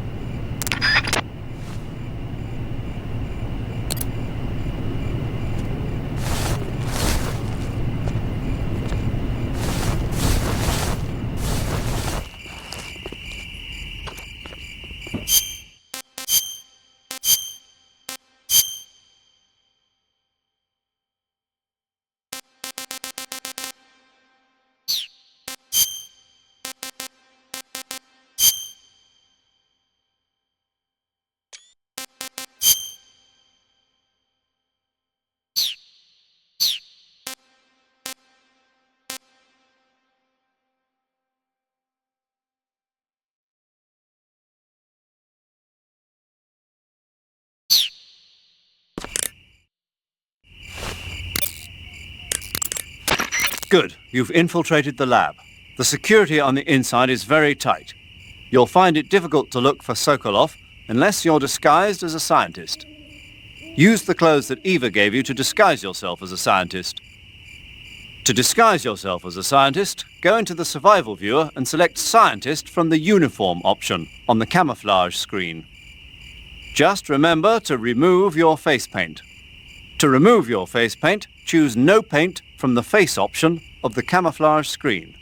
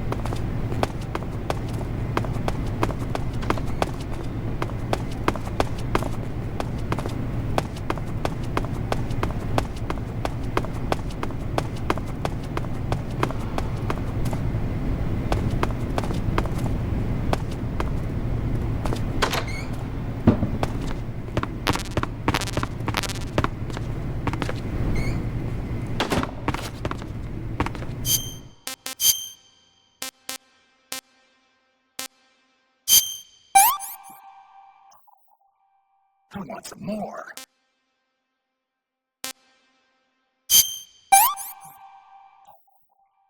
Pretty tasty.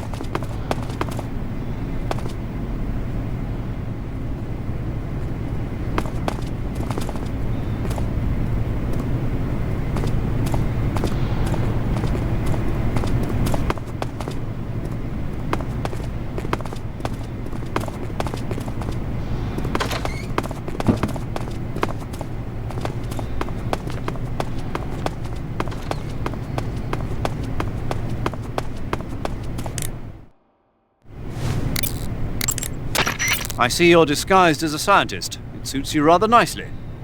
As long as you don't do anything suspicious, like roll or crawl, the enemy should have no reason to suspect you. Sokolov is somewhere inside that lab. Find out where he is and make contact with him. If you want to know where Sokolov is, why don't you ask one of the people around there?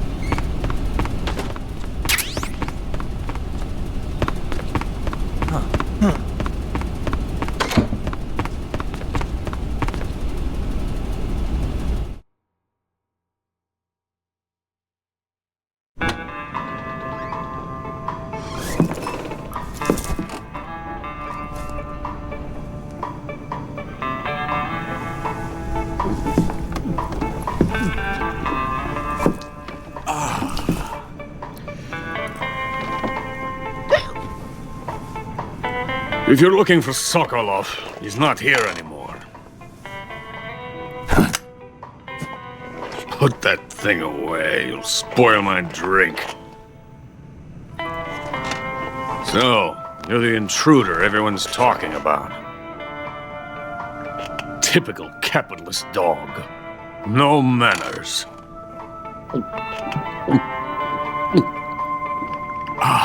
And who are you? You mean you've never heard of me?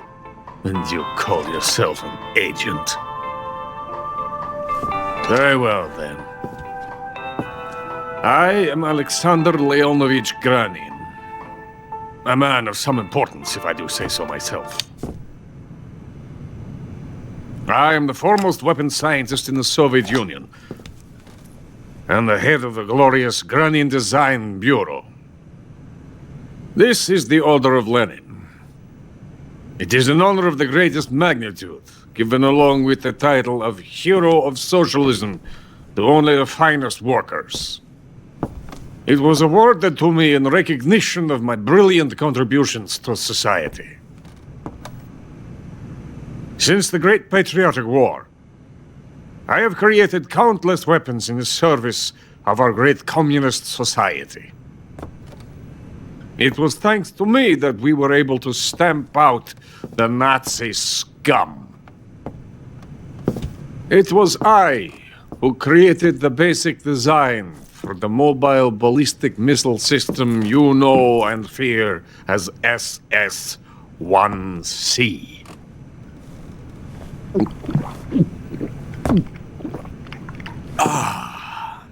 You're crocked, aren't you? I'm merely drowning my sorrow. Because of him, I've got nothing to do but sit here and drink this crap. Him? Sokolov. It's him you're looking for, isn't it? Because of him, I have been stripped of my authority. My research has come to nothing.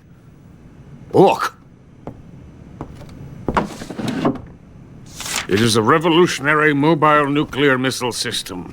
A bipedal tank. A bipedal tank? Yes, a walking tank. A robot. Are you familiar with the theory of the missing link between apes and humans? Well, this technology will be the missing link between infantry and artillery. A kind of Metal Gear, if you will. And this magnificent Metal Gear will mark a revolutionary step forward in weapons development. Metal Gear? But I won't be used so easily. No crying myself to sleep. For you see, I'm going to send these documents to my friend in the United States. What? These bastards will live to regret this. And when they themselves become the targets of my creation, they will know my true greatness. Yes, Sokolov's pathetic Shagohod pales in comparison to my work. What are you going to do with a rocket engine on a tank? About Sokolov. A tank does not need a rocket. It needs something else. Look at these. Nice shoes. No. Legs. Legs that allow it to go anywhere. Just as when humans learn to walk upright. That is the real revolution in weaponry. Don't you agree? But the fool's in charge. Joe Sokolov. And where is Sokolov? My project has been terminated. The philosopher's legacy has been handed over to him. What the hell are you talking about?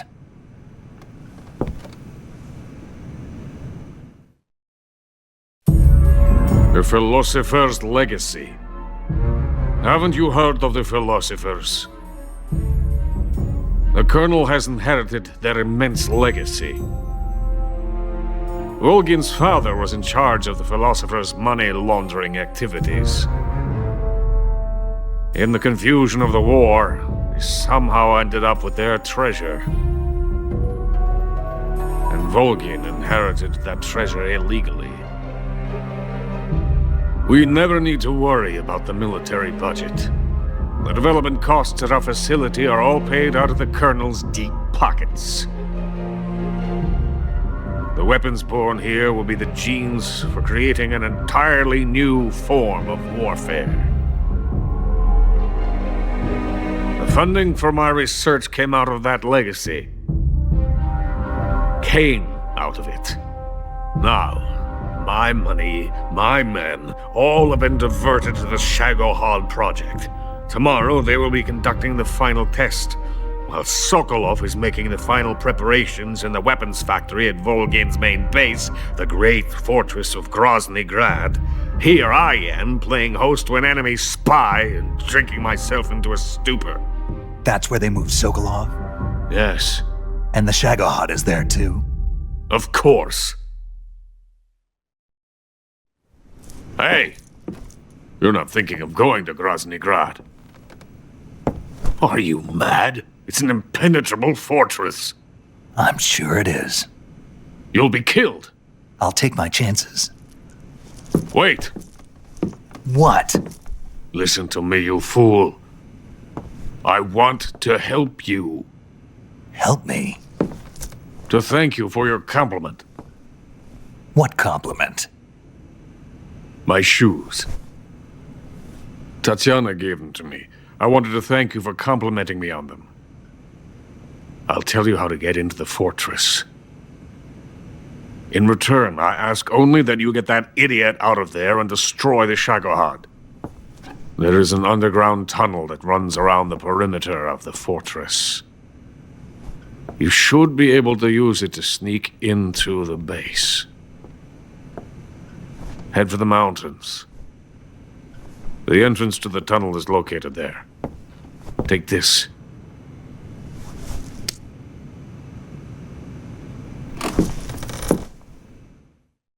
You passed through a warehouse on your way here, didn't you? Yeah. There should have been a locked door inside of it. Do you remember it? This key will open that door. Beyond that door lies a vast jungle. You can climb up into the mountains from the far end of the jungle.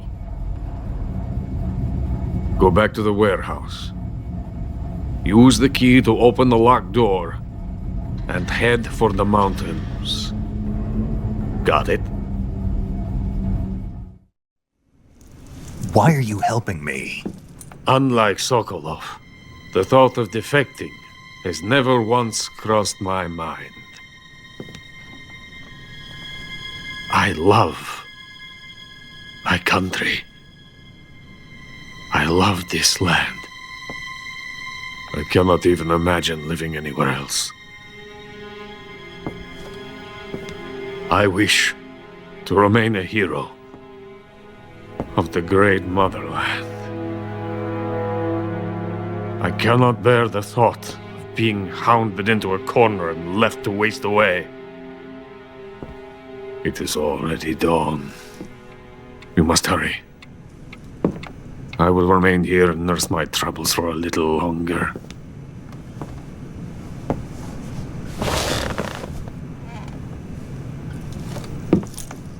To capitalism!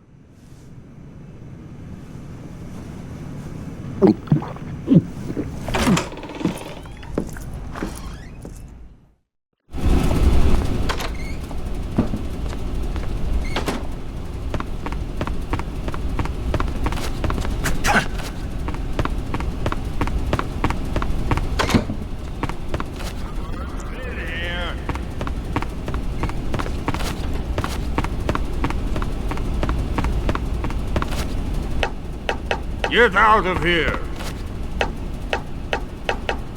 I have nothing more to say to you. Get out of here!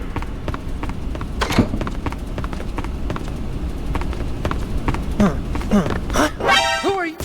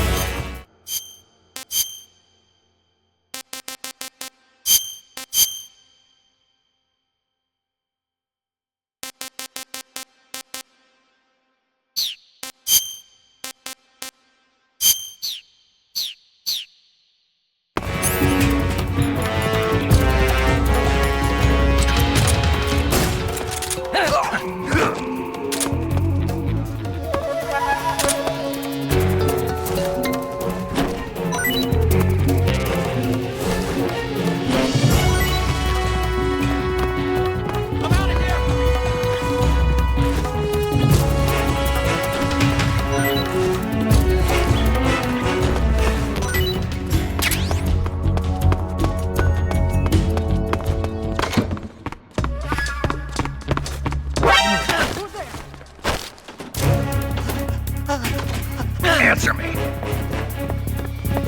Speak. The lab chief's room. It's the furthest back. Speak. Trying to escape. You'll get put in an isolation cell. Hungry? Then you should try the second floor.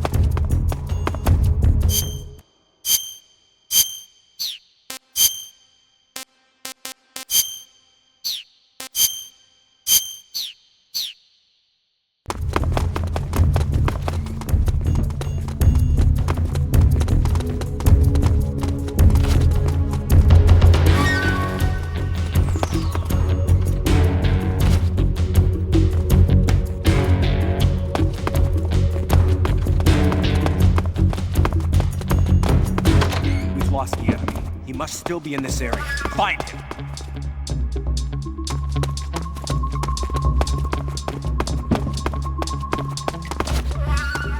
Huh?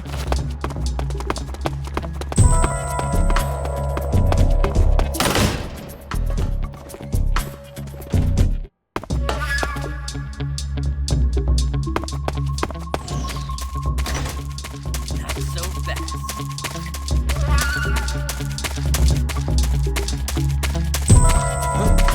Running away, huh?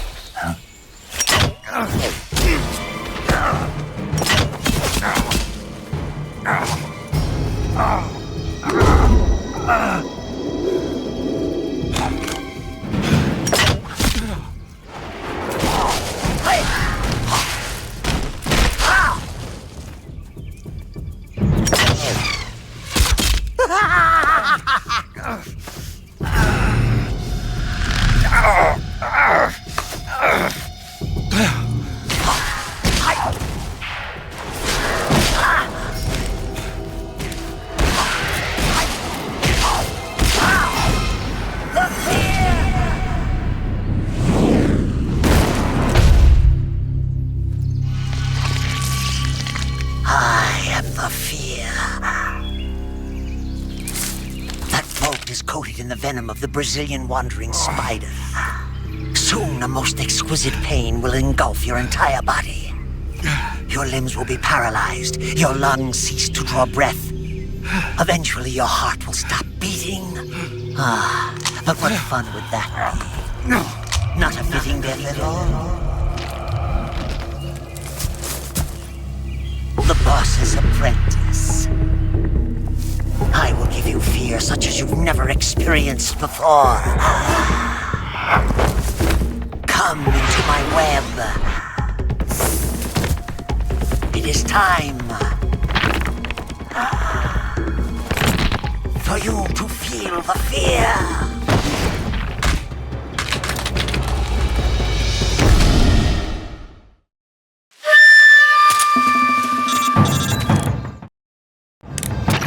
You've been shot with a poison bolt. The poison is spreading throughout your body. Your life is going to keep decreasing unless you do something about it. Hurry and neutralize the poison. Go into the survival viewer and use Cure to give yourself a serum injection. The serum will neutralize the poison, but don't forget to treat the bolt wound itself as well. To treat a bolt wound, you'll need your knife, a styptic, and a disinfectant. Use your knife to dig out the bolt, and then apply styptic and disinfectant to the wound. Follow those steps and the wound should heal right up. Now start the treatment. Hurry! You'll die if you don't neutralize.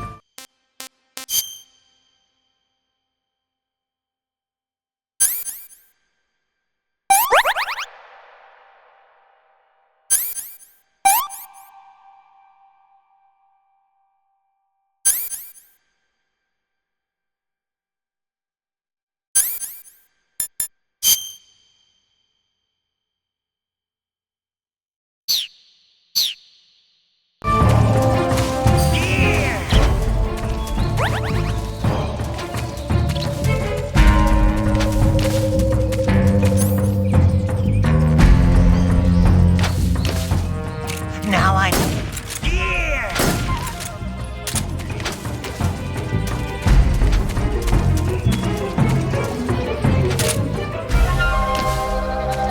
What are you looking at?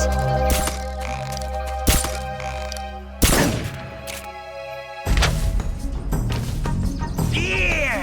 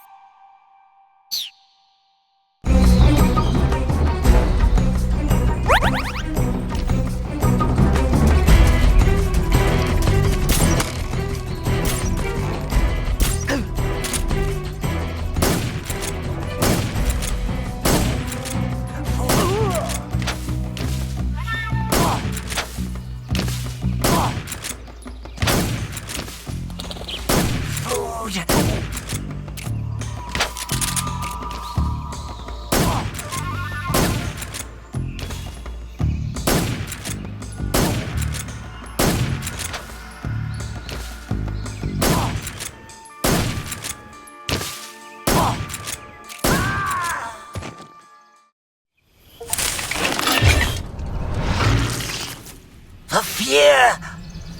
The fear! I see it! The fear!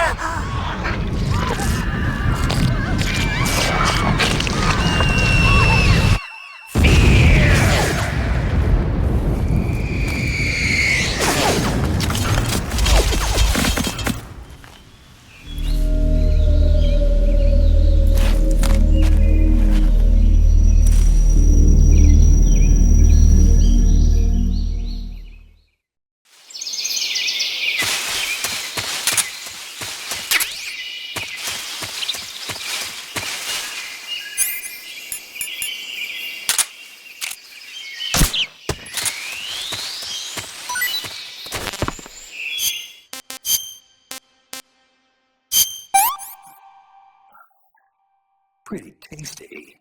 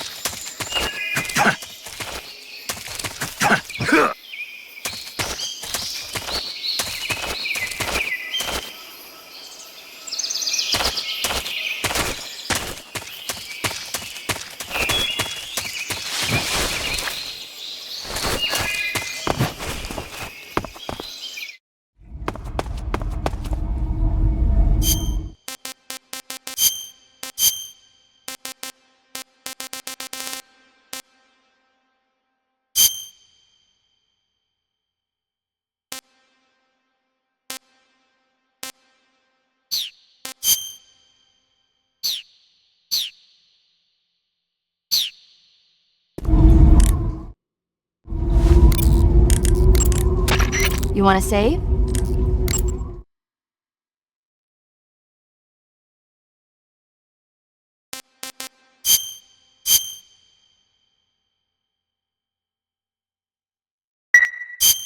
Snake, have you ever seen the War of the Worlds? No. These flying saucers from Mars arrive on Earth disguised as meteorites. The saucers use their heat rays to attack the nearby towns. And then... Something wrong. The thing is, I was too scared to watch. I had my eyes shut almost the whole time. Then you haven't seen it. No, it's not that. It's based on a novel by H.G. Wells. You haven't seen it, have you? That does remind me, though. When I was 2 years old, my father listened to the radio drama version of the story. It was right after dinner on Sunday, and we were relaxing in the living room. They said monsters had come out of a meteorite that landed in New Jersey. It sounded just like a real live news broadcast. My father said he and my older brother actually believed it and started yelling and panicking. My mother supposedly grabbed me from my crib and took me out to the car, still wrapped up in blankets. But then, just as my dad was about to start the car, he realized that it was all just a radio drama. Because on the car's radio, they were playing Bing Crosby tunes. No matter what station he turned to, no one else seemed to be reporting on this big history-making news story. Sounds like something out of the big broadcast. Nobody said a word. We all went back to our rooms.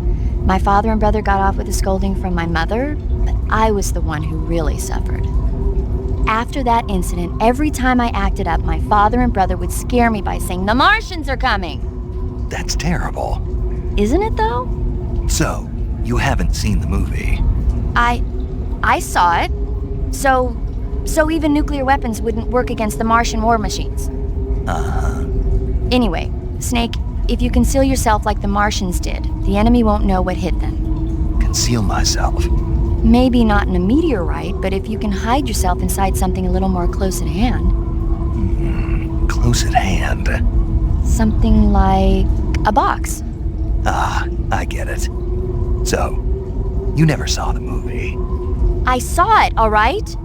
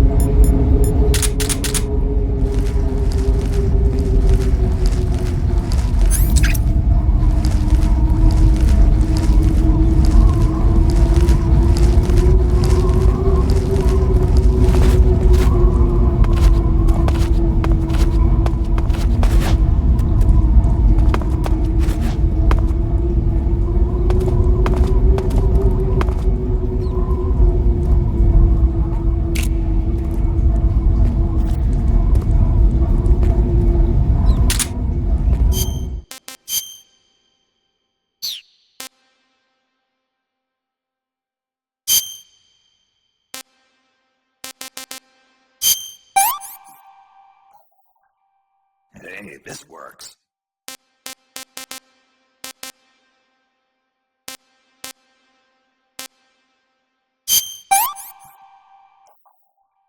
That's so great.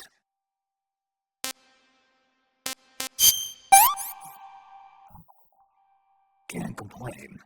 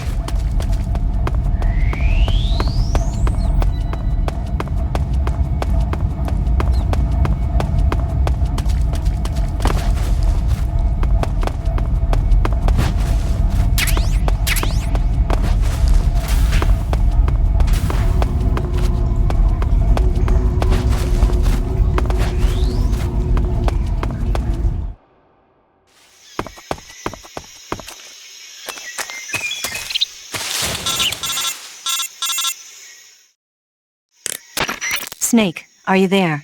Eva, where are you? In the fortress, in Groznygrad. Dr. Sokolov is here too.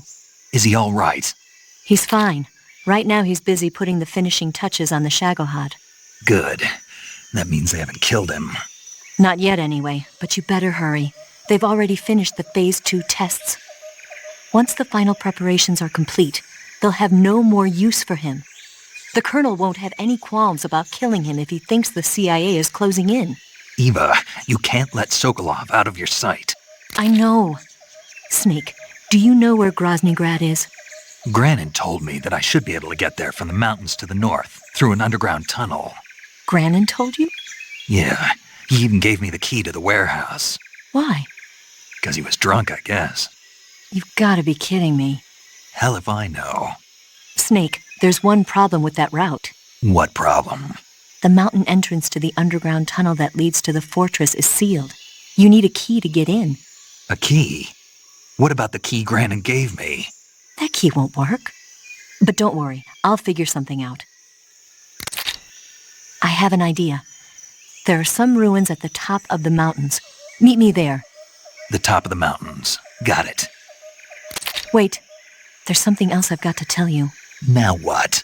I heard that one of the Cobras is waiting for you in the jungle at the foot of the mountains. He's a legendary sniper called the End. Yeah, I've seen him before. That ridiculously old guy, right? Don't underestimate him. He's known as the father of modern sniping. Is he alone? No spotter? None. He's all by himself. Apparently, he doesn't need a spotter. You can't be serious. The entire forest is on his side. The forest? Stay alert.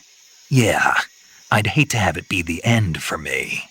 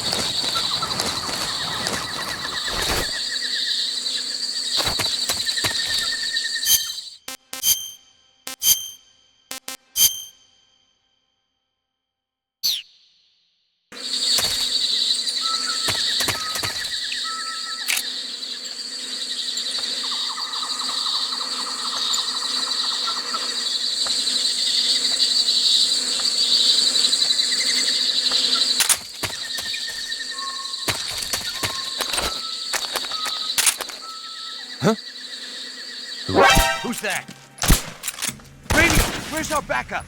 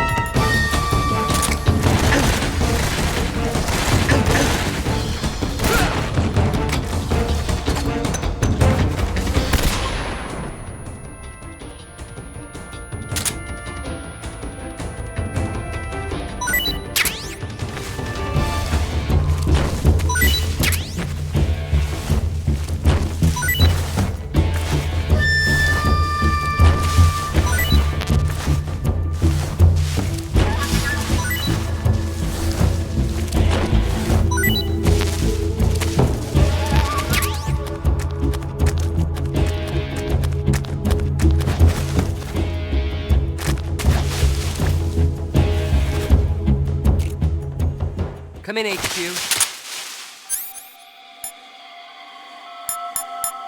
This is HQ. Patrol here.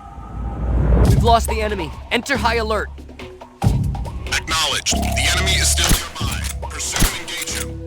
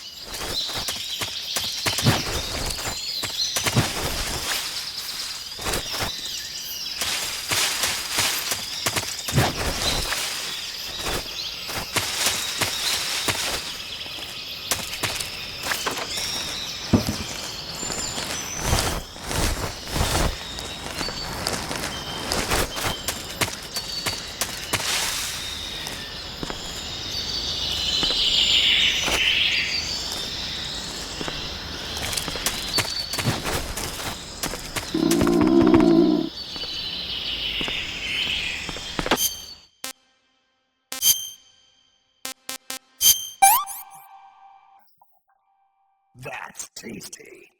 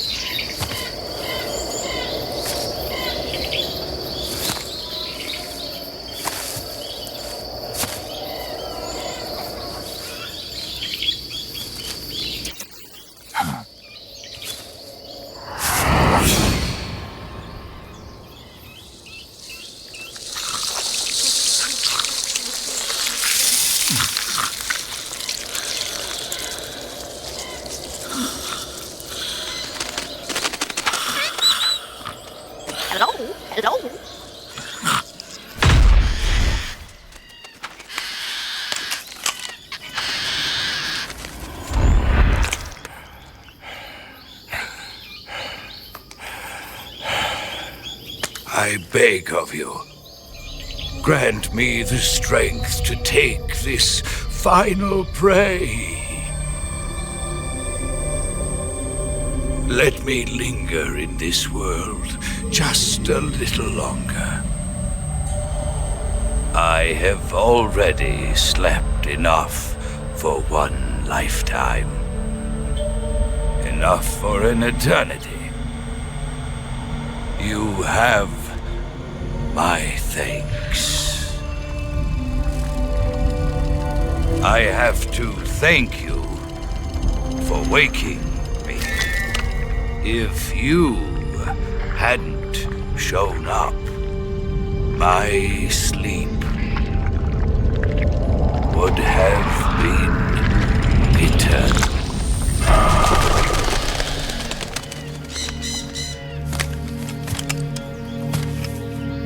Do you hear me, Snake? I am the end. I am here to send you to your ultimate fate. You'll make a fine quarry for my final hunt.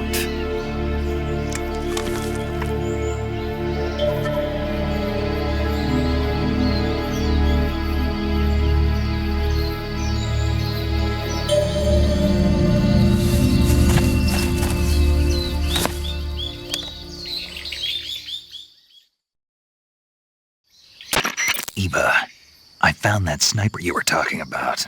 That's the end. He's a legend, known as the father of sniping. I've got experience sniping in urban and marine environments. What about the forest? Never. I see. Well, that forest is divided into 3 areas, a river, a plateau, and a clearing. He should be lying in wait for you in one of those places. Sounds like this may take a while. It'll be a test of endurance. Be careful, though. From what I've heard, the End has an almost supernatural knack for camouflaging himself.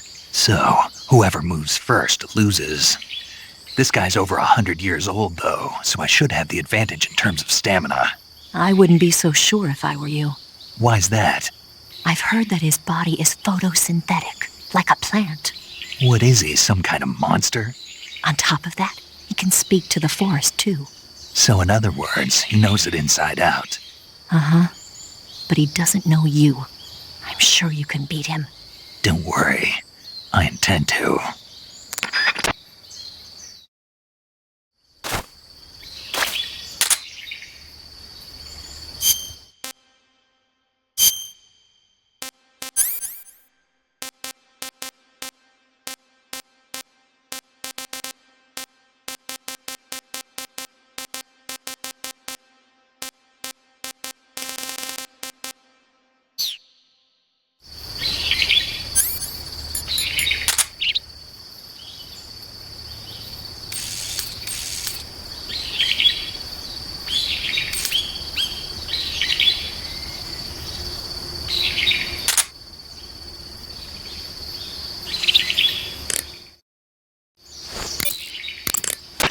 Snake, the End is a veteran sniper. He's hiding somewhere in those woods, waiting for you to appear.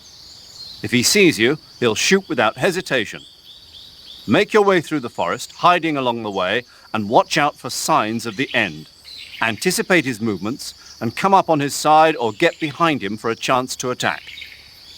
Be careful. The End uses a special kind of tranquilizer round. If he shoots you with one of those tranquilizer rounds, you'll start to lose stamina fast. When your stamina gauge reaches 0, you'll pass out.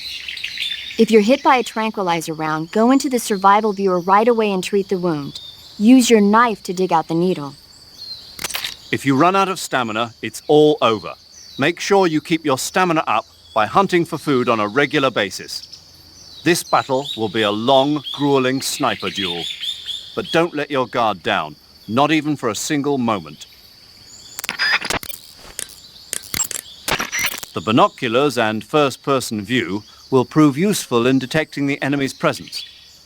You should also be making use of your motion detector, active sonar, and anti-personnel sensor. You might also try using the directional microphone. The End is a renowned sniper, but he's also an expert in camouflage. He's lying low somewhere in those woods and waiting for his chance. You'll only get yourself shot if you run around like a fool. Use your camouflage to blend in. Take cover behind rocks and trees and find where he's hiding. Make use of your binoculars. Keep a close eye out for the flash from his scope. You can also try using the thermal goggles. The best locations for sniping are determined naturally by the terrain. The end may use the same location multiple times. Memorize the spots he chooses for sniping and sneak up behind him. You can tell which locations the end has used for sniping by looking at the map in the survival viewer. Anticipate where he'll be sniping from and approach him from the side or rear. If you reach the spot where you think the end is hiding and he's not there anymore, don't give up. Take a close look at the ground. He may have left footprints behind. You can use those to determine which way he went. Anticipate his movements and get behind him. The binoculars and first-person view will prove useful in detecting the enemy's presence. You should also be making use of your motion detector, active sonar, and anti-personnel sensor. You might also try using the directional microphone. If you run out of stamina, you won't be able to resist the effects of the end's tranquilizer rounds, and you'll end up falling asleep. Hunt for food on a regular basis to keep your stamina level up. If you start to run out of food or ammunition, you should think about leaving the woods and coming back later.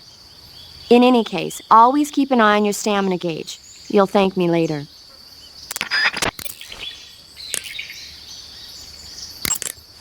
You're going to have a real tough time beating the end without a sniper rifle. There's an SVD in the armory in the southern part of Sokrovieno. Go get it.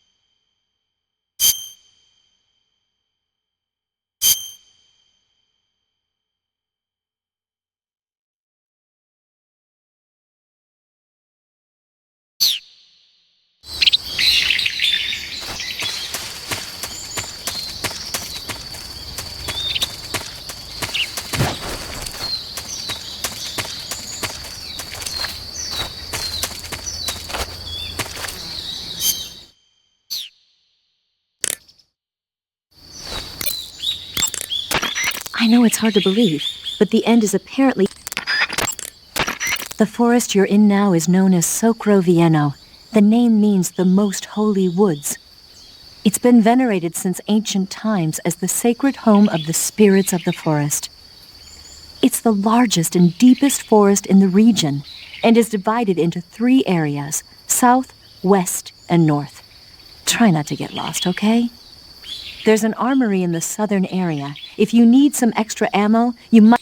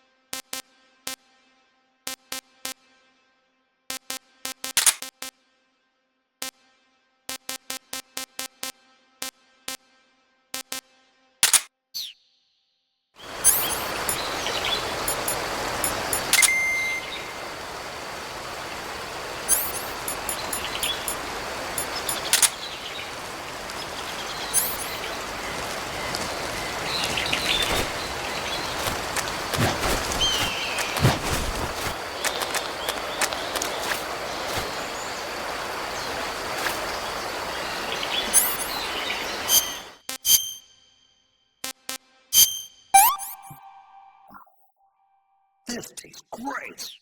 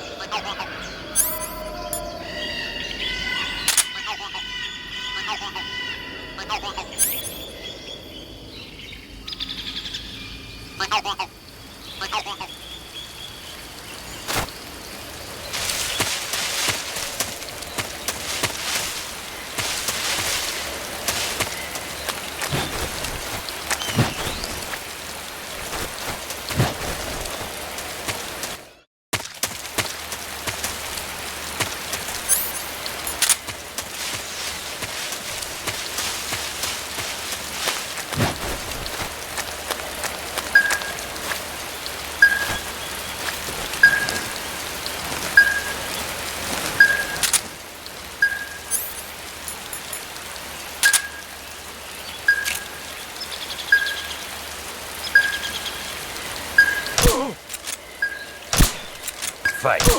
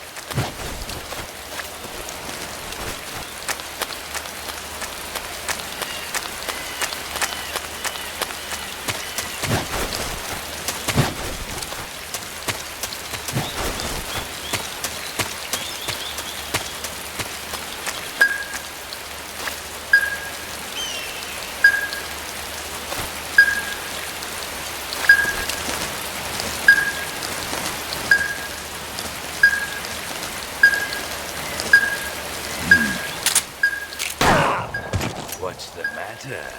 I'm over here.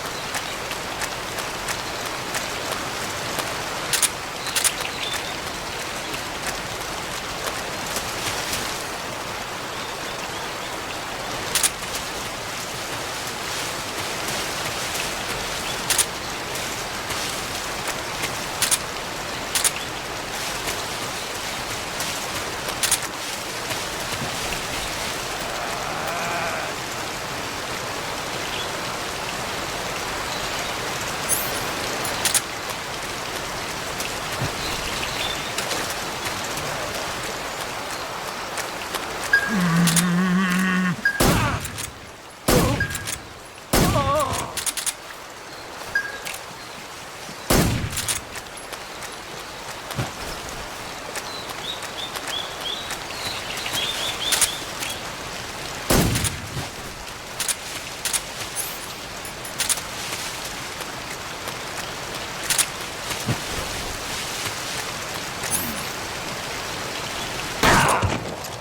just getting started.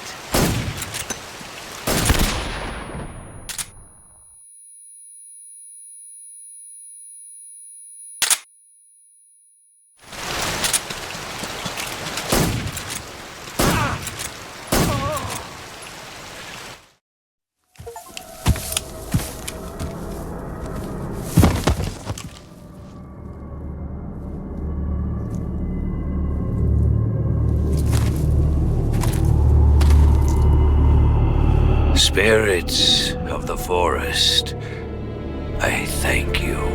The boss would be proud of you. The time has come for a younger generation to rise.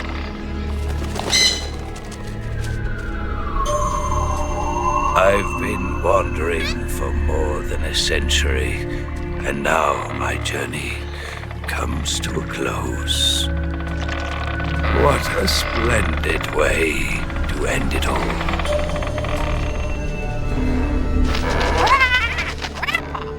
I have no regrets. I can return to the Forum Allah.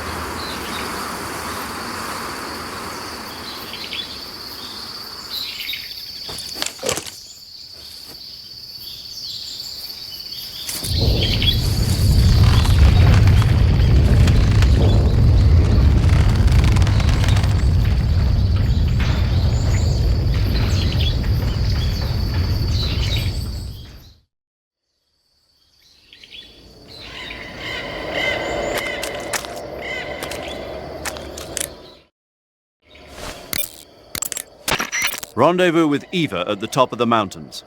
According to her, the shaft leading to the mountains should be located in the far northeastern corner of the forest. Enter the shaft and head into the mountains. Proceed to the northeast.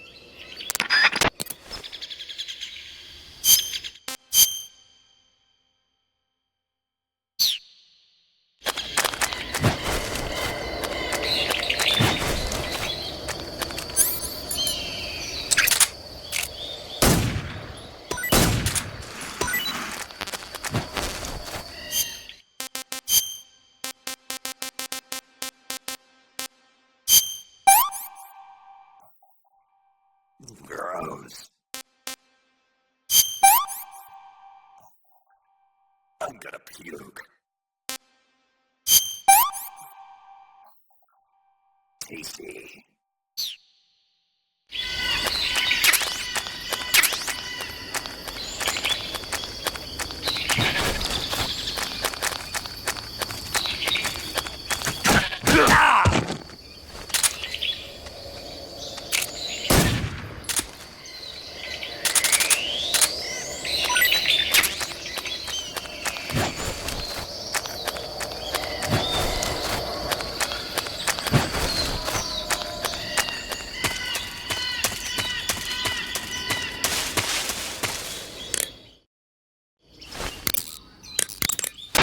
You should be able to find ezocomfrey in that area.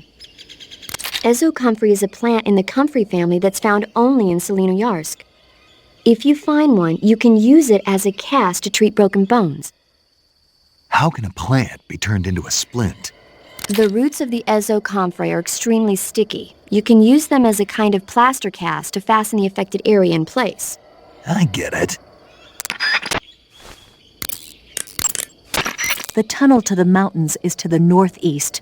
Head that way.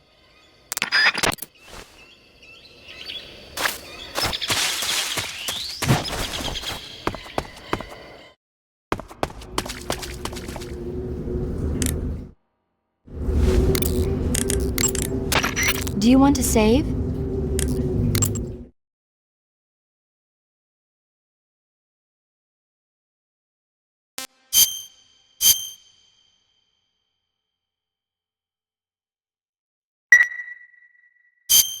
Snake, have you ever seen For a Fistful of Dollars? Nope, never.